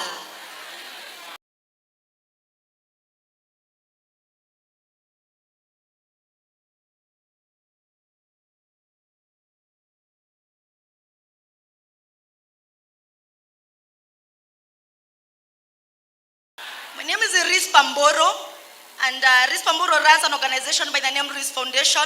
She's a motivational speaker in schools. It is our wazazi, BX za mtoto msichana. Your Excellency, I would wish to start with one problem or issue in this country. Your Excellency, a humble request. When you get in, because when you see me here, and I am a humanitarian, najua utaangusha bei ya hii kitu. Hii kitu lazima utaangusha bei. Wamama oye! Iangushwe, isiangushwe. Your Excellency, there is no way a girl should miss a class because of sanitary pads.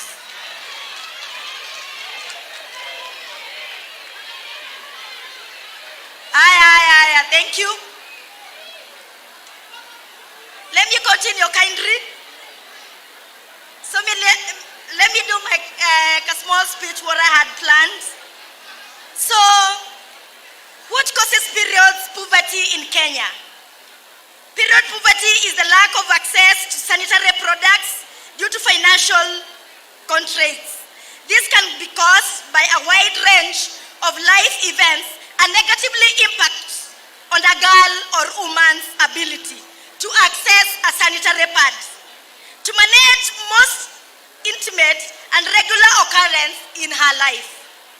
Your Excellency, 65% Kenyan women or girls are unable to afford a sanitary pad. And I'm saying this with my own good experience from Mashinani. I'm always there, now and then. Some girls engage in transactional sex in order to afford a sanitary pad. May I give you a very good example? I remember there is a video which had really trended in Turkana that girls do sleep with men so that they can afford 50 shillings to buy a sanitary pad. What if the government which will get in and do something about it? All will be well, all will be solved. When I go there, I also talk about the menstruation periods. And I tell them this. Effects on poor sanitary hygiene. Unakutanga, washaanza kupata shida, wanajikuna wanafanya nini? Why? Because of poor quality. Using unclean pads or cheap alternatives can lead to urinary infections. It's all about the causes of pregnancy. No. Also, urinary infections causes this. Fungal infections also. If you don't change your pads, most of them, they they can use this sanitary pad for more than 4 hours. Wanawake wenye wako hapa wanafaa kuniambia ama wanajua tunafaa kuvaa hii kitu only for 4 hours only. Lakini unakutanga msichana alivaa asubuhi, amekaa kwa desk, amekaa. For example, I went to Bomet, where you remember the girl who hung herself because of menstruation periods. That girl hanging herself is a spirit of what? Yes?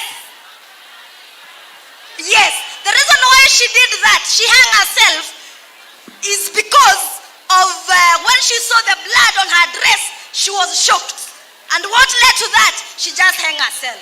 When I went there, I discussed about this. Thank you. So, thank you so much. Thank you very much, Mariam, and thank you very much, Rispa. Asante sana. You have basically mentioned about maybe 4 things. To start with what you have ended, Rispa, it is correct. Period poverty is a very big challenge, and it undermines the dignity of women if they have no access to sanitary pads. Let me make it categorical here that Kenya Kwanza will go beyond the free sanitary pads for all our school-going kids. We will work out a mechanism with all our women representatives in Parliament to make sure that every girl in Kenya who requires a sanitary pad has a sanitary pad to use.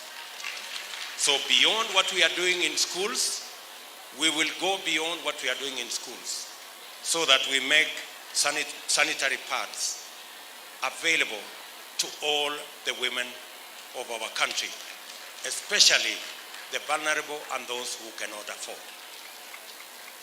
You have also said something about early pregnancies. We have categorized early pregnancies under the Women Rights Agency. The Women Rights Agency will look critically at early pregnancies and work with women who are involved, our children. And we have said, as Kenya Kwanza, we will enforce a comprehensive return to school policy for all our teenage girls and make sure that all our girls who give birth while in school or underage girls, they will not only go back to school, but they will also become automatic beneficiaries of government bursaries so that they can go and make sure that they have their education uninterrupted. We have also said it's the burden of many women to provide food at home. What we will do as Kenya Kwanza to assist many women who today are struggling to feed their children, the Kenya Kwanza administration will double the money under the school feeding program. We are feeding currently about 2 million kids. We will double it to 4 million kids. And we will transfer as conditional grant that money to counties. And we will ask every county to match a shilling for a shilling so that our ECDs and our primary schools will have lunch portions for all our primary school children as part of alleviating the challenge of feeding our children that is mostly on the shoulders of the women of Kenya. Let me repeat for clarity. At the moment, the government of Kenya is feeding close to 2 million kids. It is rather an inefficient mechanism. We will double the resources going to school feeding, and we will transfer those resources to counties and request every county government to match a shilling for a shilling so that we can actually feed 8 million of our kids from ECD to grade 6 in our primary schools with a warm meal every day, so that we can not only improve the growth of our children, especially in ECD, we can also improve school attendance, because food is a major challenge in our schools. And finally, in terms of supporting women, we will ensure that all women who are in Tibet and learning under the STEM sector of our education, all women in that space, all our girls in our Tibets and in the space of STEM will become again automatic beneficiaries of government bursary schemes, so that their education is guaranteed. Umenielewa? Tumeelewana? Yes. Very good. Asante sana. Thank you very much. Thank you.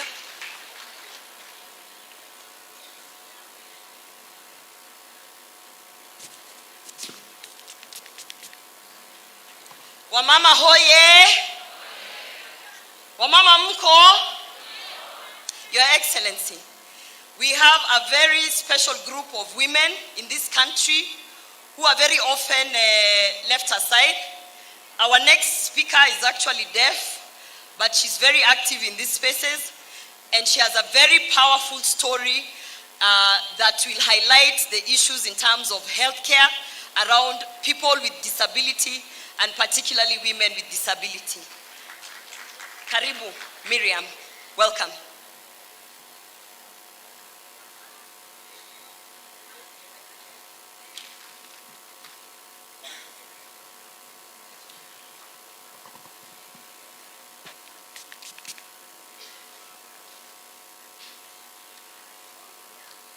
I want to see her from there. Which one?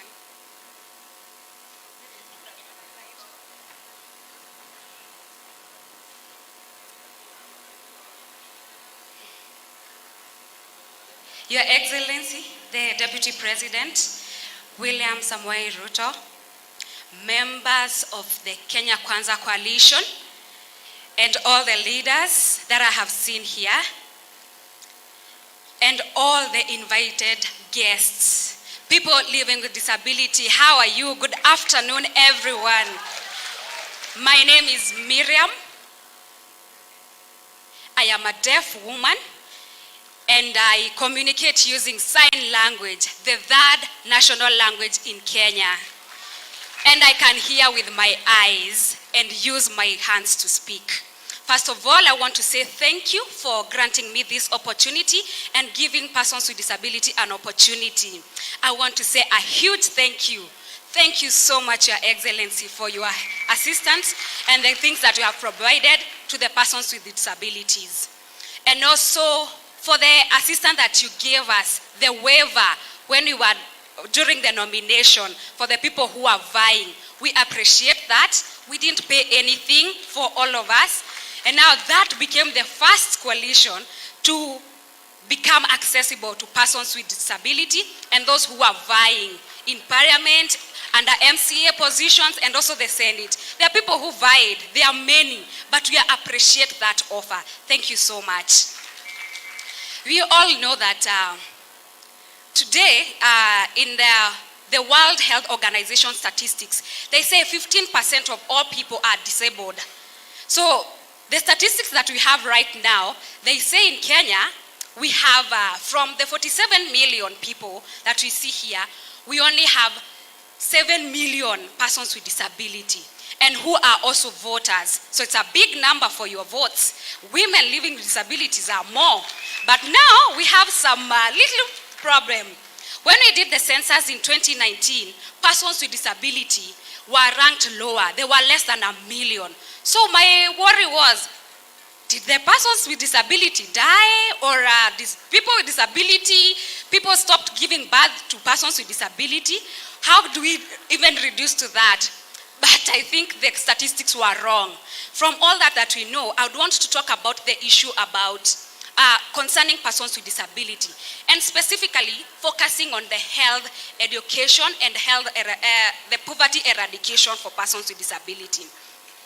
On the issue about health, it's true, I would want to say that the health system is not good and accessible for persons with disability. I'd request you as the 5th president of Kenya, when you take over the office, kindly just assure persons with disability they'll have the access to health facilities, health services, because especially the area on sexual reproductive health, that's where the issue is. Persons with disability, anytime they go to the hospital, they are stuck. Maybe a woman is pregnant, they are on a wheelchair. So when they come to the hospital, maybe the nurse ignore them. Sometimes they don't even care for them. We have always been lost, especially on issues with disability. So many women have died because of lack of this accessibility.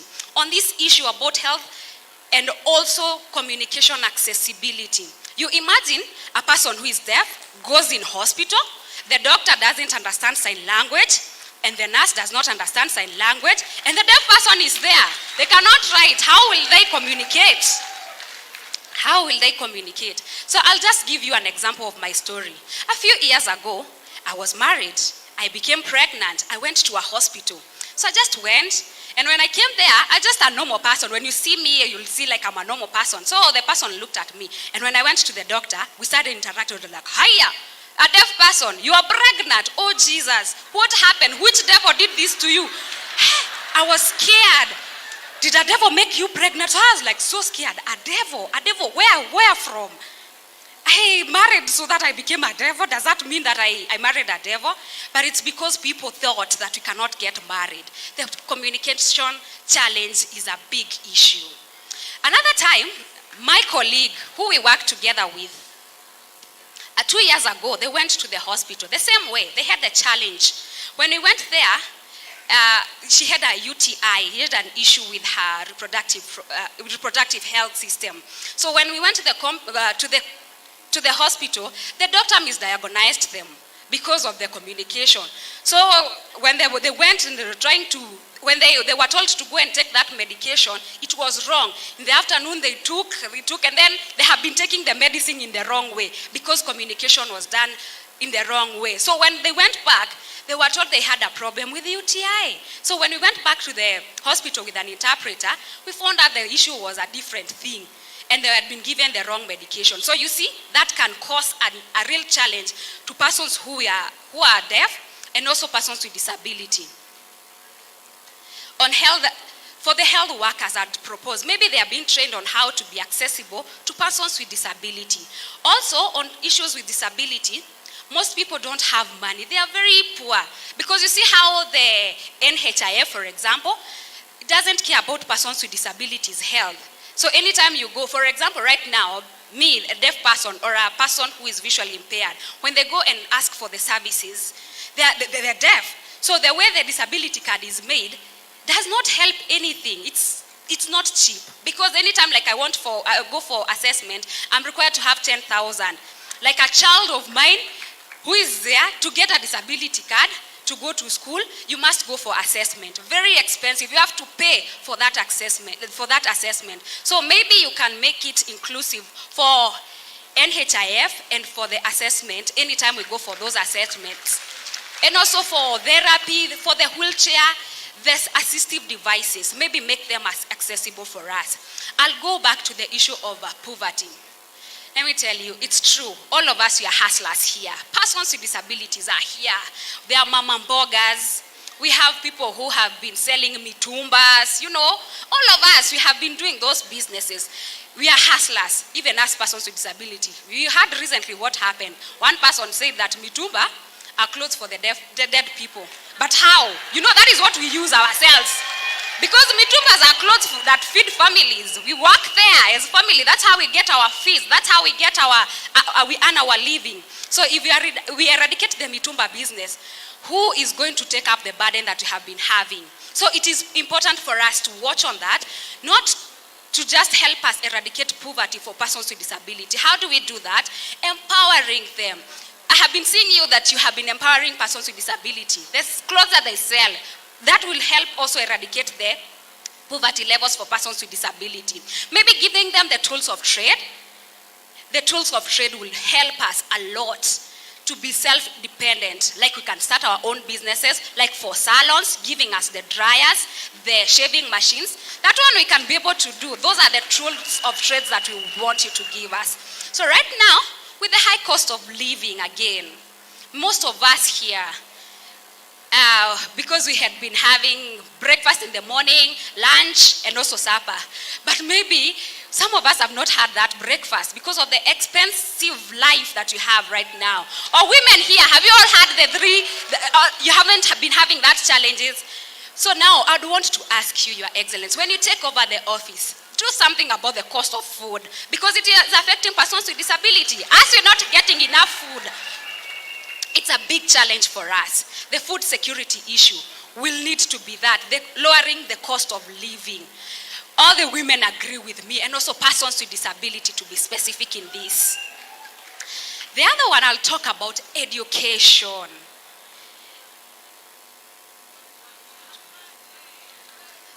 The previous time, that's my final point. Recently, there was that the education tool and the parents are left with the children. So I'd want to request you, maybe focusing on education for persons with disability and for children with disability, because that situation is not good. Every year we celebrate KCSE, KCPE, but have you ever seen persons with disability being celebrated? What have they done? Have they performed? They have teachers in school who do not understand their mode of communication. A child who is there, they go to teach the teachers how to sign. So I'd want to request you, just for the next government, when you pass, there's the KSL bill that is ongoing in Parliament. Maybe it can be placed as a law so that we can be assisted for the Kenya Sign Language bill to be approved in Parliament and open all opportunities and accessibility for persons with disability and those who are deaf and other persons with disabilities. And then the final most, Your Excellency, they say that you are a thief. I don't know how, you have not denied that. I don't know. I don't know whether you have all stolen our hearts. That's the reason why they call you a thief. We are here because you have stolen our hearts. And I'm a proud person to say that you have stolen my heart and the heart for the women of Kenya. Continue with the good work. Continue stealing more hearts for women in Kenya to make it accessible. Thank you.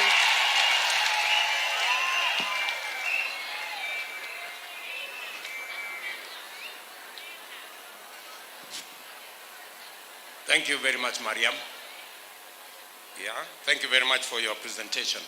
I just want to tell you, Mariam, I know you have spoken to many issues to do with people living with disability.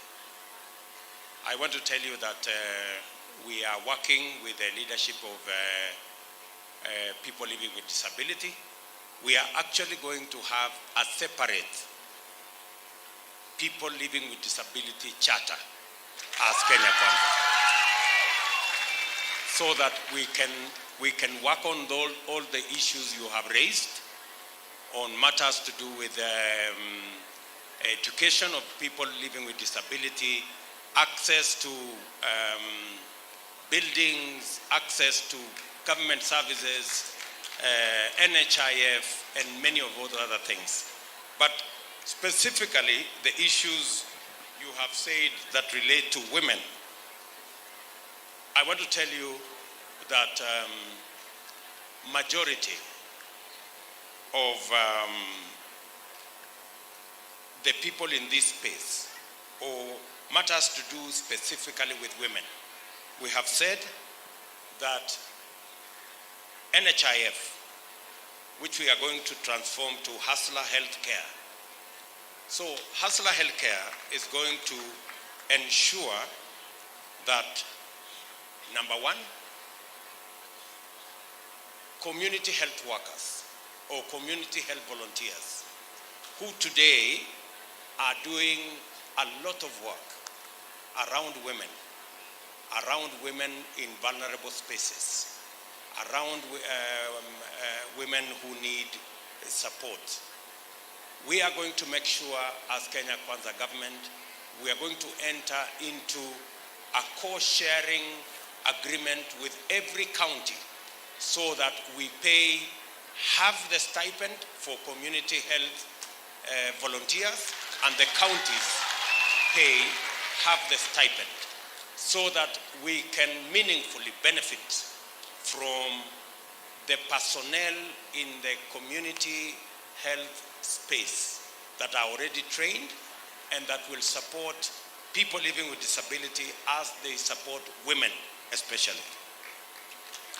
We have also said that, of course, the entire NHIF program that is currently available to people living with disability, women, orphans, and sometimes there is delay, especially in giving out stipends under the NHIF program.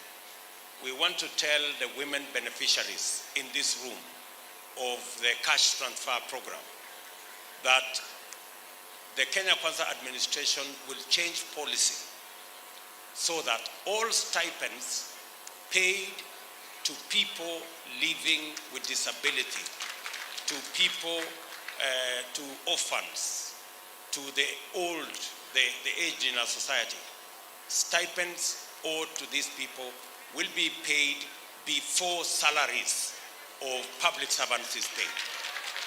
At the moment, sometimes it takes up to 4 or 5 months before people on cash transfer receive their stipends. We will make sure that it is paid for every month upfront before salaries of public servants is paid. And finally, we will make assessment for people living with disability free.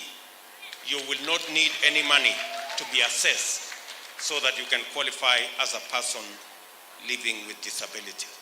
The rest of the issues, Mariam, we will capture when we have a conversation on the charter of people living with disability. Asante sana. I'd want to thank you and also for bringing persons with disability on the table, because anytime we are not on the table, then we cannot be included and we don't know you might not know our needs for persons with disability and especially women with disability, nominating them for the MCAs, Senate and the MP position. Thank you. Thank you very much, Mariam. And I think for the wonderful presentation you have made, I will ask the Kenya Kwanza Secretary General to find a place for the nomination of Mariam, so that she can prosecute matters to do with women and people living with disability in one of our assemblies.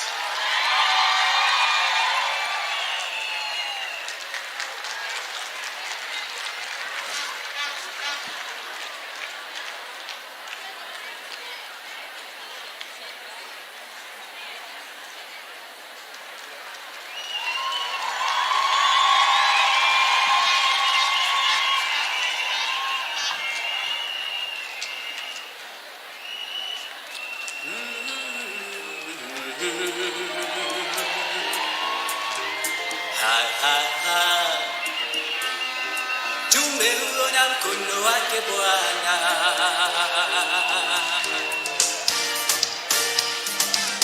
mengi mazuri tumeyaona, Mungu umetenda, ni kweli wewe muweza, ulitamka vitu vikawa, neno tulatosha, ukisema umetenda.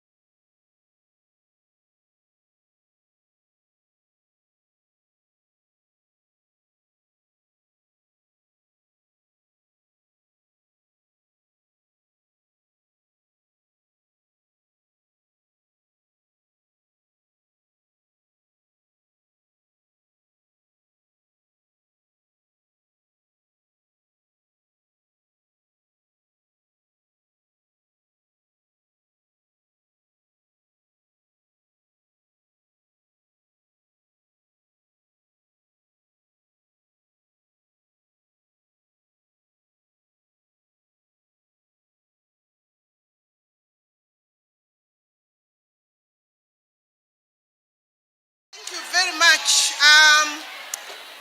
So far so good. So far so good. Wakina mama hai. Kenya Kwanza. Hebu rudini kwa mkutano. Kenya Kwanza. Kenya Kwanza. Kazi ni kazi. Kazi ni kazi. So far you are following. Si tunaendelea kupeana mambo yetu, si ndio? Mimi naona tuko sawa na serikali ya Kenya Kwanza. Wakina mama hai. We want to now go to the next session, Your Excellency. The next session is for you. And it is a very important aspect. And I will ask Soipan to come and explain why it is critical, because the commitments you have now made, the ones you continue making, we want them to be documented. Most important thing, we want to document, because women have been promised before. We want the promise from William Samoei Ruto to be a promise like no other. Thank you, Soipan. Please, Honorable Soipan, Member of Parliament for Narok County. Thank you very much, Honorable Alice, Your Excellency, our Deputy President, and the incoming 5th President of the Republic of Kenya, Honorable Rigathi Gachagua, our running mate, Mama Rachel Ruto, Your Excellency, thank you for coming. Mama Dorcas Rigathi, thank you for coming. Your Excellency Musalia Mudavadi, the Honorable Moses Wetangula, my boss and the leader of the DP party, the Honorable JB Muturi. I think I saw the Honorable Kingi, the Honorable Mutua, Excellencies, Governors, all governors present, our members of Parliament, kina mama wa Kenya, hoye! Akina mama hoye! Bwana Yesu asifiwe! Bwana asifiwe! Your Excellency, we are going to a very important session. We are saying, as the women of Kenya, we want to say to you and the Kenya Kwanza Alliance team, you have set a precedent like no other. Your Excellency, your model of campaign, someone will have to write a book about it. It has not been done before. The charter that we have brought before you, it was not written in a boardroom. It was not drafted in a four-corner room. The bottom-up economic forums that you have been making across the country, we have our charter today as the culmination of those forums. We have not seen a presidential candidate before making the rounds across the country, having one-on-one sessions with Kenyans to know what it is they want to see done for them once a government comes in office. And as the women of Kenya, Your Excellency, we have not been left behind. I know you have had very robust contributions and discussions from women across Kenya. And the charter before us today is speaking to the issues that we as the women of Kenya would want to see you and the Kenya Kwanza Alliance team unequivocally commit to. And we are requesting, Your Excellency, that the issues that we want you to commit to this afternoon will form the basis of your annual State of the Nation address to Parliament once you come into office. So that every single year we will be taking a tab to see how we are progressing in terms of achieving the things that you will be committing yourself to together with the Kenya Kwanza Alliance team. But before I do that, Your Excellency, before I call you over, I just want to take a very short time to take recognition of the women who are here today. Your Excellency, they are doing selfless campaigns day and night from every corner of this country. We have the Hustler Brigade, wasimame tuwaone. Those women are led by Esther Mokiri, and in Nairobi we have Salome Mbugwa. Tunawaenzi sana. Na tukazane mpaka tupeleke wheelbarrow State House. We have the Hustler Divas. Kama wako hapa tusalimiane Hustler Divas, asanteni. Wamama na Ruto. Wamama na Ruto, asanteni. Women for Ruto. Are you here, women for Ruto? Wasupa na Ruto, our lobby groups. Your Excellency, within the Kenya Kwanza Alliance, we have women at the core of the leadership positions in our respective parties. We have members of the national executive committees of our parties, NEC members, Musimame, thank you very much. We have women who are heading our national election boards in this room. Asanteni sana. We have the Kenya Kwanza Women with Disability League, led by a lovely lady, Bridget Sankok. Nafikiri Disability League wako hapa, asanteni. We have the Muslim Women Belt Caucus, led by Fauzia Ali. Your Excellency, these are the women who are burning the midnight oil to make sure you get into State House.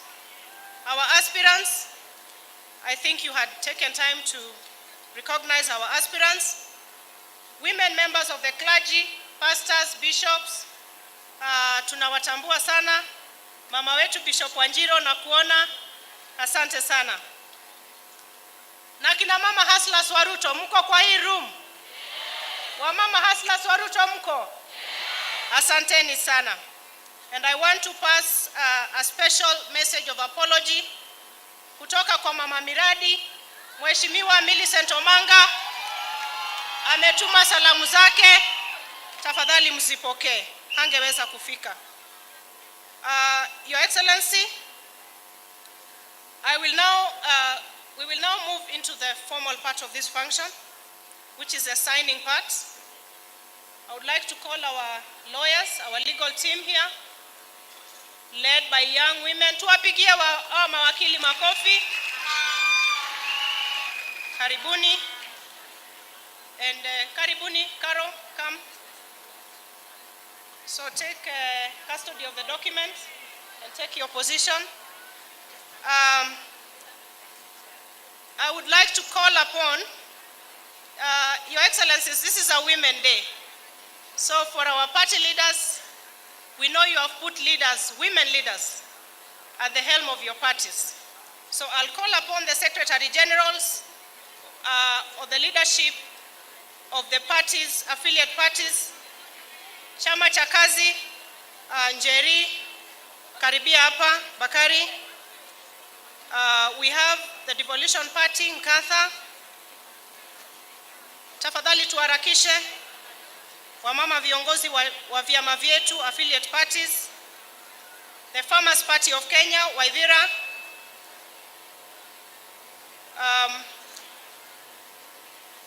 Tujibebe wa Kenya Party, the representative I know is here. Tafadhali, kina mama ambao wanawakilisha hivi vyama kwa vyeo mbalimbali, mnajijua. Tumeongelea mambo haya. UDA Party, our very own Secretary General, Veronica Maina, Karibia. ANC Party, Senator Petronila Were. Ford Kenya Party, Pauline Nangila. The Democratic Party of Kenya, Veronica Waithira. Tunapia mwakilishi wa PA, Tafadhali mchukue nafasi zenu.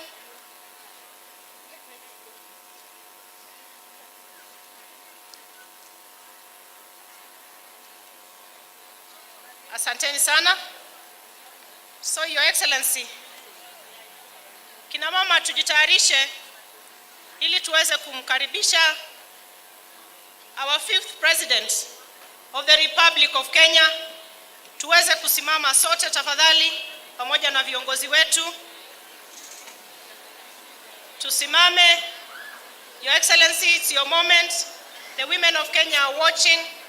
The women of Kenya are listening to hear the commitments that you have for them. Ni maombi, oh. Nguvu za giza zimeshindwa kwa jina lake, jina hilo kuu la Bwana Yesu.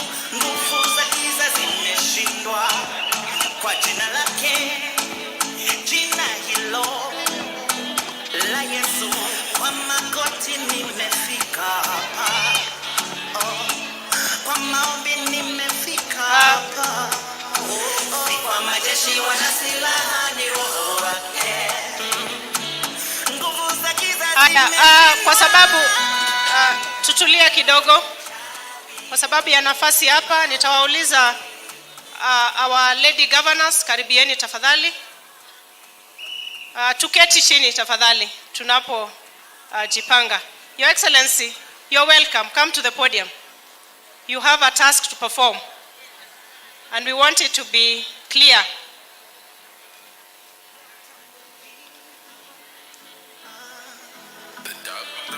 Bishop Wanjiro.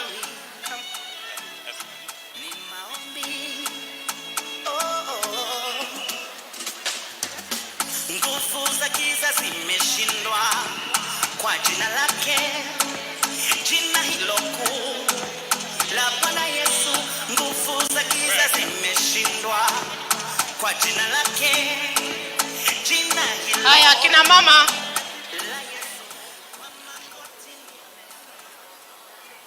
Kina mama hoye. Si tunataka kusikia ahadi zetu. Ama mnatashwishi ya kwamba tuko serikalini baada ya tarehe 9 mwezi wa 8? Si tuko serikalini? Asante. So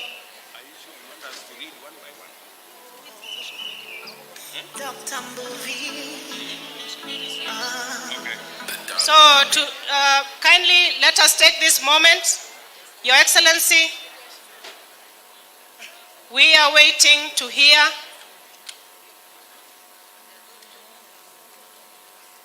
what, Your Excellency, we have some 7 key points here. The first one of which is economic empowerment. We want to hear from your own words what you're telling the women of Kenya concerning economic empowerment.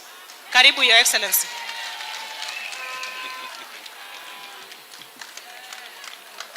On matters economic empowerment, I, William Samoei Ruto, on behalf of Kenya Kwanza Alliance, do hereby commit that 50% of the 50 billion Hustler Fund shall be ring-fenced towards women-owned enterprises.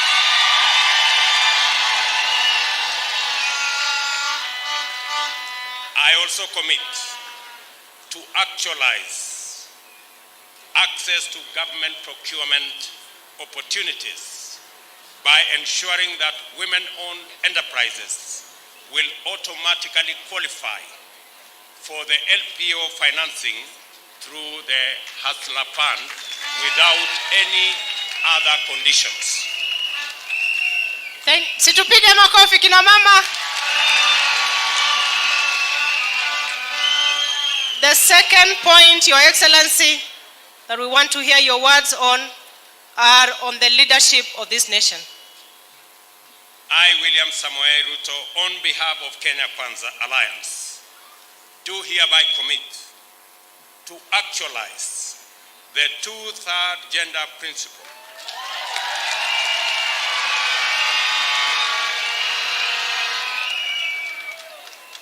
And to put in place mechanisms within the first 3 months of the Kenya Alliance government and ensure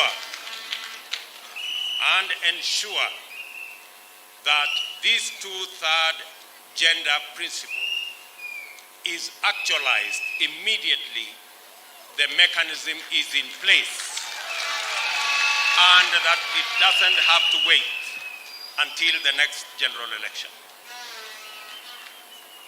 On leadership again, I commit on behalf of Kenya Kwanza Alliance that we shall allocate 50% of all cabinet positions to the women of Kenya.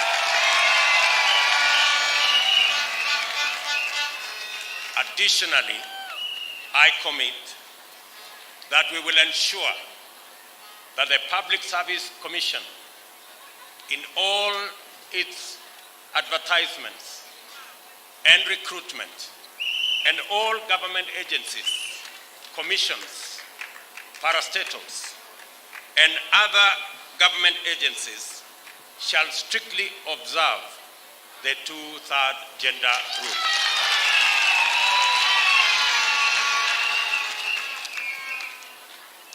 Your Excellency, you have heard a lot about the need for enhanced education for women. We want to hear you on matters education. I, William Samoei Ruto, on behalf of the Kenya Kwanza Alliance, do hereby commit to ensure a comprehensive return to school policy for teenage mothers and have them as automatic beneficiaries of all government bursary schemes. I will also ensure that the government of Kenya will double the amount of money allocated to school feeding program to make it possible to increase the number of children benefiting under this program from 2 to 4 million.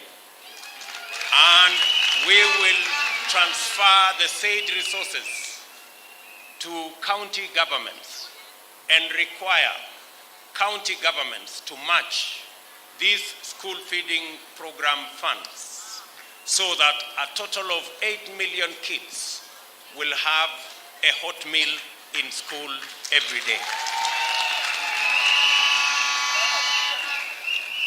I also commit that we will support young women transitioning into our TVETs, especially to undertake science, technology, engineering, and maths courses, and they will be automatic beneficiaries of government bursary education programs. On the subject also, I commit on behalf of Kenya Kwanza to put an end to period poverty by providing sanitary pads and sanitary towels to all our girls, and that is for free. I also commit that we will create in the Kenya School of Government an institute to train women and build the capacity of women in leadership and entrepreneurship. Thank you, Your Excellency. Makofi kwa mambo ya education. The fourth point is on the protection of women against sexual and gender-based violence. Welcome, Your Excellency. I, William Samoei Ruto, on behalf of the Kenya Kwanza Alliance, commit to establish a women rights agency to be housed under the office of the President with a mandate to address sexual and gender-based violence, including protection against early marriages, female genital mutilation, abuse of domestic workers locally and internationally, and the establishment of county rescue centers for victims of SGBV. Thank you very much, Your Excellency. Now to matters health. Welcome, Your Excellency. I, William Samuel Ruto, on behalf of Kenya Kwanza Alliance, do hereby commit to establish the Hustler Health Care Program. By December 2022, every Kenyan, including every Kenyan woman, shall be insured or shall have health insurance at affordable premiums, and where they cannot afford, the government of Kenya will pay for the women who cannot pay. Secondly, I commit to ensure that adequate numbers of community health volunteers and establish a cost-sharing framework between national and county governments in the payment of their stipends.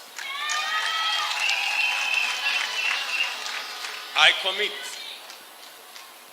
to provide mothers of newborn babies with diapers for their children for a minimum of 3 months, paid for by the government of Kenya. Thank you, Your Excellency. Wapi makofi ya our fifth president. Your Excellency, on matters environment. I commit to ensure availability of clean, safe, and environmentally friendly and affordable cooking fuels, and eventually eliminate the use of firewood and charcoal for cooking by making sure that we have a government program that is built around cooking gas and making it affordable to all the women of Kenya. Thank you, Your Excellency. Akina mama, maneno ya makaa na kuni tumekataa, si ndio? Tunasonga mbele. Your Excellency, on matters agriculture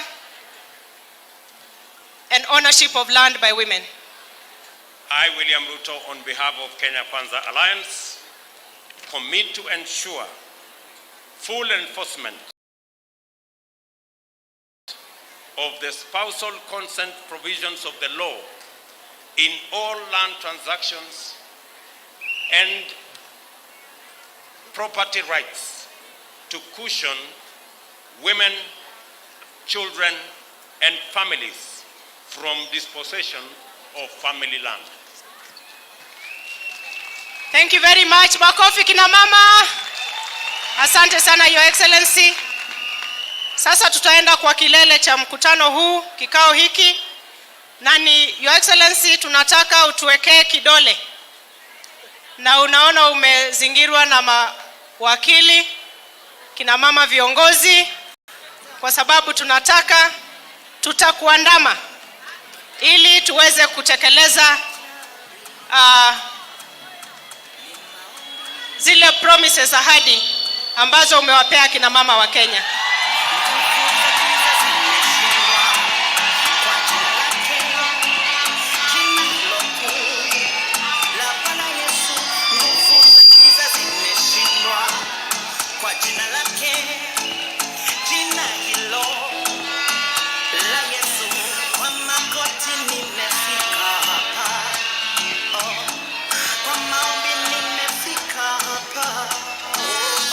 Majeshi wana silaha ni roho wake.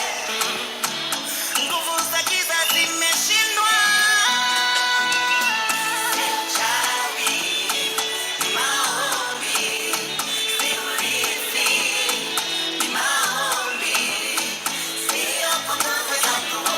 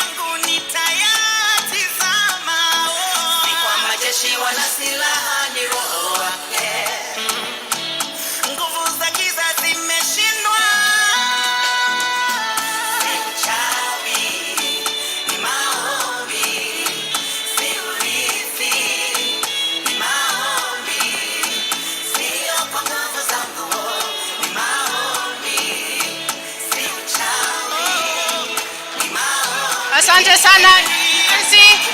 Makofi kina mama. Makofi kina mama. Sasa utawakabidhi hawa kina mama viongozi hicho cheti. Magavana wenu nyinyi ndio mtamsaidia katika counties, karibieni. Asante sana.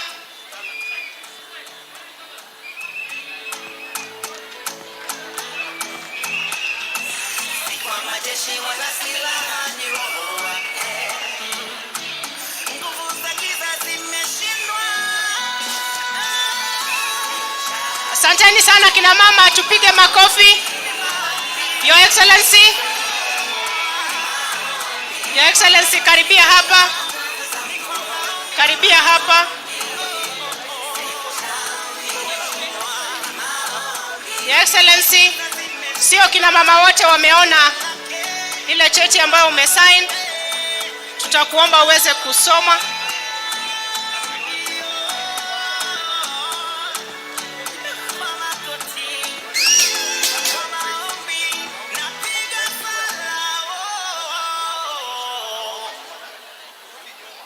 Karibuni governors.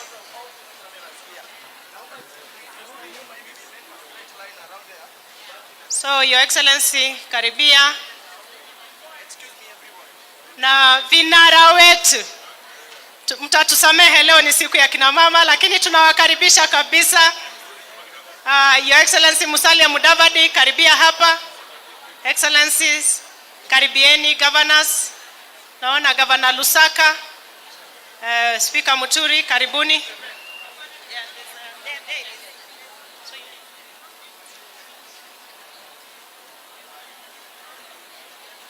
Okay. Declaration of commitment. We, the Kenya Kwanza Alliance, greatly inspired by the countrywide bottom-up economic forums that have provided us with an opportunity to listen to women, ranging from professionals, mama mbogas, politicians, students, housewives, to name just but a few, do hereby commit to this charter, which is a product of this process.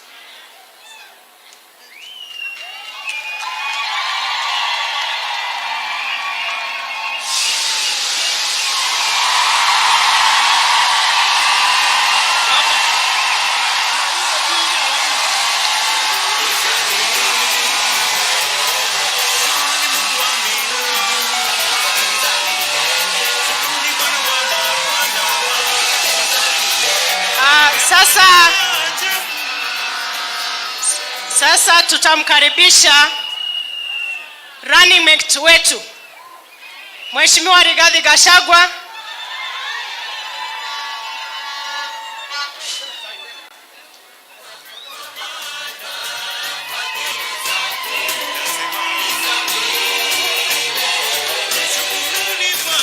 Asante sana Your Excellency.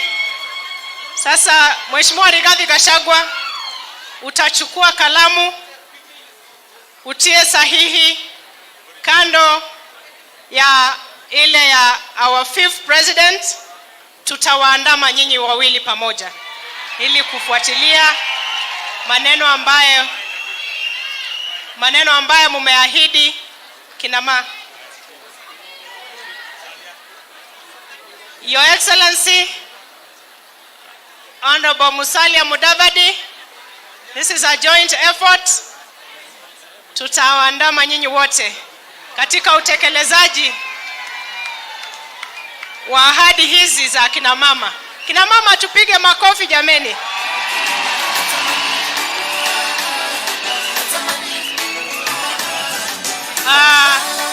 Tuko na Mheshimiwa Senator Moses Wetangula, kinara wetu wa Ford Kenya, na wewe ni wakili, tia sahihi pale. Tutakuwa hapa kwa hapa na nyinyi katika kutekeleza ahadi kwa kina mama.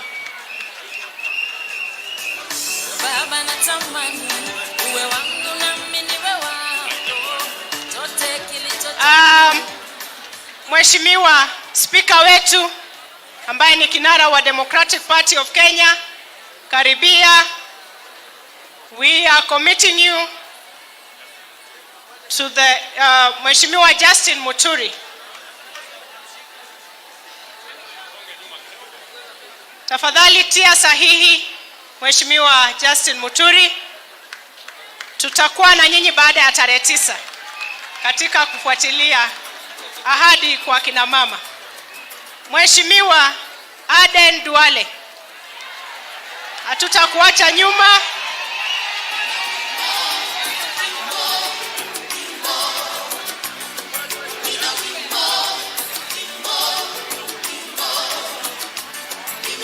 Tumepata sahihi ya Mheshimiwa Duale katika kutekeleza promises kwa kina mama.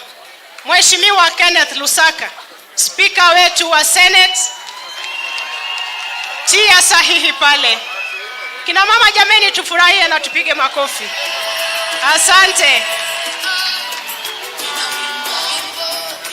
Mheshimiwa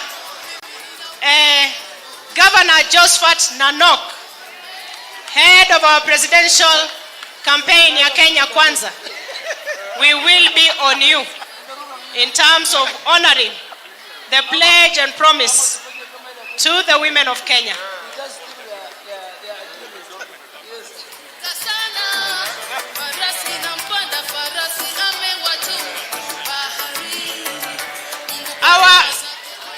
Our women governors, simameni hapa.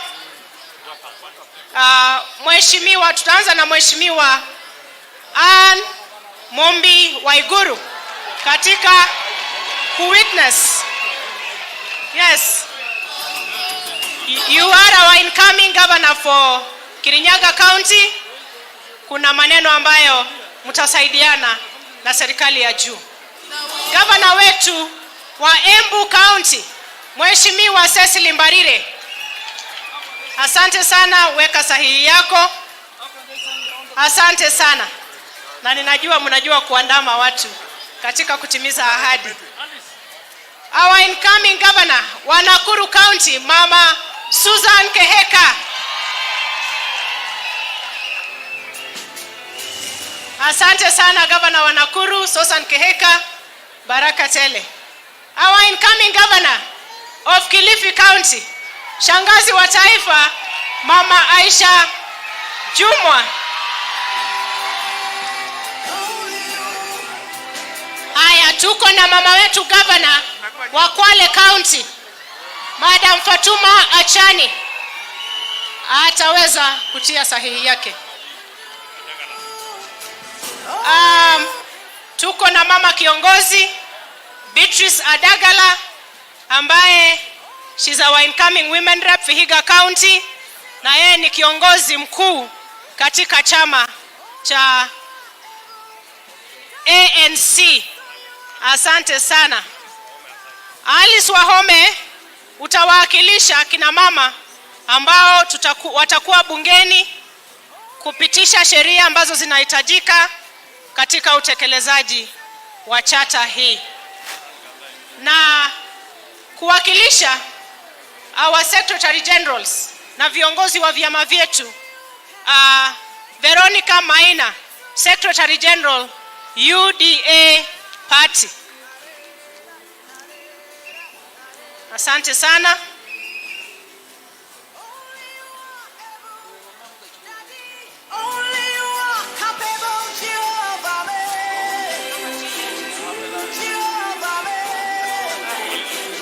So Your Excellency, tutachukua nafasi hii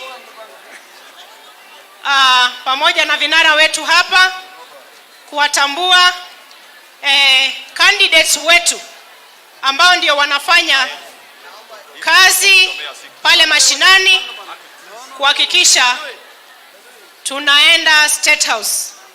All our women MCAs, ninawaomba tafadhali msimame hapa mbele. Kina mama MCAs, tafadhali kwa haraka tusimame hapa mbele. Kina mama wetu wote, members of parliament, karibieni hapa juu. Hawa MCAs, kwa sababu mko wengi, tafadhali tusimame hapa chini. Tafadhali tafadhali waheshimiwa MCS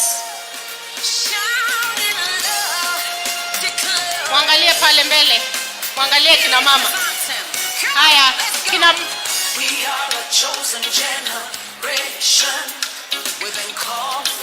mama ambao wako na tikiti, women members of parliament wa Kenya Kwanza. Chosen generation, we've been called for to show His excellence. All I require for life, God has given me, for I know who I am. I know who God says I am, what He says I am, where He says I'm at. I know who I am. I know who God says I am, what He says I am, where He says I'm at. I know who I am. I'm working in power, I'm working miracles, I live a life of favor, for I know who I am. I'm working in power, I'm working miracles, I live a life of favor. Asante sana. Let us take our seats. Tuketi kila mtu. Let us take our seats. We will take the photos later. Hawa watu wote mmesimama hapa, tuketi chini. Tafadhali. Tuketi chini. Haya. Tuko na MCS wetu, wapigeni makofi. You will come back later. Tuketi chini. I think we can all sit.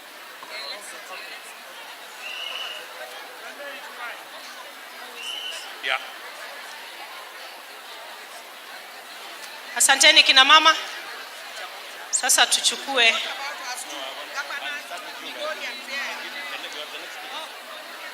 Your Excellency, we have our lady governors from Siaya and Migori County. Thank you. Thank you very much. Asanteni sana. Asante. Asante, thank you. Haya. Naomba tuketi chini hapo. Thank you very much, ladies. Okay. We are going to recognize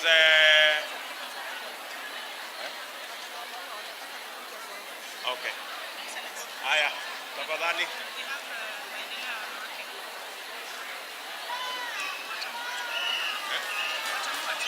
Haya.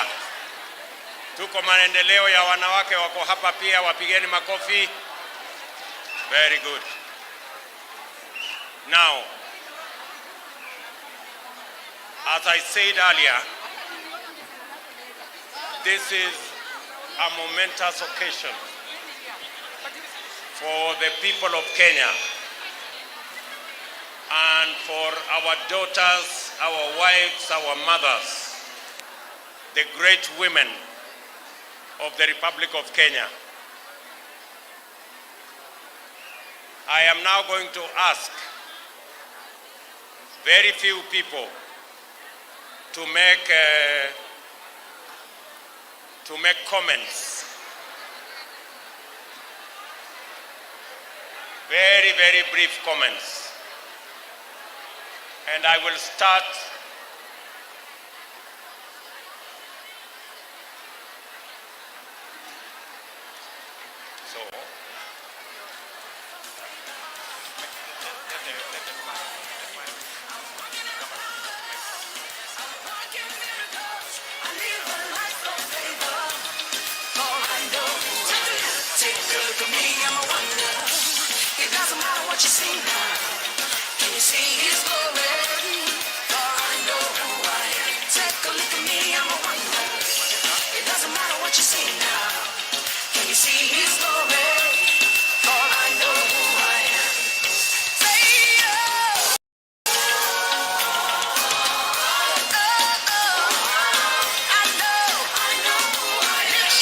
Haya, asanteni sana. Let me ask the women leaders who are in our midst. First, tuko na wamama wa maendeleo ya wanawake wako hapa, kama wasimame ili tuwapungie mkono.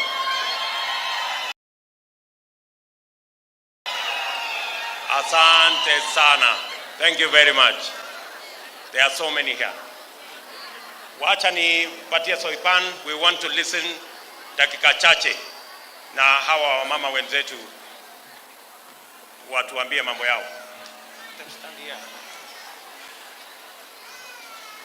So nitaomba kabisa tuweze kuchukua nafasi kidogo kwa sababu ya kina mama kurudi manyumbani, na nitaanza na gavana wetu wa Kirinyaga, Mheshimiwa Ann Mombi Waiguru. Karibu.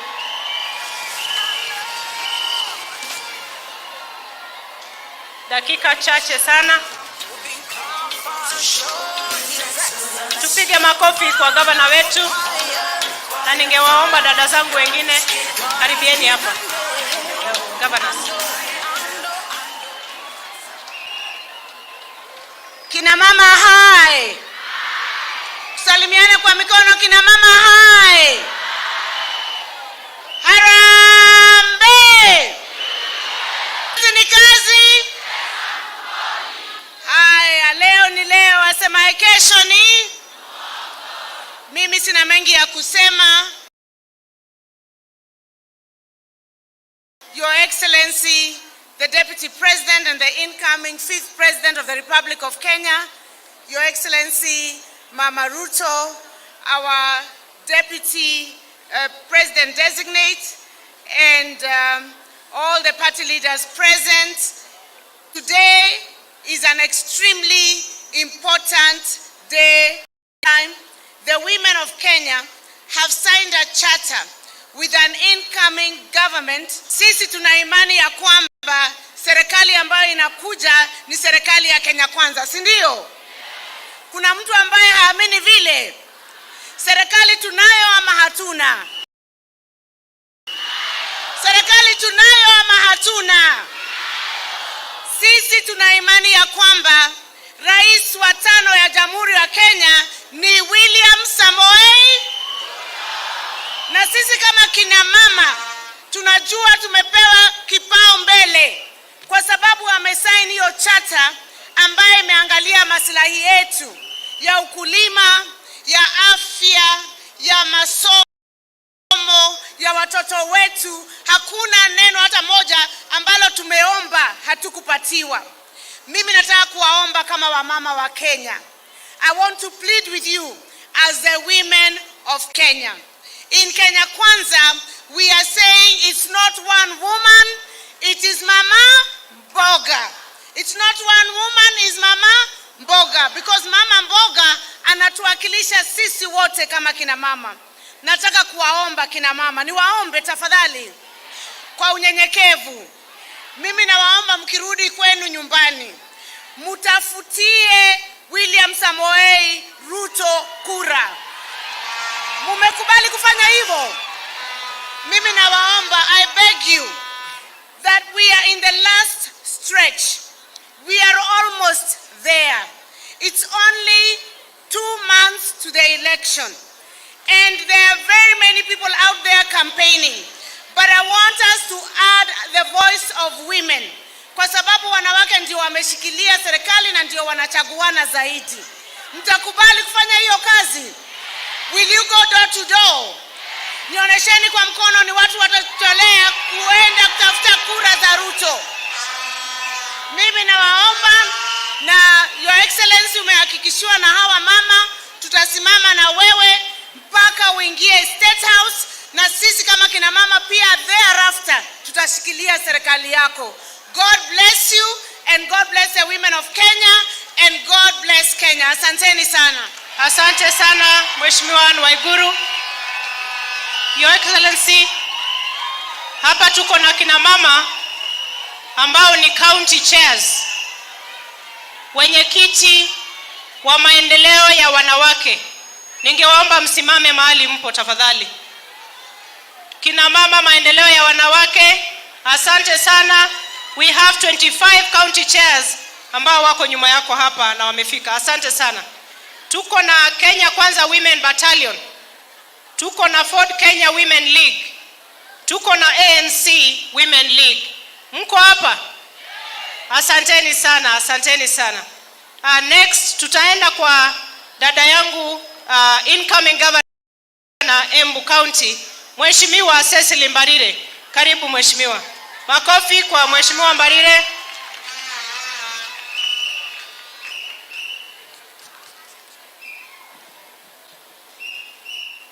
Nitoe Juda kupitia wimbo nimtete Mungu.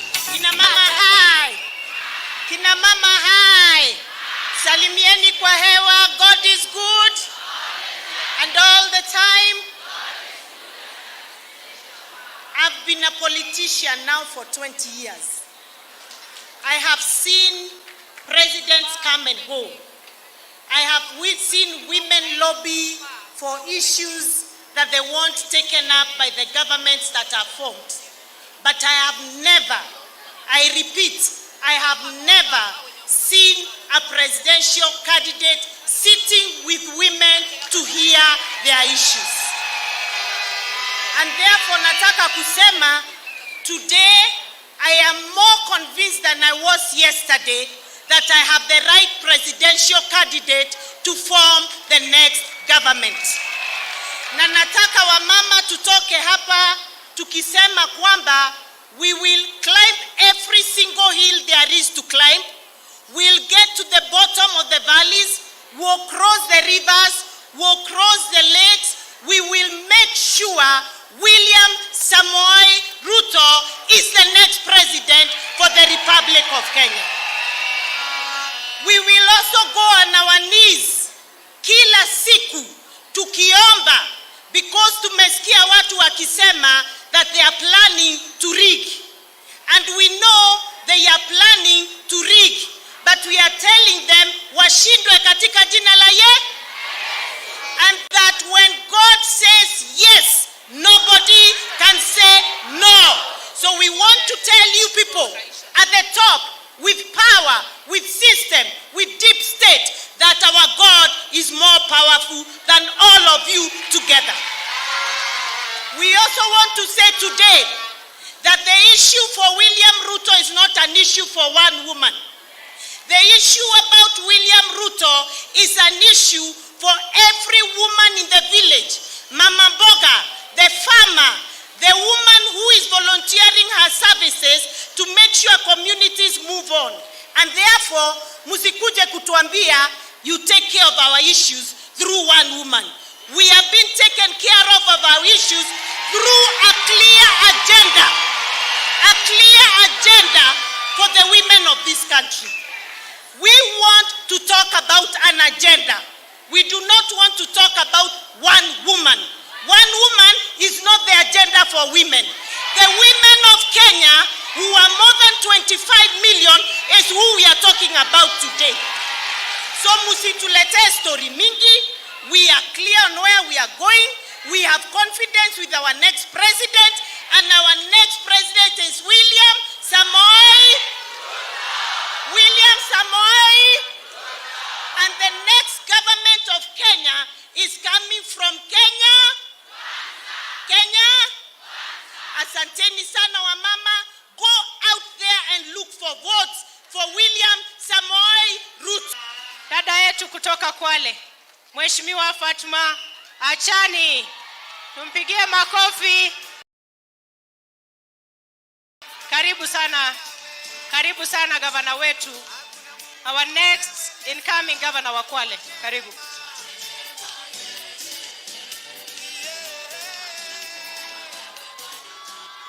Thank you very much, Your Excellency, the 5th President of Republic of Kenya, Mheshimiwa William Samoei Ruto, Mama wa Kenya, Mama Rachel Ruto, viongozi mbalimbali, kina mama hoye. Mimi ningependa tu kupeana ushuhuda. Leo tumesign, and whatever we've signed, mimi nina imani Mheshimiwa William Ruto atadeliver.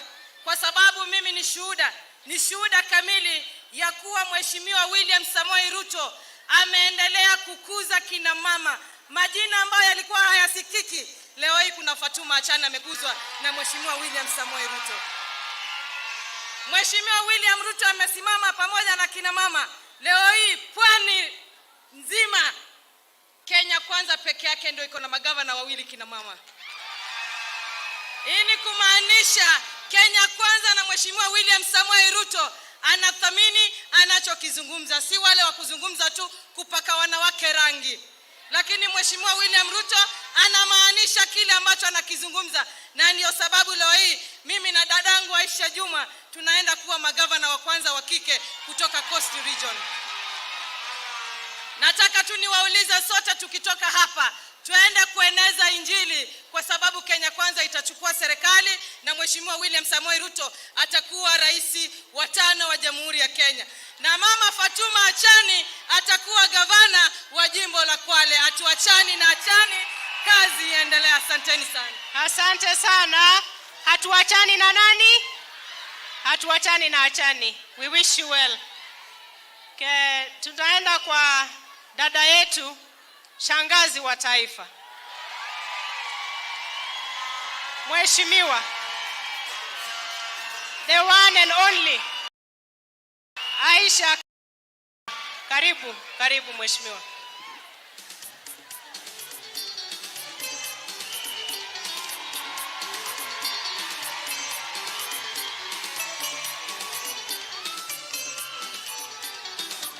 Kina mama hoye! Kenya Kwanza hoye! UDA hoye! Your Excellency, the Deputy President of the Republic of Kenya and the 5th President of the Republic of Kenya, our running mate, Mama, Her Excellency Rachel Ruto, Kenya Kwanza principal, my colleagues, mabibi na mabwana, hamjambo tena. Mheshimiwa Naibu wa Rais, wakati ukisign hii chata leo na sisi kina mama, kuna kipengele ambacho kimenigusa sana na karibu mimi nitokwe na machozi. I am a living testimony. Msichana aliyetoka kijijini akajikuza na shida nyingi, akajipeleka shule na kudifaa mpaka akahitimu kwa kupata shahada. Naibu wa Rais, nililotaka kuniliza mimi, nilikuwa najiuliza ni wasichana wangapi kule vijijini wanaotamani kuwa Aisha Jumwa, lakini hawawezi hata siku moja kujitoa mahali walipo kwa sababu ya uchochole. Naibu wa Rais, umewapa matumaini kina Aisha Jumwa wengi kule vijijini ya kwamba wewe utarudisha mtoto msichana ambaye amedhulumika kwa njia moja ama nyingine na kukosa kuendeleza masomo yake. Naibu wa Rais, umewapa matumaini. Nakupa kongole Naibu wa Rais, na hilo umenigusa moyo wangu kwa niaba ya wasichana wengi waliodhulumika na ndoa za mapema kama Aisha Jumwa. Naibu wa Rais, mimi niliuzwa kwa bei ya kutupa wakati babangu aliposhindwa kutusomesha.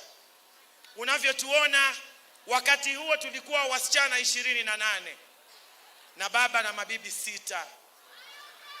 Mimi pekee katika jamii yetu ndo niliona mwangaza, kwa kuwa kwa wakati fulani nilichaguliwa kuwa diwani nikipokea shilingi 7,000 1997. Naibu wa Rais, umewagusa wengi. Mungu akupe uzima, akusimamishe na ufaulu Naibu wa Rais, ili wengi ukaweze kuwakomboa. Naibu wa Rais, nataka dada zangu nyote mlioko hapa, mama zangu, niwapeleke katika kitabu cha Zaburi 68 mstari wa 11. Yesu anatuahidi na kutuambia, analitoa neno lake kwamba mwanamke ni jeshi. Mwanamke ni jeshi. Kila anayetangaza habari njema, mwanamke ni jeshi. Tumekongamana leo hapa, naibu wa rais, kama wanawake wa taifa la Kenya, na sio mwanamke mmoja katika taifa la Kenya. Naibu wa rais, sisi wanawake wa taifa la Kenya tunakuahidi kutembea na wewe, tunakuahidi kufanya kampeni zako, tunakuahidi kukupigia kura, kwa sababu tumeona ukombozi kutoka kwa mama mboga, kutoka kwa wale wanawake wa saloon, na wale wanawake ambao wanahangaika usiku kuahidi kufanya kazi ya busara zaidi ya ile wanayoifanya. Tumeichukua, tumesign hii chata pia sisi, kwamba wakati ukifika tunapopata nyadhifa kule nyanjani ama katika serikali za kaunti, naibu wa rais, tutasaidiana na wewe kuhakikisha wanawake kule nyanjani na kaunti zetu watu wameona mwangaza. Kina mama hoye! Wangapi wanasema leo, kutoka leo sisi ni ambassadors wa William Samoei Ruto? Naibu wa rais, nataka niwaambie kina mama wa taifa la Kenya, kama vile wenzangu walivyosema, sio mwanamke mmoja, ni wanawake wa taifa zima la Kenya. Challenges nilizopitia mimi, yule mwanamke mmoja hakuziona, na kuna wengi chini mashinani waliotaka kusikia kauli kama aliyotoa naibu wa rais, kuahidi wanawake kule mashinani kwamba yeye atakuwa mbele katika mahitaji yao. Mheshimiwa naibu wa rais, asante sana. Sisi tumepiga vita vikali, ingawaje safari hatujamaliza, lakini matumaini yapo, ushindi tuko nao. Na kama huamini, angalia jeshi kama tunavyoamriwa katika kitabu cha Zaburi. Wataweza kweli kushindana nasi hata wakiungana? Rais wa 5 wa Jamhuri ya Kenya, tena bila uoga, kwa shangwe na nderemo, ni nani? Hawajasikia wale wa madharau, wale wanaoita mama mboga takataka, wale wanaoita bodaboda ni waizi, na wale wanaosema wanafanya kazi ya kuuza mitumba, na wale wanaovaa mitumba wanashare na maiti. Nataka nimwambie, sisi si maiti, na utatuona tarehe 9 mwezi wa 8. Tunaelewana? Watatuona, kwa sababu maiti hapigi kura, lakini sisi si maiti, na watatuona mundu tarehe 9 mwezi wa 8. Kina mama harambe! Kina mama harambe! Rais wa 5 wa Jamhuri yetu ya Kenya ni nani? Ni nani? Igwe!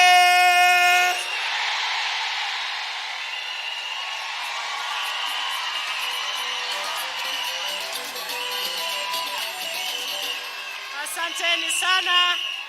Asante shangazi wa taifa. Katika hiyo historia ya Aisha, it only happens in Kenya Kwanza. Tuko na Toto, yuko hapa. Ako wapi Toto? Karibu Toto.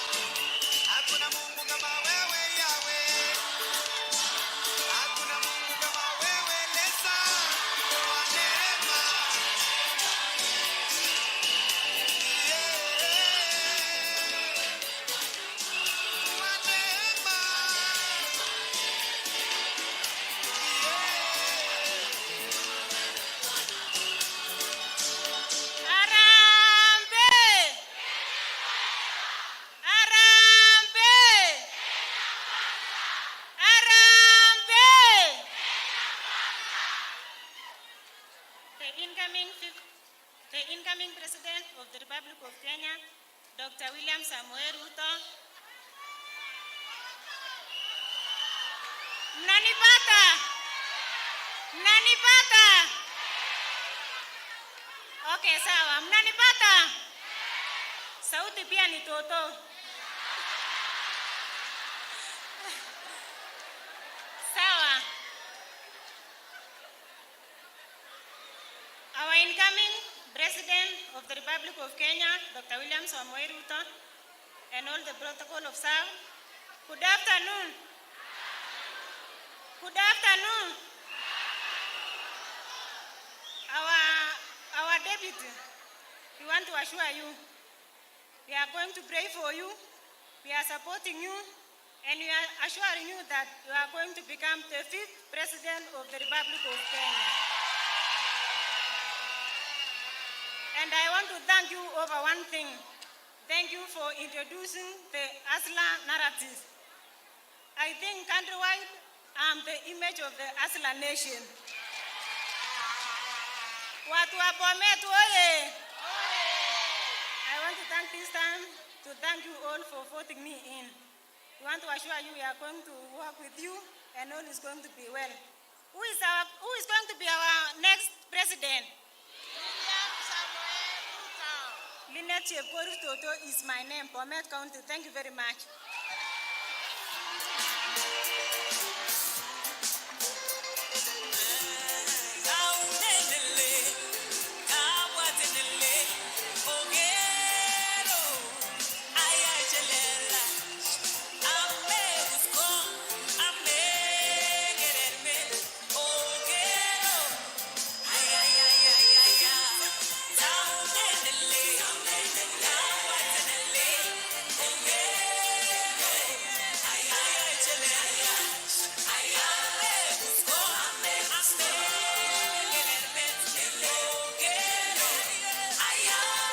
Asante sana.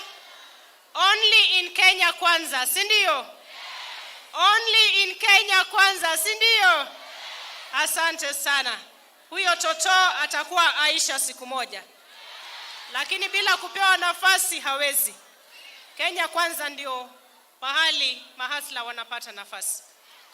Dada yangu, our incoming governor for Nakuru County, Mheshimiwa Susan Keheka, karibu.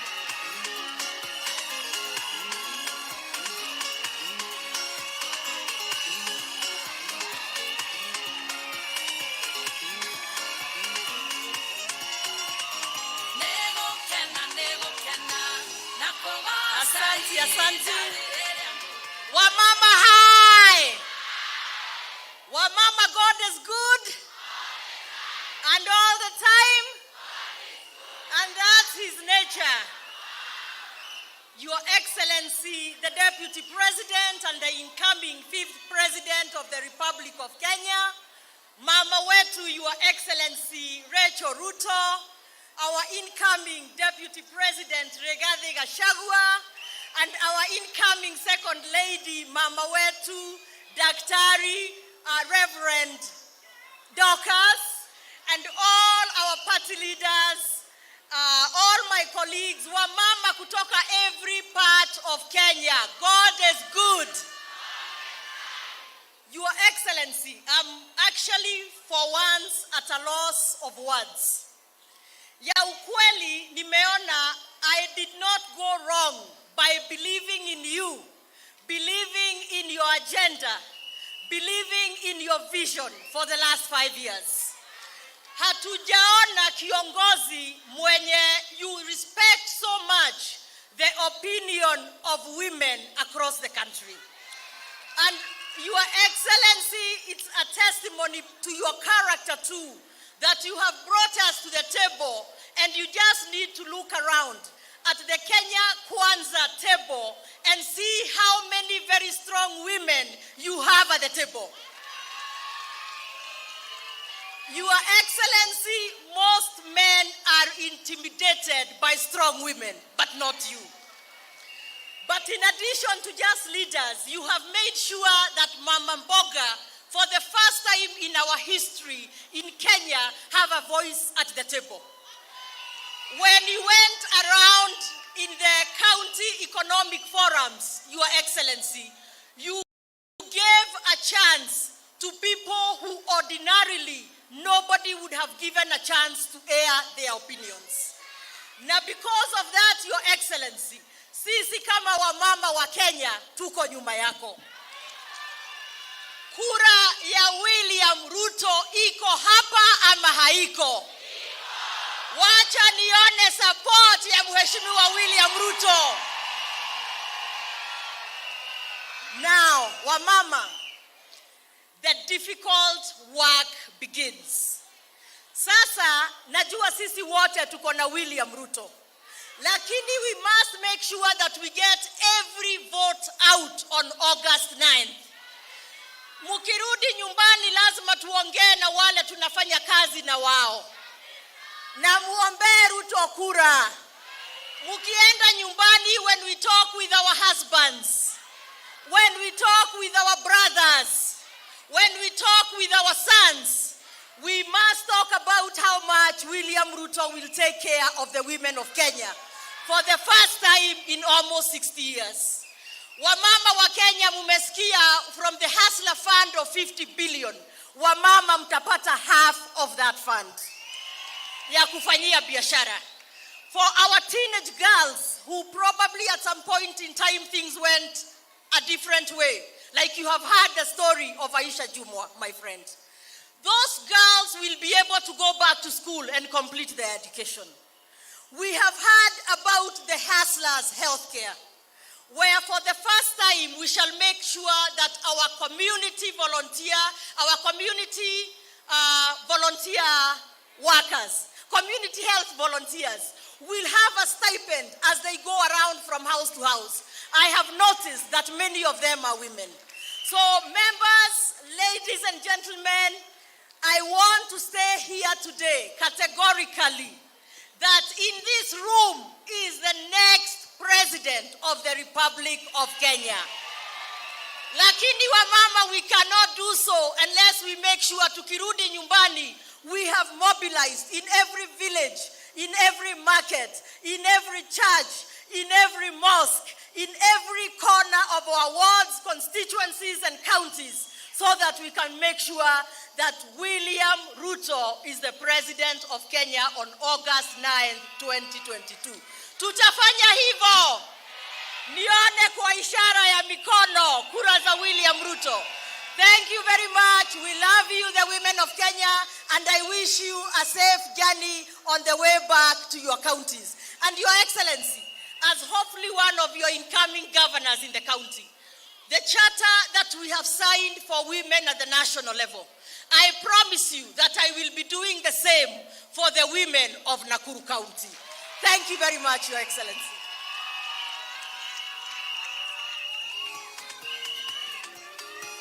Asante sana Governor Susan. Amesema ataweza kudevolve hii charter, ataenda kusaini na kina mama wa Nakuru. Na kwa wamama wa Kenya ni kuwaeleza ya kwamba charter hii ambayo imesainiwa siku ya leo, bado tutakuja kwa counties kuja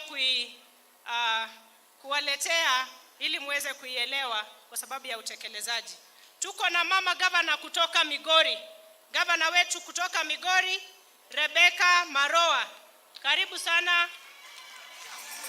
UDA candidate, Migori County Governor. Karibu.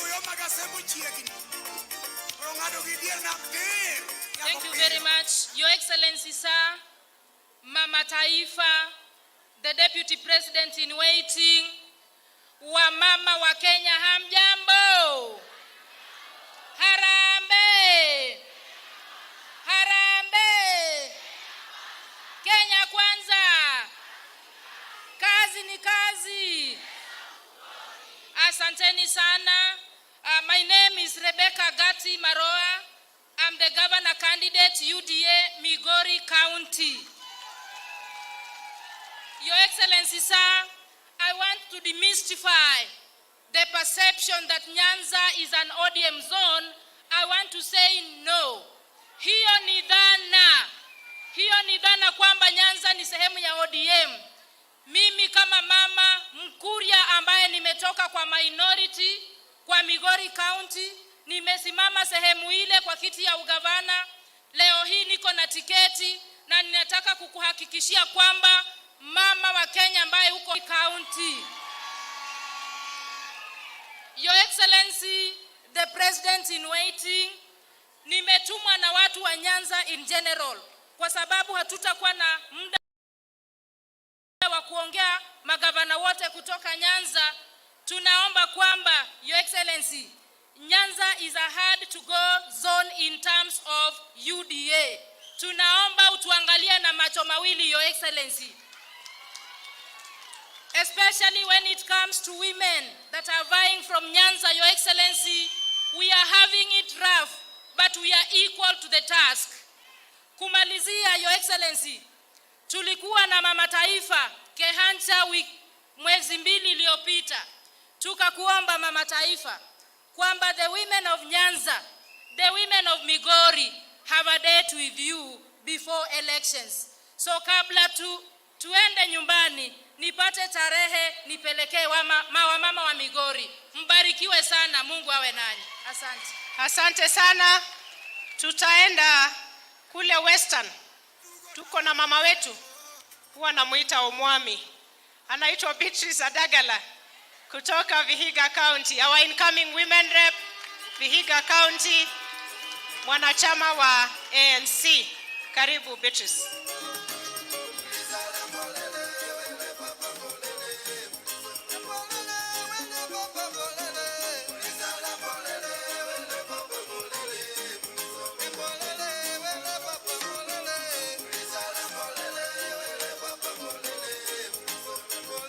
Wamama oye!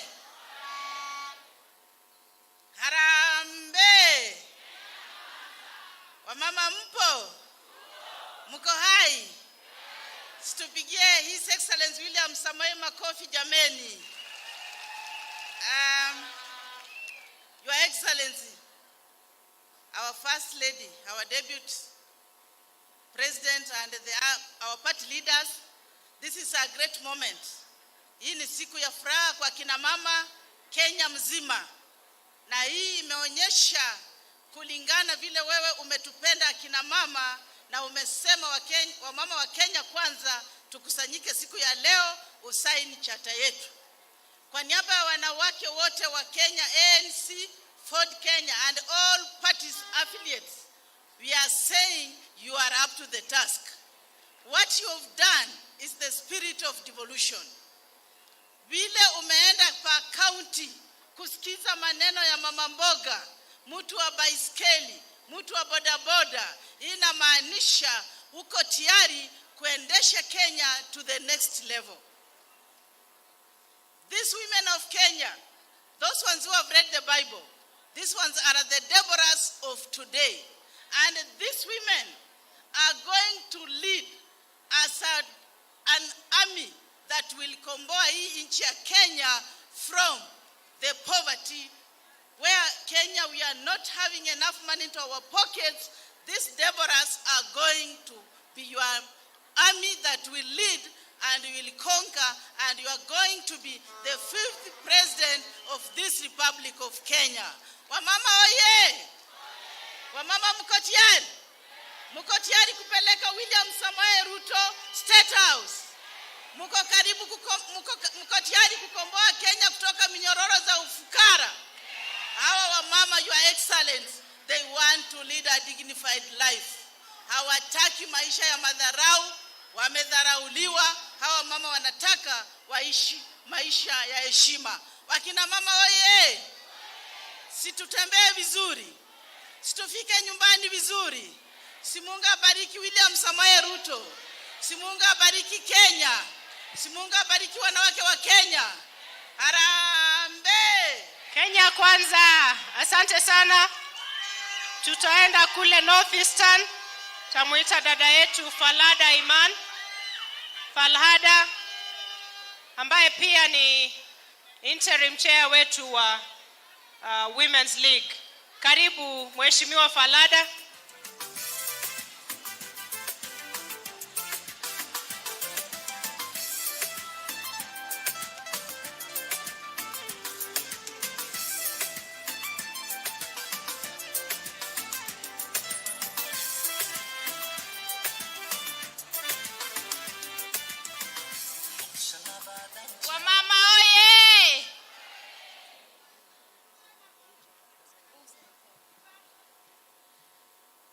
Excellency, our fifth President, Deputy William Ruto, his chosen Deputy President, Mheshimiwa Gachagua, Mama wa Taifa, Mama Rachel, all protocol observed. Hamjambo. Your Excellency, leo nina furaha sana. I'm standing here as a daughter of a pastoralist. Hiyo chata leo ambayo umesign imebeba kila wa mama na umeangalia umetimiza ahadi na nakushukuru sana, Your Excellency. Your Excellency, you are a man of a vision and a mission. Leo tumeshuhudia hiyo ya kwamba you are really a visionary person and a person with a mission. We salute you. Wamama mpo? Your Excellency, wamama wanakupenda sana, vile mnajua ya kwamba kura huwa unapigwa na wamama, na wamama hapa leo watakupigia kura. Si wamama leo tuwape? Si tuwape? Haya, wamama mpo?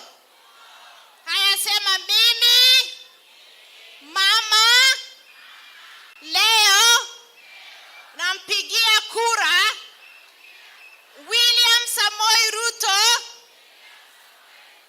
kuwa our president wa Kenya. Asanteni sana.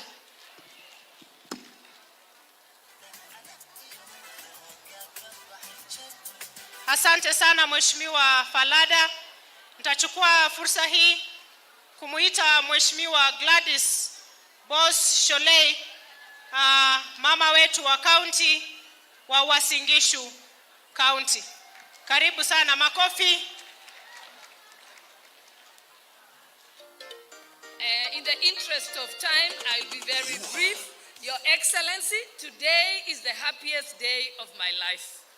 I have been in the women's movement, inducted by Phoebe Asio, Julia Ojambo, Zipporah Kitony, and I have never seen anything like this.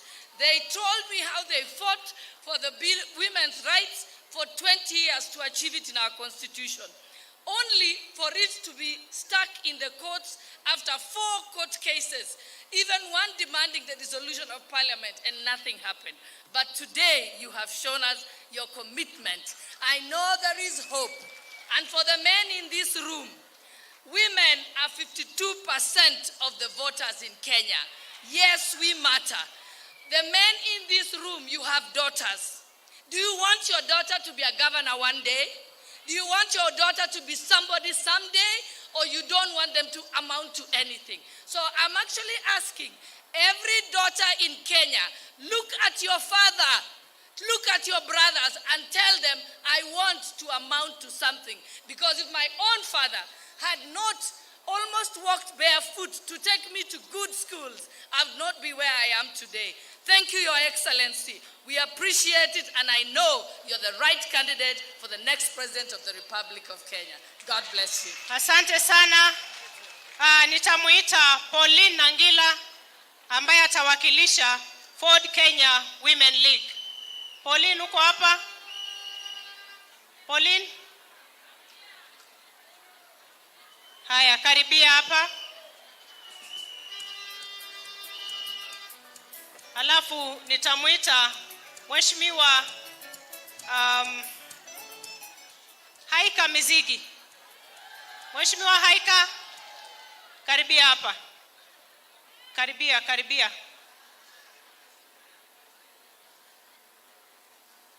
Dakika moja, Pauline.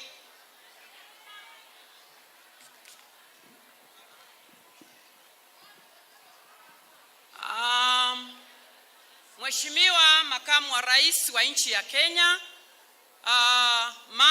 Makamu wa Rais Mama Rachel, Mheshimiwa Gachagua ambaye ni Makamu wa Rais mtarajiwa wa nchi ya Kenya, na Daktari Makamu wa Rais, viongozi vigogo wa Ford Kenya ambaye ni Mheshimiwa Senator Moses Masika Wetangula Papa wa Roma, Mheshimiwa Musalia Mudavadi ma-DVD Earthquake, waheshimiwa wote ambao wako hapa, ma-governors, watarajiwa na masenators.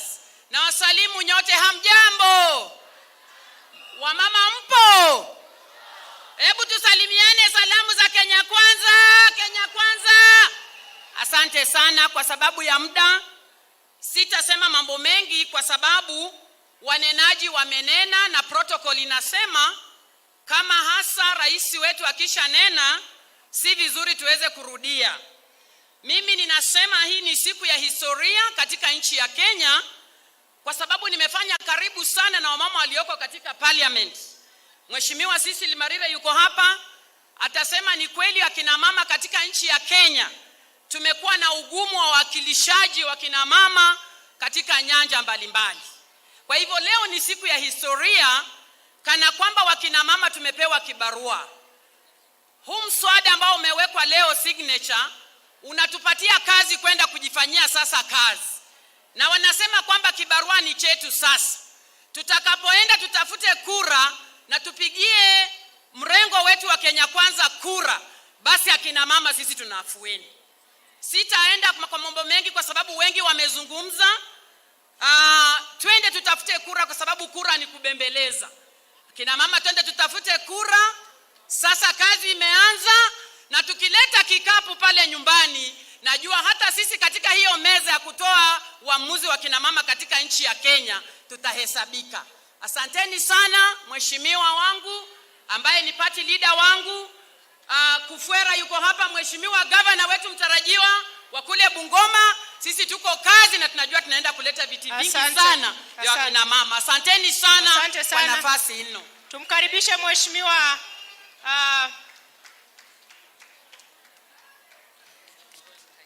Haika Mizigi kutoka Taita Taveta County. Asante. Asante sana kina mama hai. Kina mama hai. Basi yangu yatakuwa machache. Heshima kwa viongozi wetu wote walioko hapa, wakiongozwa na naibu wa rais ambaye tunatazamia ya kwamba anaenda kuwa rais wetu wa 5. Mimi nataka kusema hivi, kina mama, mambo yamebadilika sasa. Yule wa zamani si wa leo. Yaani mama yule wa zamani si wa leo. Kina mama wa sasa wamechanuka. Kina mama wa leo wanajielewa. Na kina mama wa sasa wanajua ndiyo kuna agenda, lakini agenda ni bora zaidi. Leo nimefurahi tukiwa hapa tukisukuma agenda ya kina mama. Nimefurahi kuona agenda ya kina mama ikiwekwa sahihi. Agenda ya afya, agenda ya elimu, agenda ya biashara, agenda ya wakulima wale wadogo wadogo. Na tunataka kusema hivi, sisi wakina mama ndio wengi. Na sisi wakina mama ndo tunajua kusukuma agenda. Kama tunaweza kusukuma mtoto na atoke, sisi kina mama si ndio tutasukuma? Kina mama tutasukuma agenda. Kina mama tutapush. Kina mama tutapush. Hebu nataka kusikia hii push ya kina mama Kenya nzima, wajue kwamba kina mama wanaenda kupush mpaka William Samoei Ruto aingie State House. Haya kina mama tuseme push. Push. Push. Tutapush agenda hiyo. Asante sana. Asante sana. Makofi kwa mheshimiwa Haika. Tutaenda kule Eastern. Mheshimiwa Regina Ndambuki, karibia hapa kwa haraka. Karibia haraka mheshimiwa. Tupige makofi kwa mheshimiwa Ndambuki kutoka Makueni County. Karibu sana.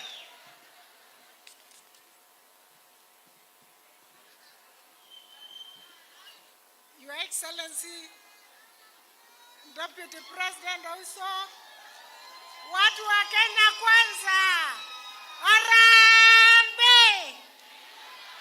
Kina mama musikiki, Harambee! Harambee! Kenya Kwanza, kazi ni kazi. Pesa pesa, kina mama ndio wanaweka pesa. Your Excellency, nataka kukuambia sisi watu wa Lower Eastern tuko ngangari na tunakushikilia.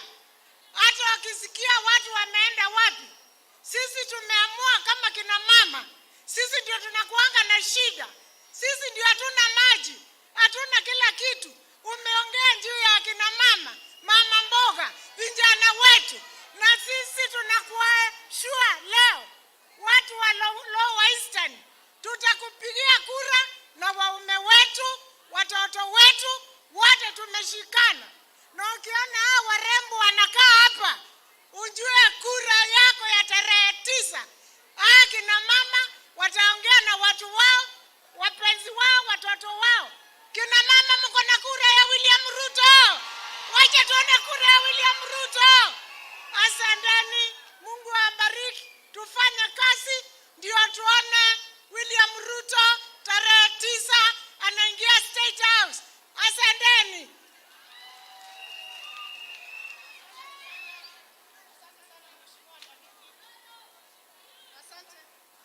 Asante Mheshimiwa Ndambuki. Tutaenda kwa women rep wetu wa Mombasa County, Fatma Barayan. Huyu ni dada yetu ambaye ni mchanga, 30 years, yeye ni wakili na amepata nafasi ya kutuwakilisha kule Mombasa. Karibu sana, dakika moja. Harambe! Harambe! Your Excellency, the Deputy President of Kenya and the next President of Kenya, His Excellency Dr. William Samoei Ruto, all protocols observed. Kwa majina ni wakili Fatma Barayan, representing UDA Women Rep Candidate 001 Mombasa. Kule Mombasa sisi tumechoka kunyanyaswa na tumeamua tunatembea hii safari na Chief Hustler. There is at least only a few of us who are employed, and you'll find that 2/3 of the women, they lack formal employment. Lakini sisi tumeamini agenda za Mheshimiwa Ruto za bottom up. Na sisi tumeamini maagano yetu kwamba yatatekelezwa na Mheshimiwa Ruto. Tuna imani kwamba utatutatulia mashamba yetu, tuna imani kwamba utatutatulia bandari yetu, tuna imani kwamba utatutatulia masomo na kazi na uchumi wetu. Kwa hivyo sisi tunakuunga mkono 100%, hilo tunakuhakikishia. Kwa hayo machache, mama zangu, dada zangu, vijana wenzangu, unajua safari ya nguvu ya maji ni mawe, na sisi ndio mawe ya Mheshimiwa Ruto. Na waomba kwa unyenyekevu, tukirudi kule mashinani tusichoke, na tuna imani kwamba tarehe 9 mwezi wa 8 ushindi ni wa team UDA na ushindi ni wa Kenya Kwanza. Asanteni. Asante sana Mheshimiwa Alice Wahome, karibia hapa dakika moja. Mheshimiwa Alice Wahome amekuwa chair letu wa Inua Mama na pia ni wakili shupavu. Your Excellency, I want to just commit that we shall support your effort in forming the next government, and the agenda of women shall always be a priority in your planning and your policy development. Your Excellency, I want to say that the charter that we have released today speaks to equality, speaks to inclusivity, speaks to women being decision makers on their own case.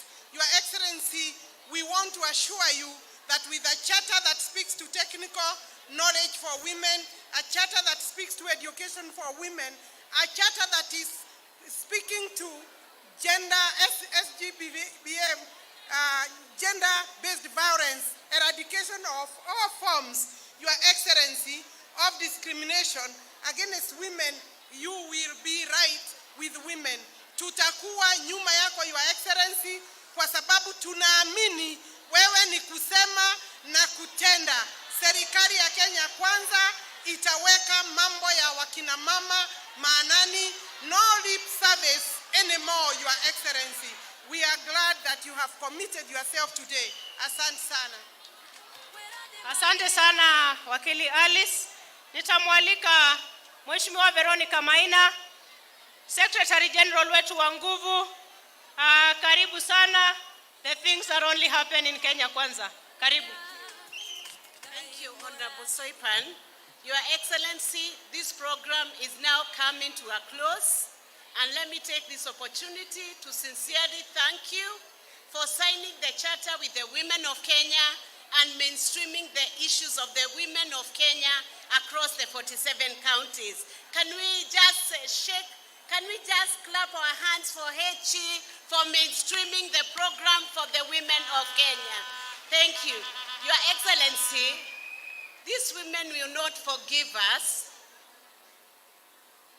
These women will not forgive us, Your Excellency, if they do not hear even a word of prayer from Her Excellency, Mrs. Ruto, and Reverend Dr.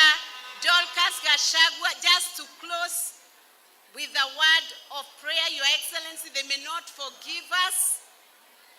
So, Your Excellency, with your permission, you could invite them to come and close for us with a word of prayer. The First Lady and the Second Lady.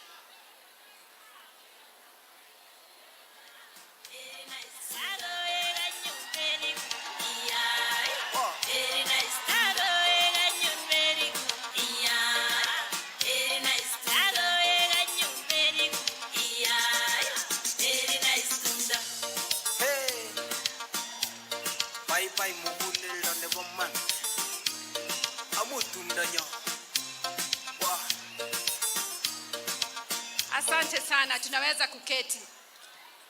Your Excellency, the Deputy President of the Republic of Kenya, your running mates, Gachagua, Mheshimiwa Musalia Mudavadi, Mheshimiwa Wetangula, and all the leaders represented, kina mama wa Kenya, Bwana Yesu asifiwe. Asifiwe Yesu.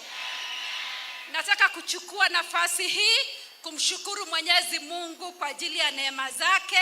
Namshukuru Mungu kwa ajili ya nafasi mzuri ambaye tumekuwa naye kwa ajili ya kusign the Kenya Kwanza Women Charter. Wakati nimeketi hapa nimekumbuka jambo moja. Kuna wakati mwingine tulikuwa tumekuja kama kina mama spouses of MPs wa Kenya kuweza kufanya jambo. Na nakumbuka tulikuja sisi wote na tukaketi na naibu wa rais na akatupatia baraka zake ili tuweze kuenenda Kenya kufanya maneno ya women economic empowerment and financial inclusion. Nimeketi hapa siku ya leo nikikumbuka hiyo siku. Na mimi kina mama wa Kenya ningependa kuhakikishia kwamba naibu wa rais wetu ni mtu wa kusema na kutenda. Nimekumbuka slogan yake wakati aliwania kuwa mbunge wa Eldoret North mwaka wa 1997. Alikuwa anasema yeye ni I forget the slogan. Ukweli wa mambo. Kwa hivyo siku ya leo mimi nimesimama tu hapa kusema kwamba yale ambayo mmesikia siku ya leo kwa mapenzi yake Mwenyezi Mungu yatatimia. Biblia inatuambia katika kitabu cha Methali 16 mstari wa 3 kwamba commit your works to the Lord and your plans will be established. Ningependa kuita kina mama wa Kenya ili tuweze kuomba kwa ajili ya nchi yetu. Tunaenda katika uchaguzi wa tarehe 9 mwezi wa 8. Biblia inasema kwamba iwapo Mungu asipojenga nyumba, wajengao hufanya kazi ya bure. Kwa hivyo ninawaomba kina mama wa Kenya ili tuweze kumwomba Mungu atupatie serikali ijayo. Asanteni sana, Mungu awabariki. Bwana asifiwe. Women of power and women of Kenya, Bwana asifiwe. Your Excellency and the Kenya Kwanza fraternity, all protocols observed. Today we have made a milestone. In the Bible, when the woman appeared, when she showed up, Jehovah God said, very good. And when I see now, I can actually confirm Kenya is going to be very good. When the boy child was in trouble in the land of Israel, it took 5 women to come together to defy the decrees of the king to safeguard the boy child. Your Excellency, when you entrust women, you are going to see strong families.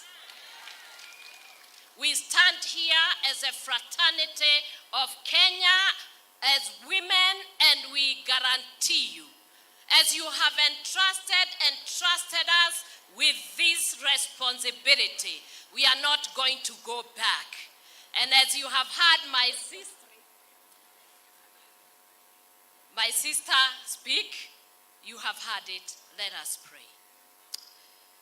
Heavenly Father, in the mighty name of Jesus, we thank you, we glorify you. You are a holy God. You are so mighty and you are so exalted. Your holiness we have seen, O God. As Kenya women, oh dear God, all over the country, from all walks of life, from all color and race, we want to thank you for giving us the opportunity to stand, oh Jehovah Father, and join to become helpers in the economy, in the socio-economic, and even in the political arena. We pray for your spirit to come upon each one of us so that this Kenya can change. We thank you, Jehovah God, for the responsibility that you have put upon the women. And we know, Lord, with you on our side, you are saying the plans that you have for the Kenyan women are plans for good and not for evil. You will bring it to pass, for we pray this believing and trusting in Jesus' name with thanksgiving. God bless you. Thank you so much, the incoming First Lady, incoming Second Lady.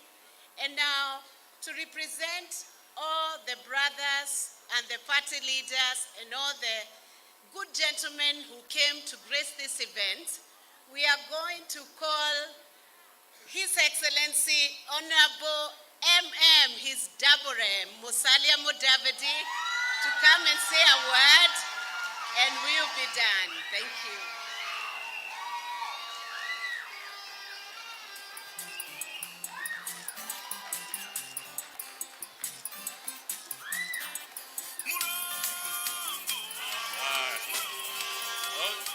Okay, thank you.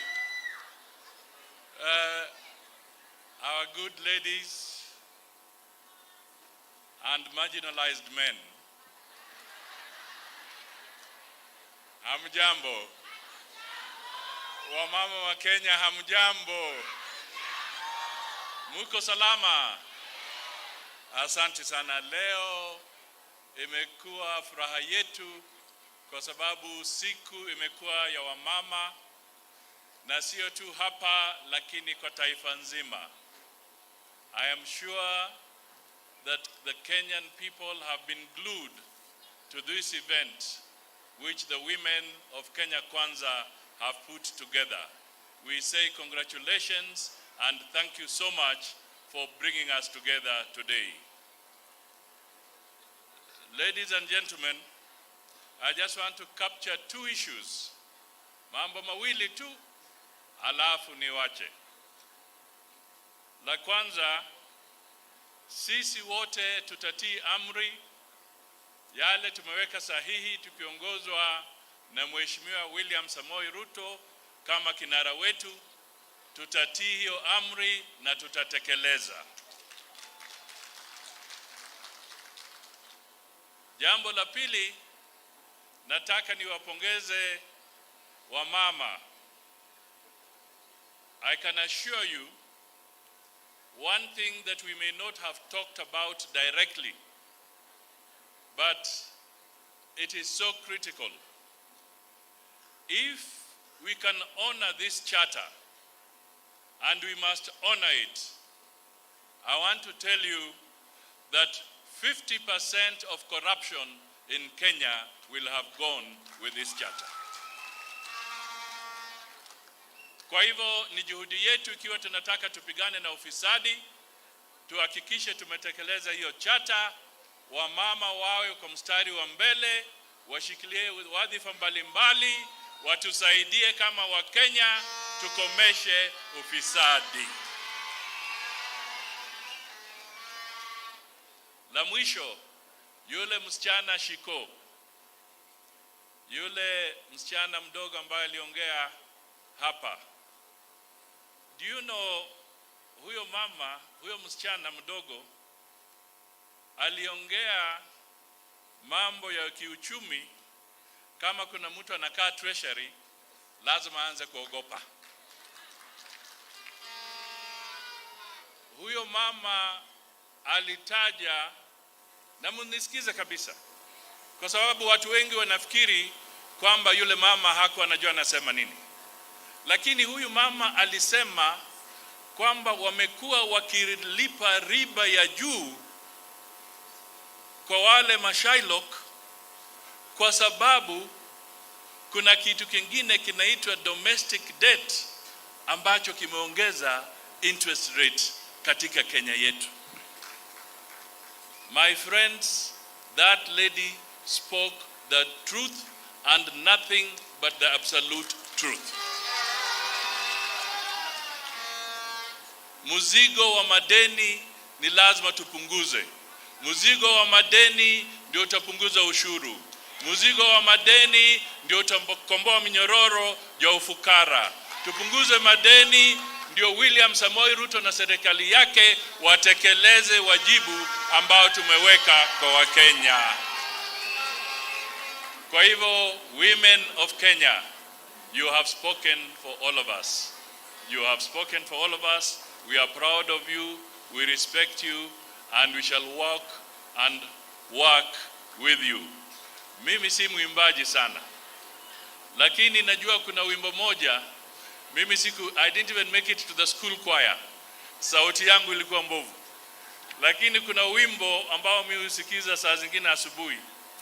The Strength of a Woman.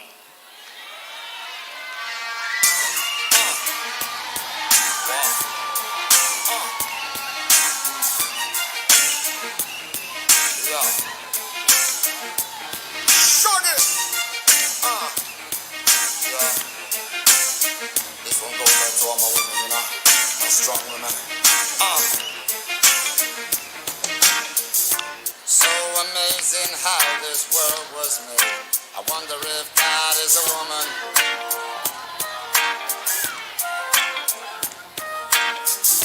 The gift of life astounds me to this day. I give it up for the woman. The strength of a woman. She's the constant wind that fills my sail. Oh, that woman. Can I have some women coming to dance? With a smile, Mr. President. She'll protect you like a child. That's a woman. She'll put a smile upon her face and take you to the higher place. So don't you underestimate the strength of a woman. Strength of a woman.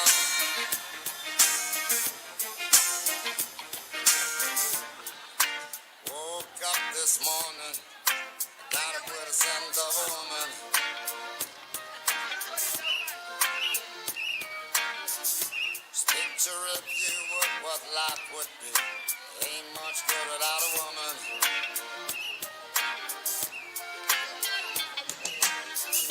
She can nag and be a constant pain. Oh, that woman. But those hips, she's got me whipped, and it's just too hard to resist. What a woman.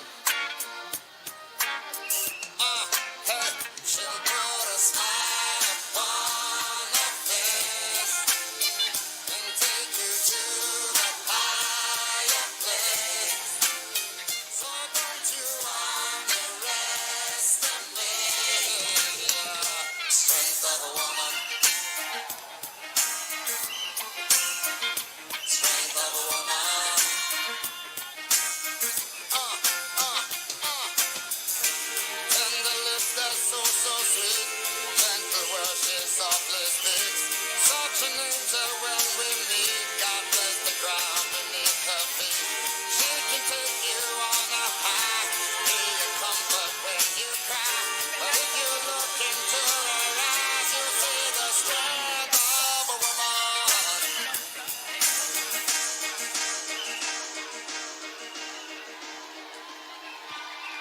Thank you very much. Let us all stand for the national anthem, please.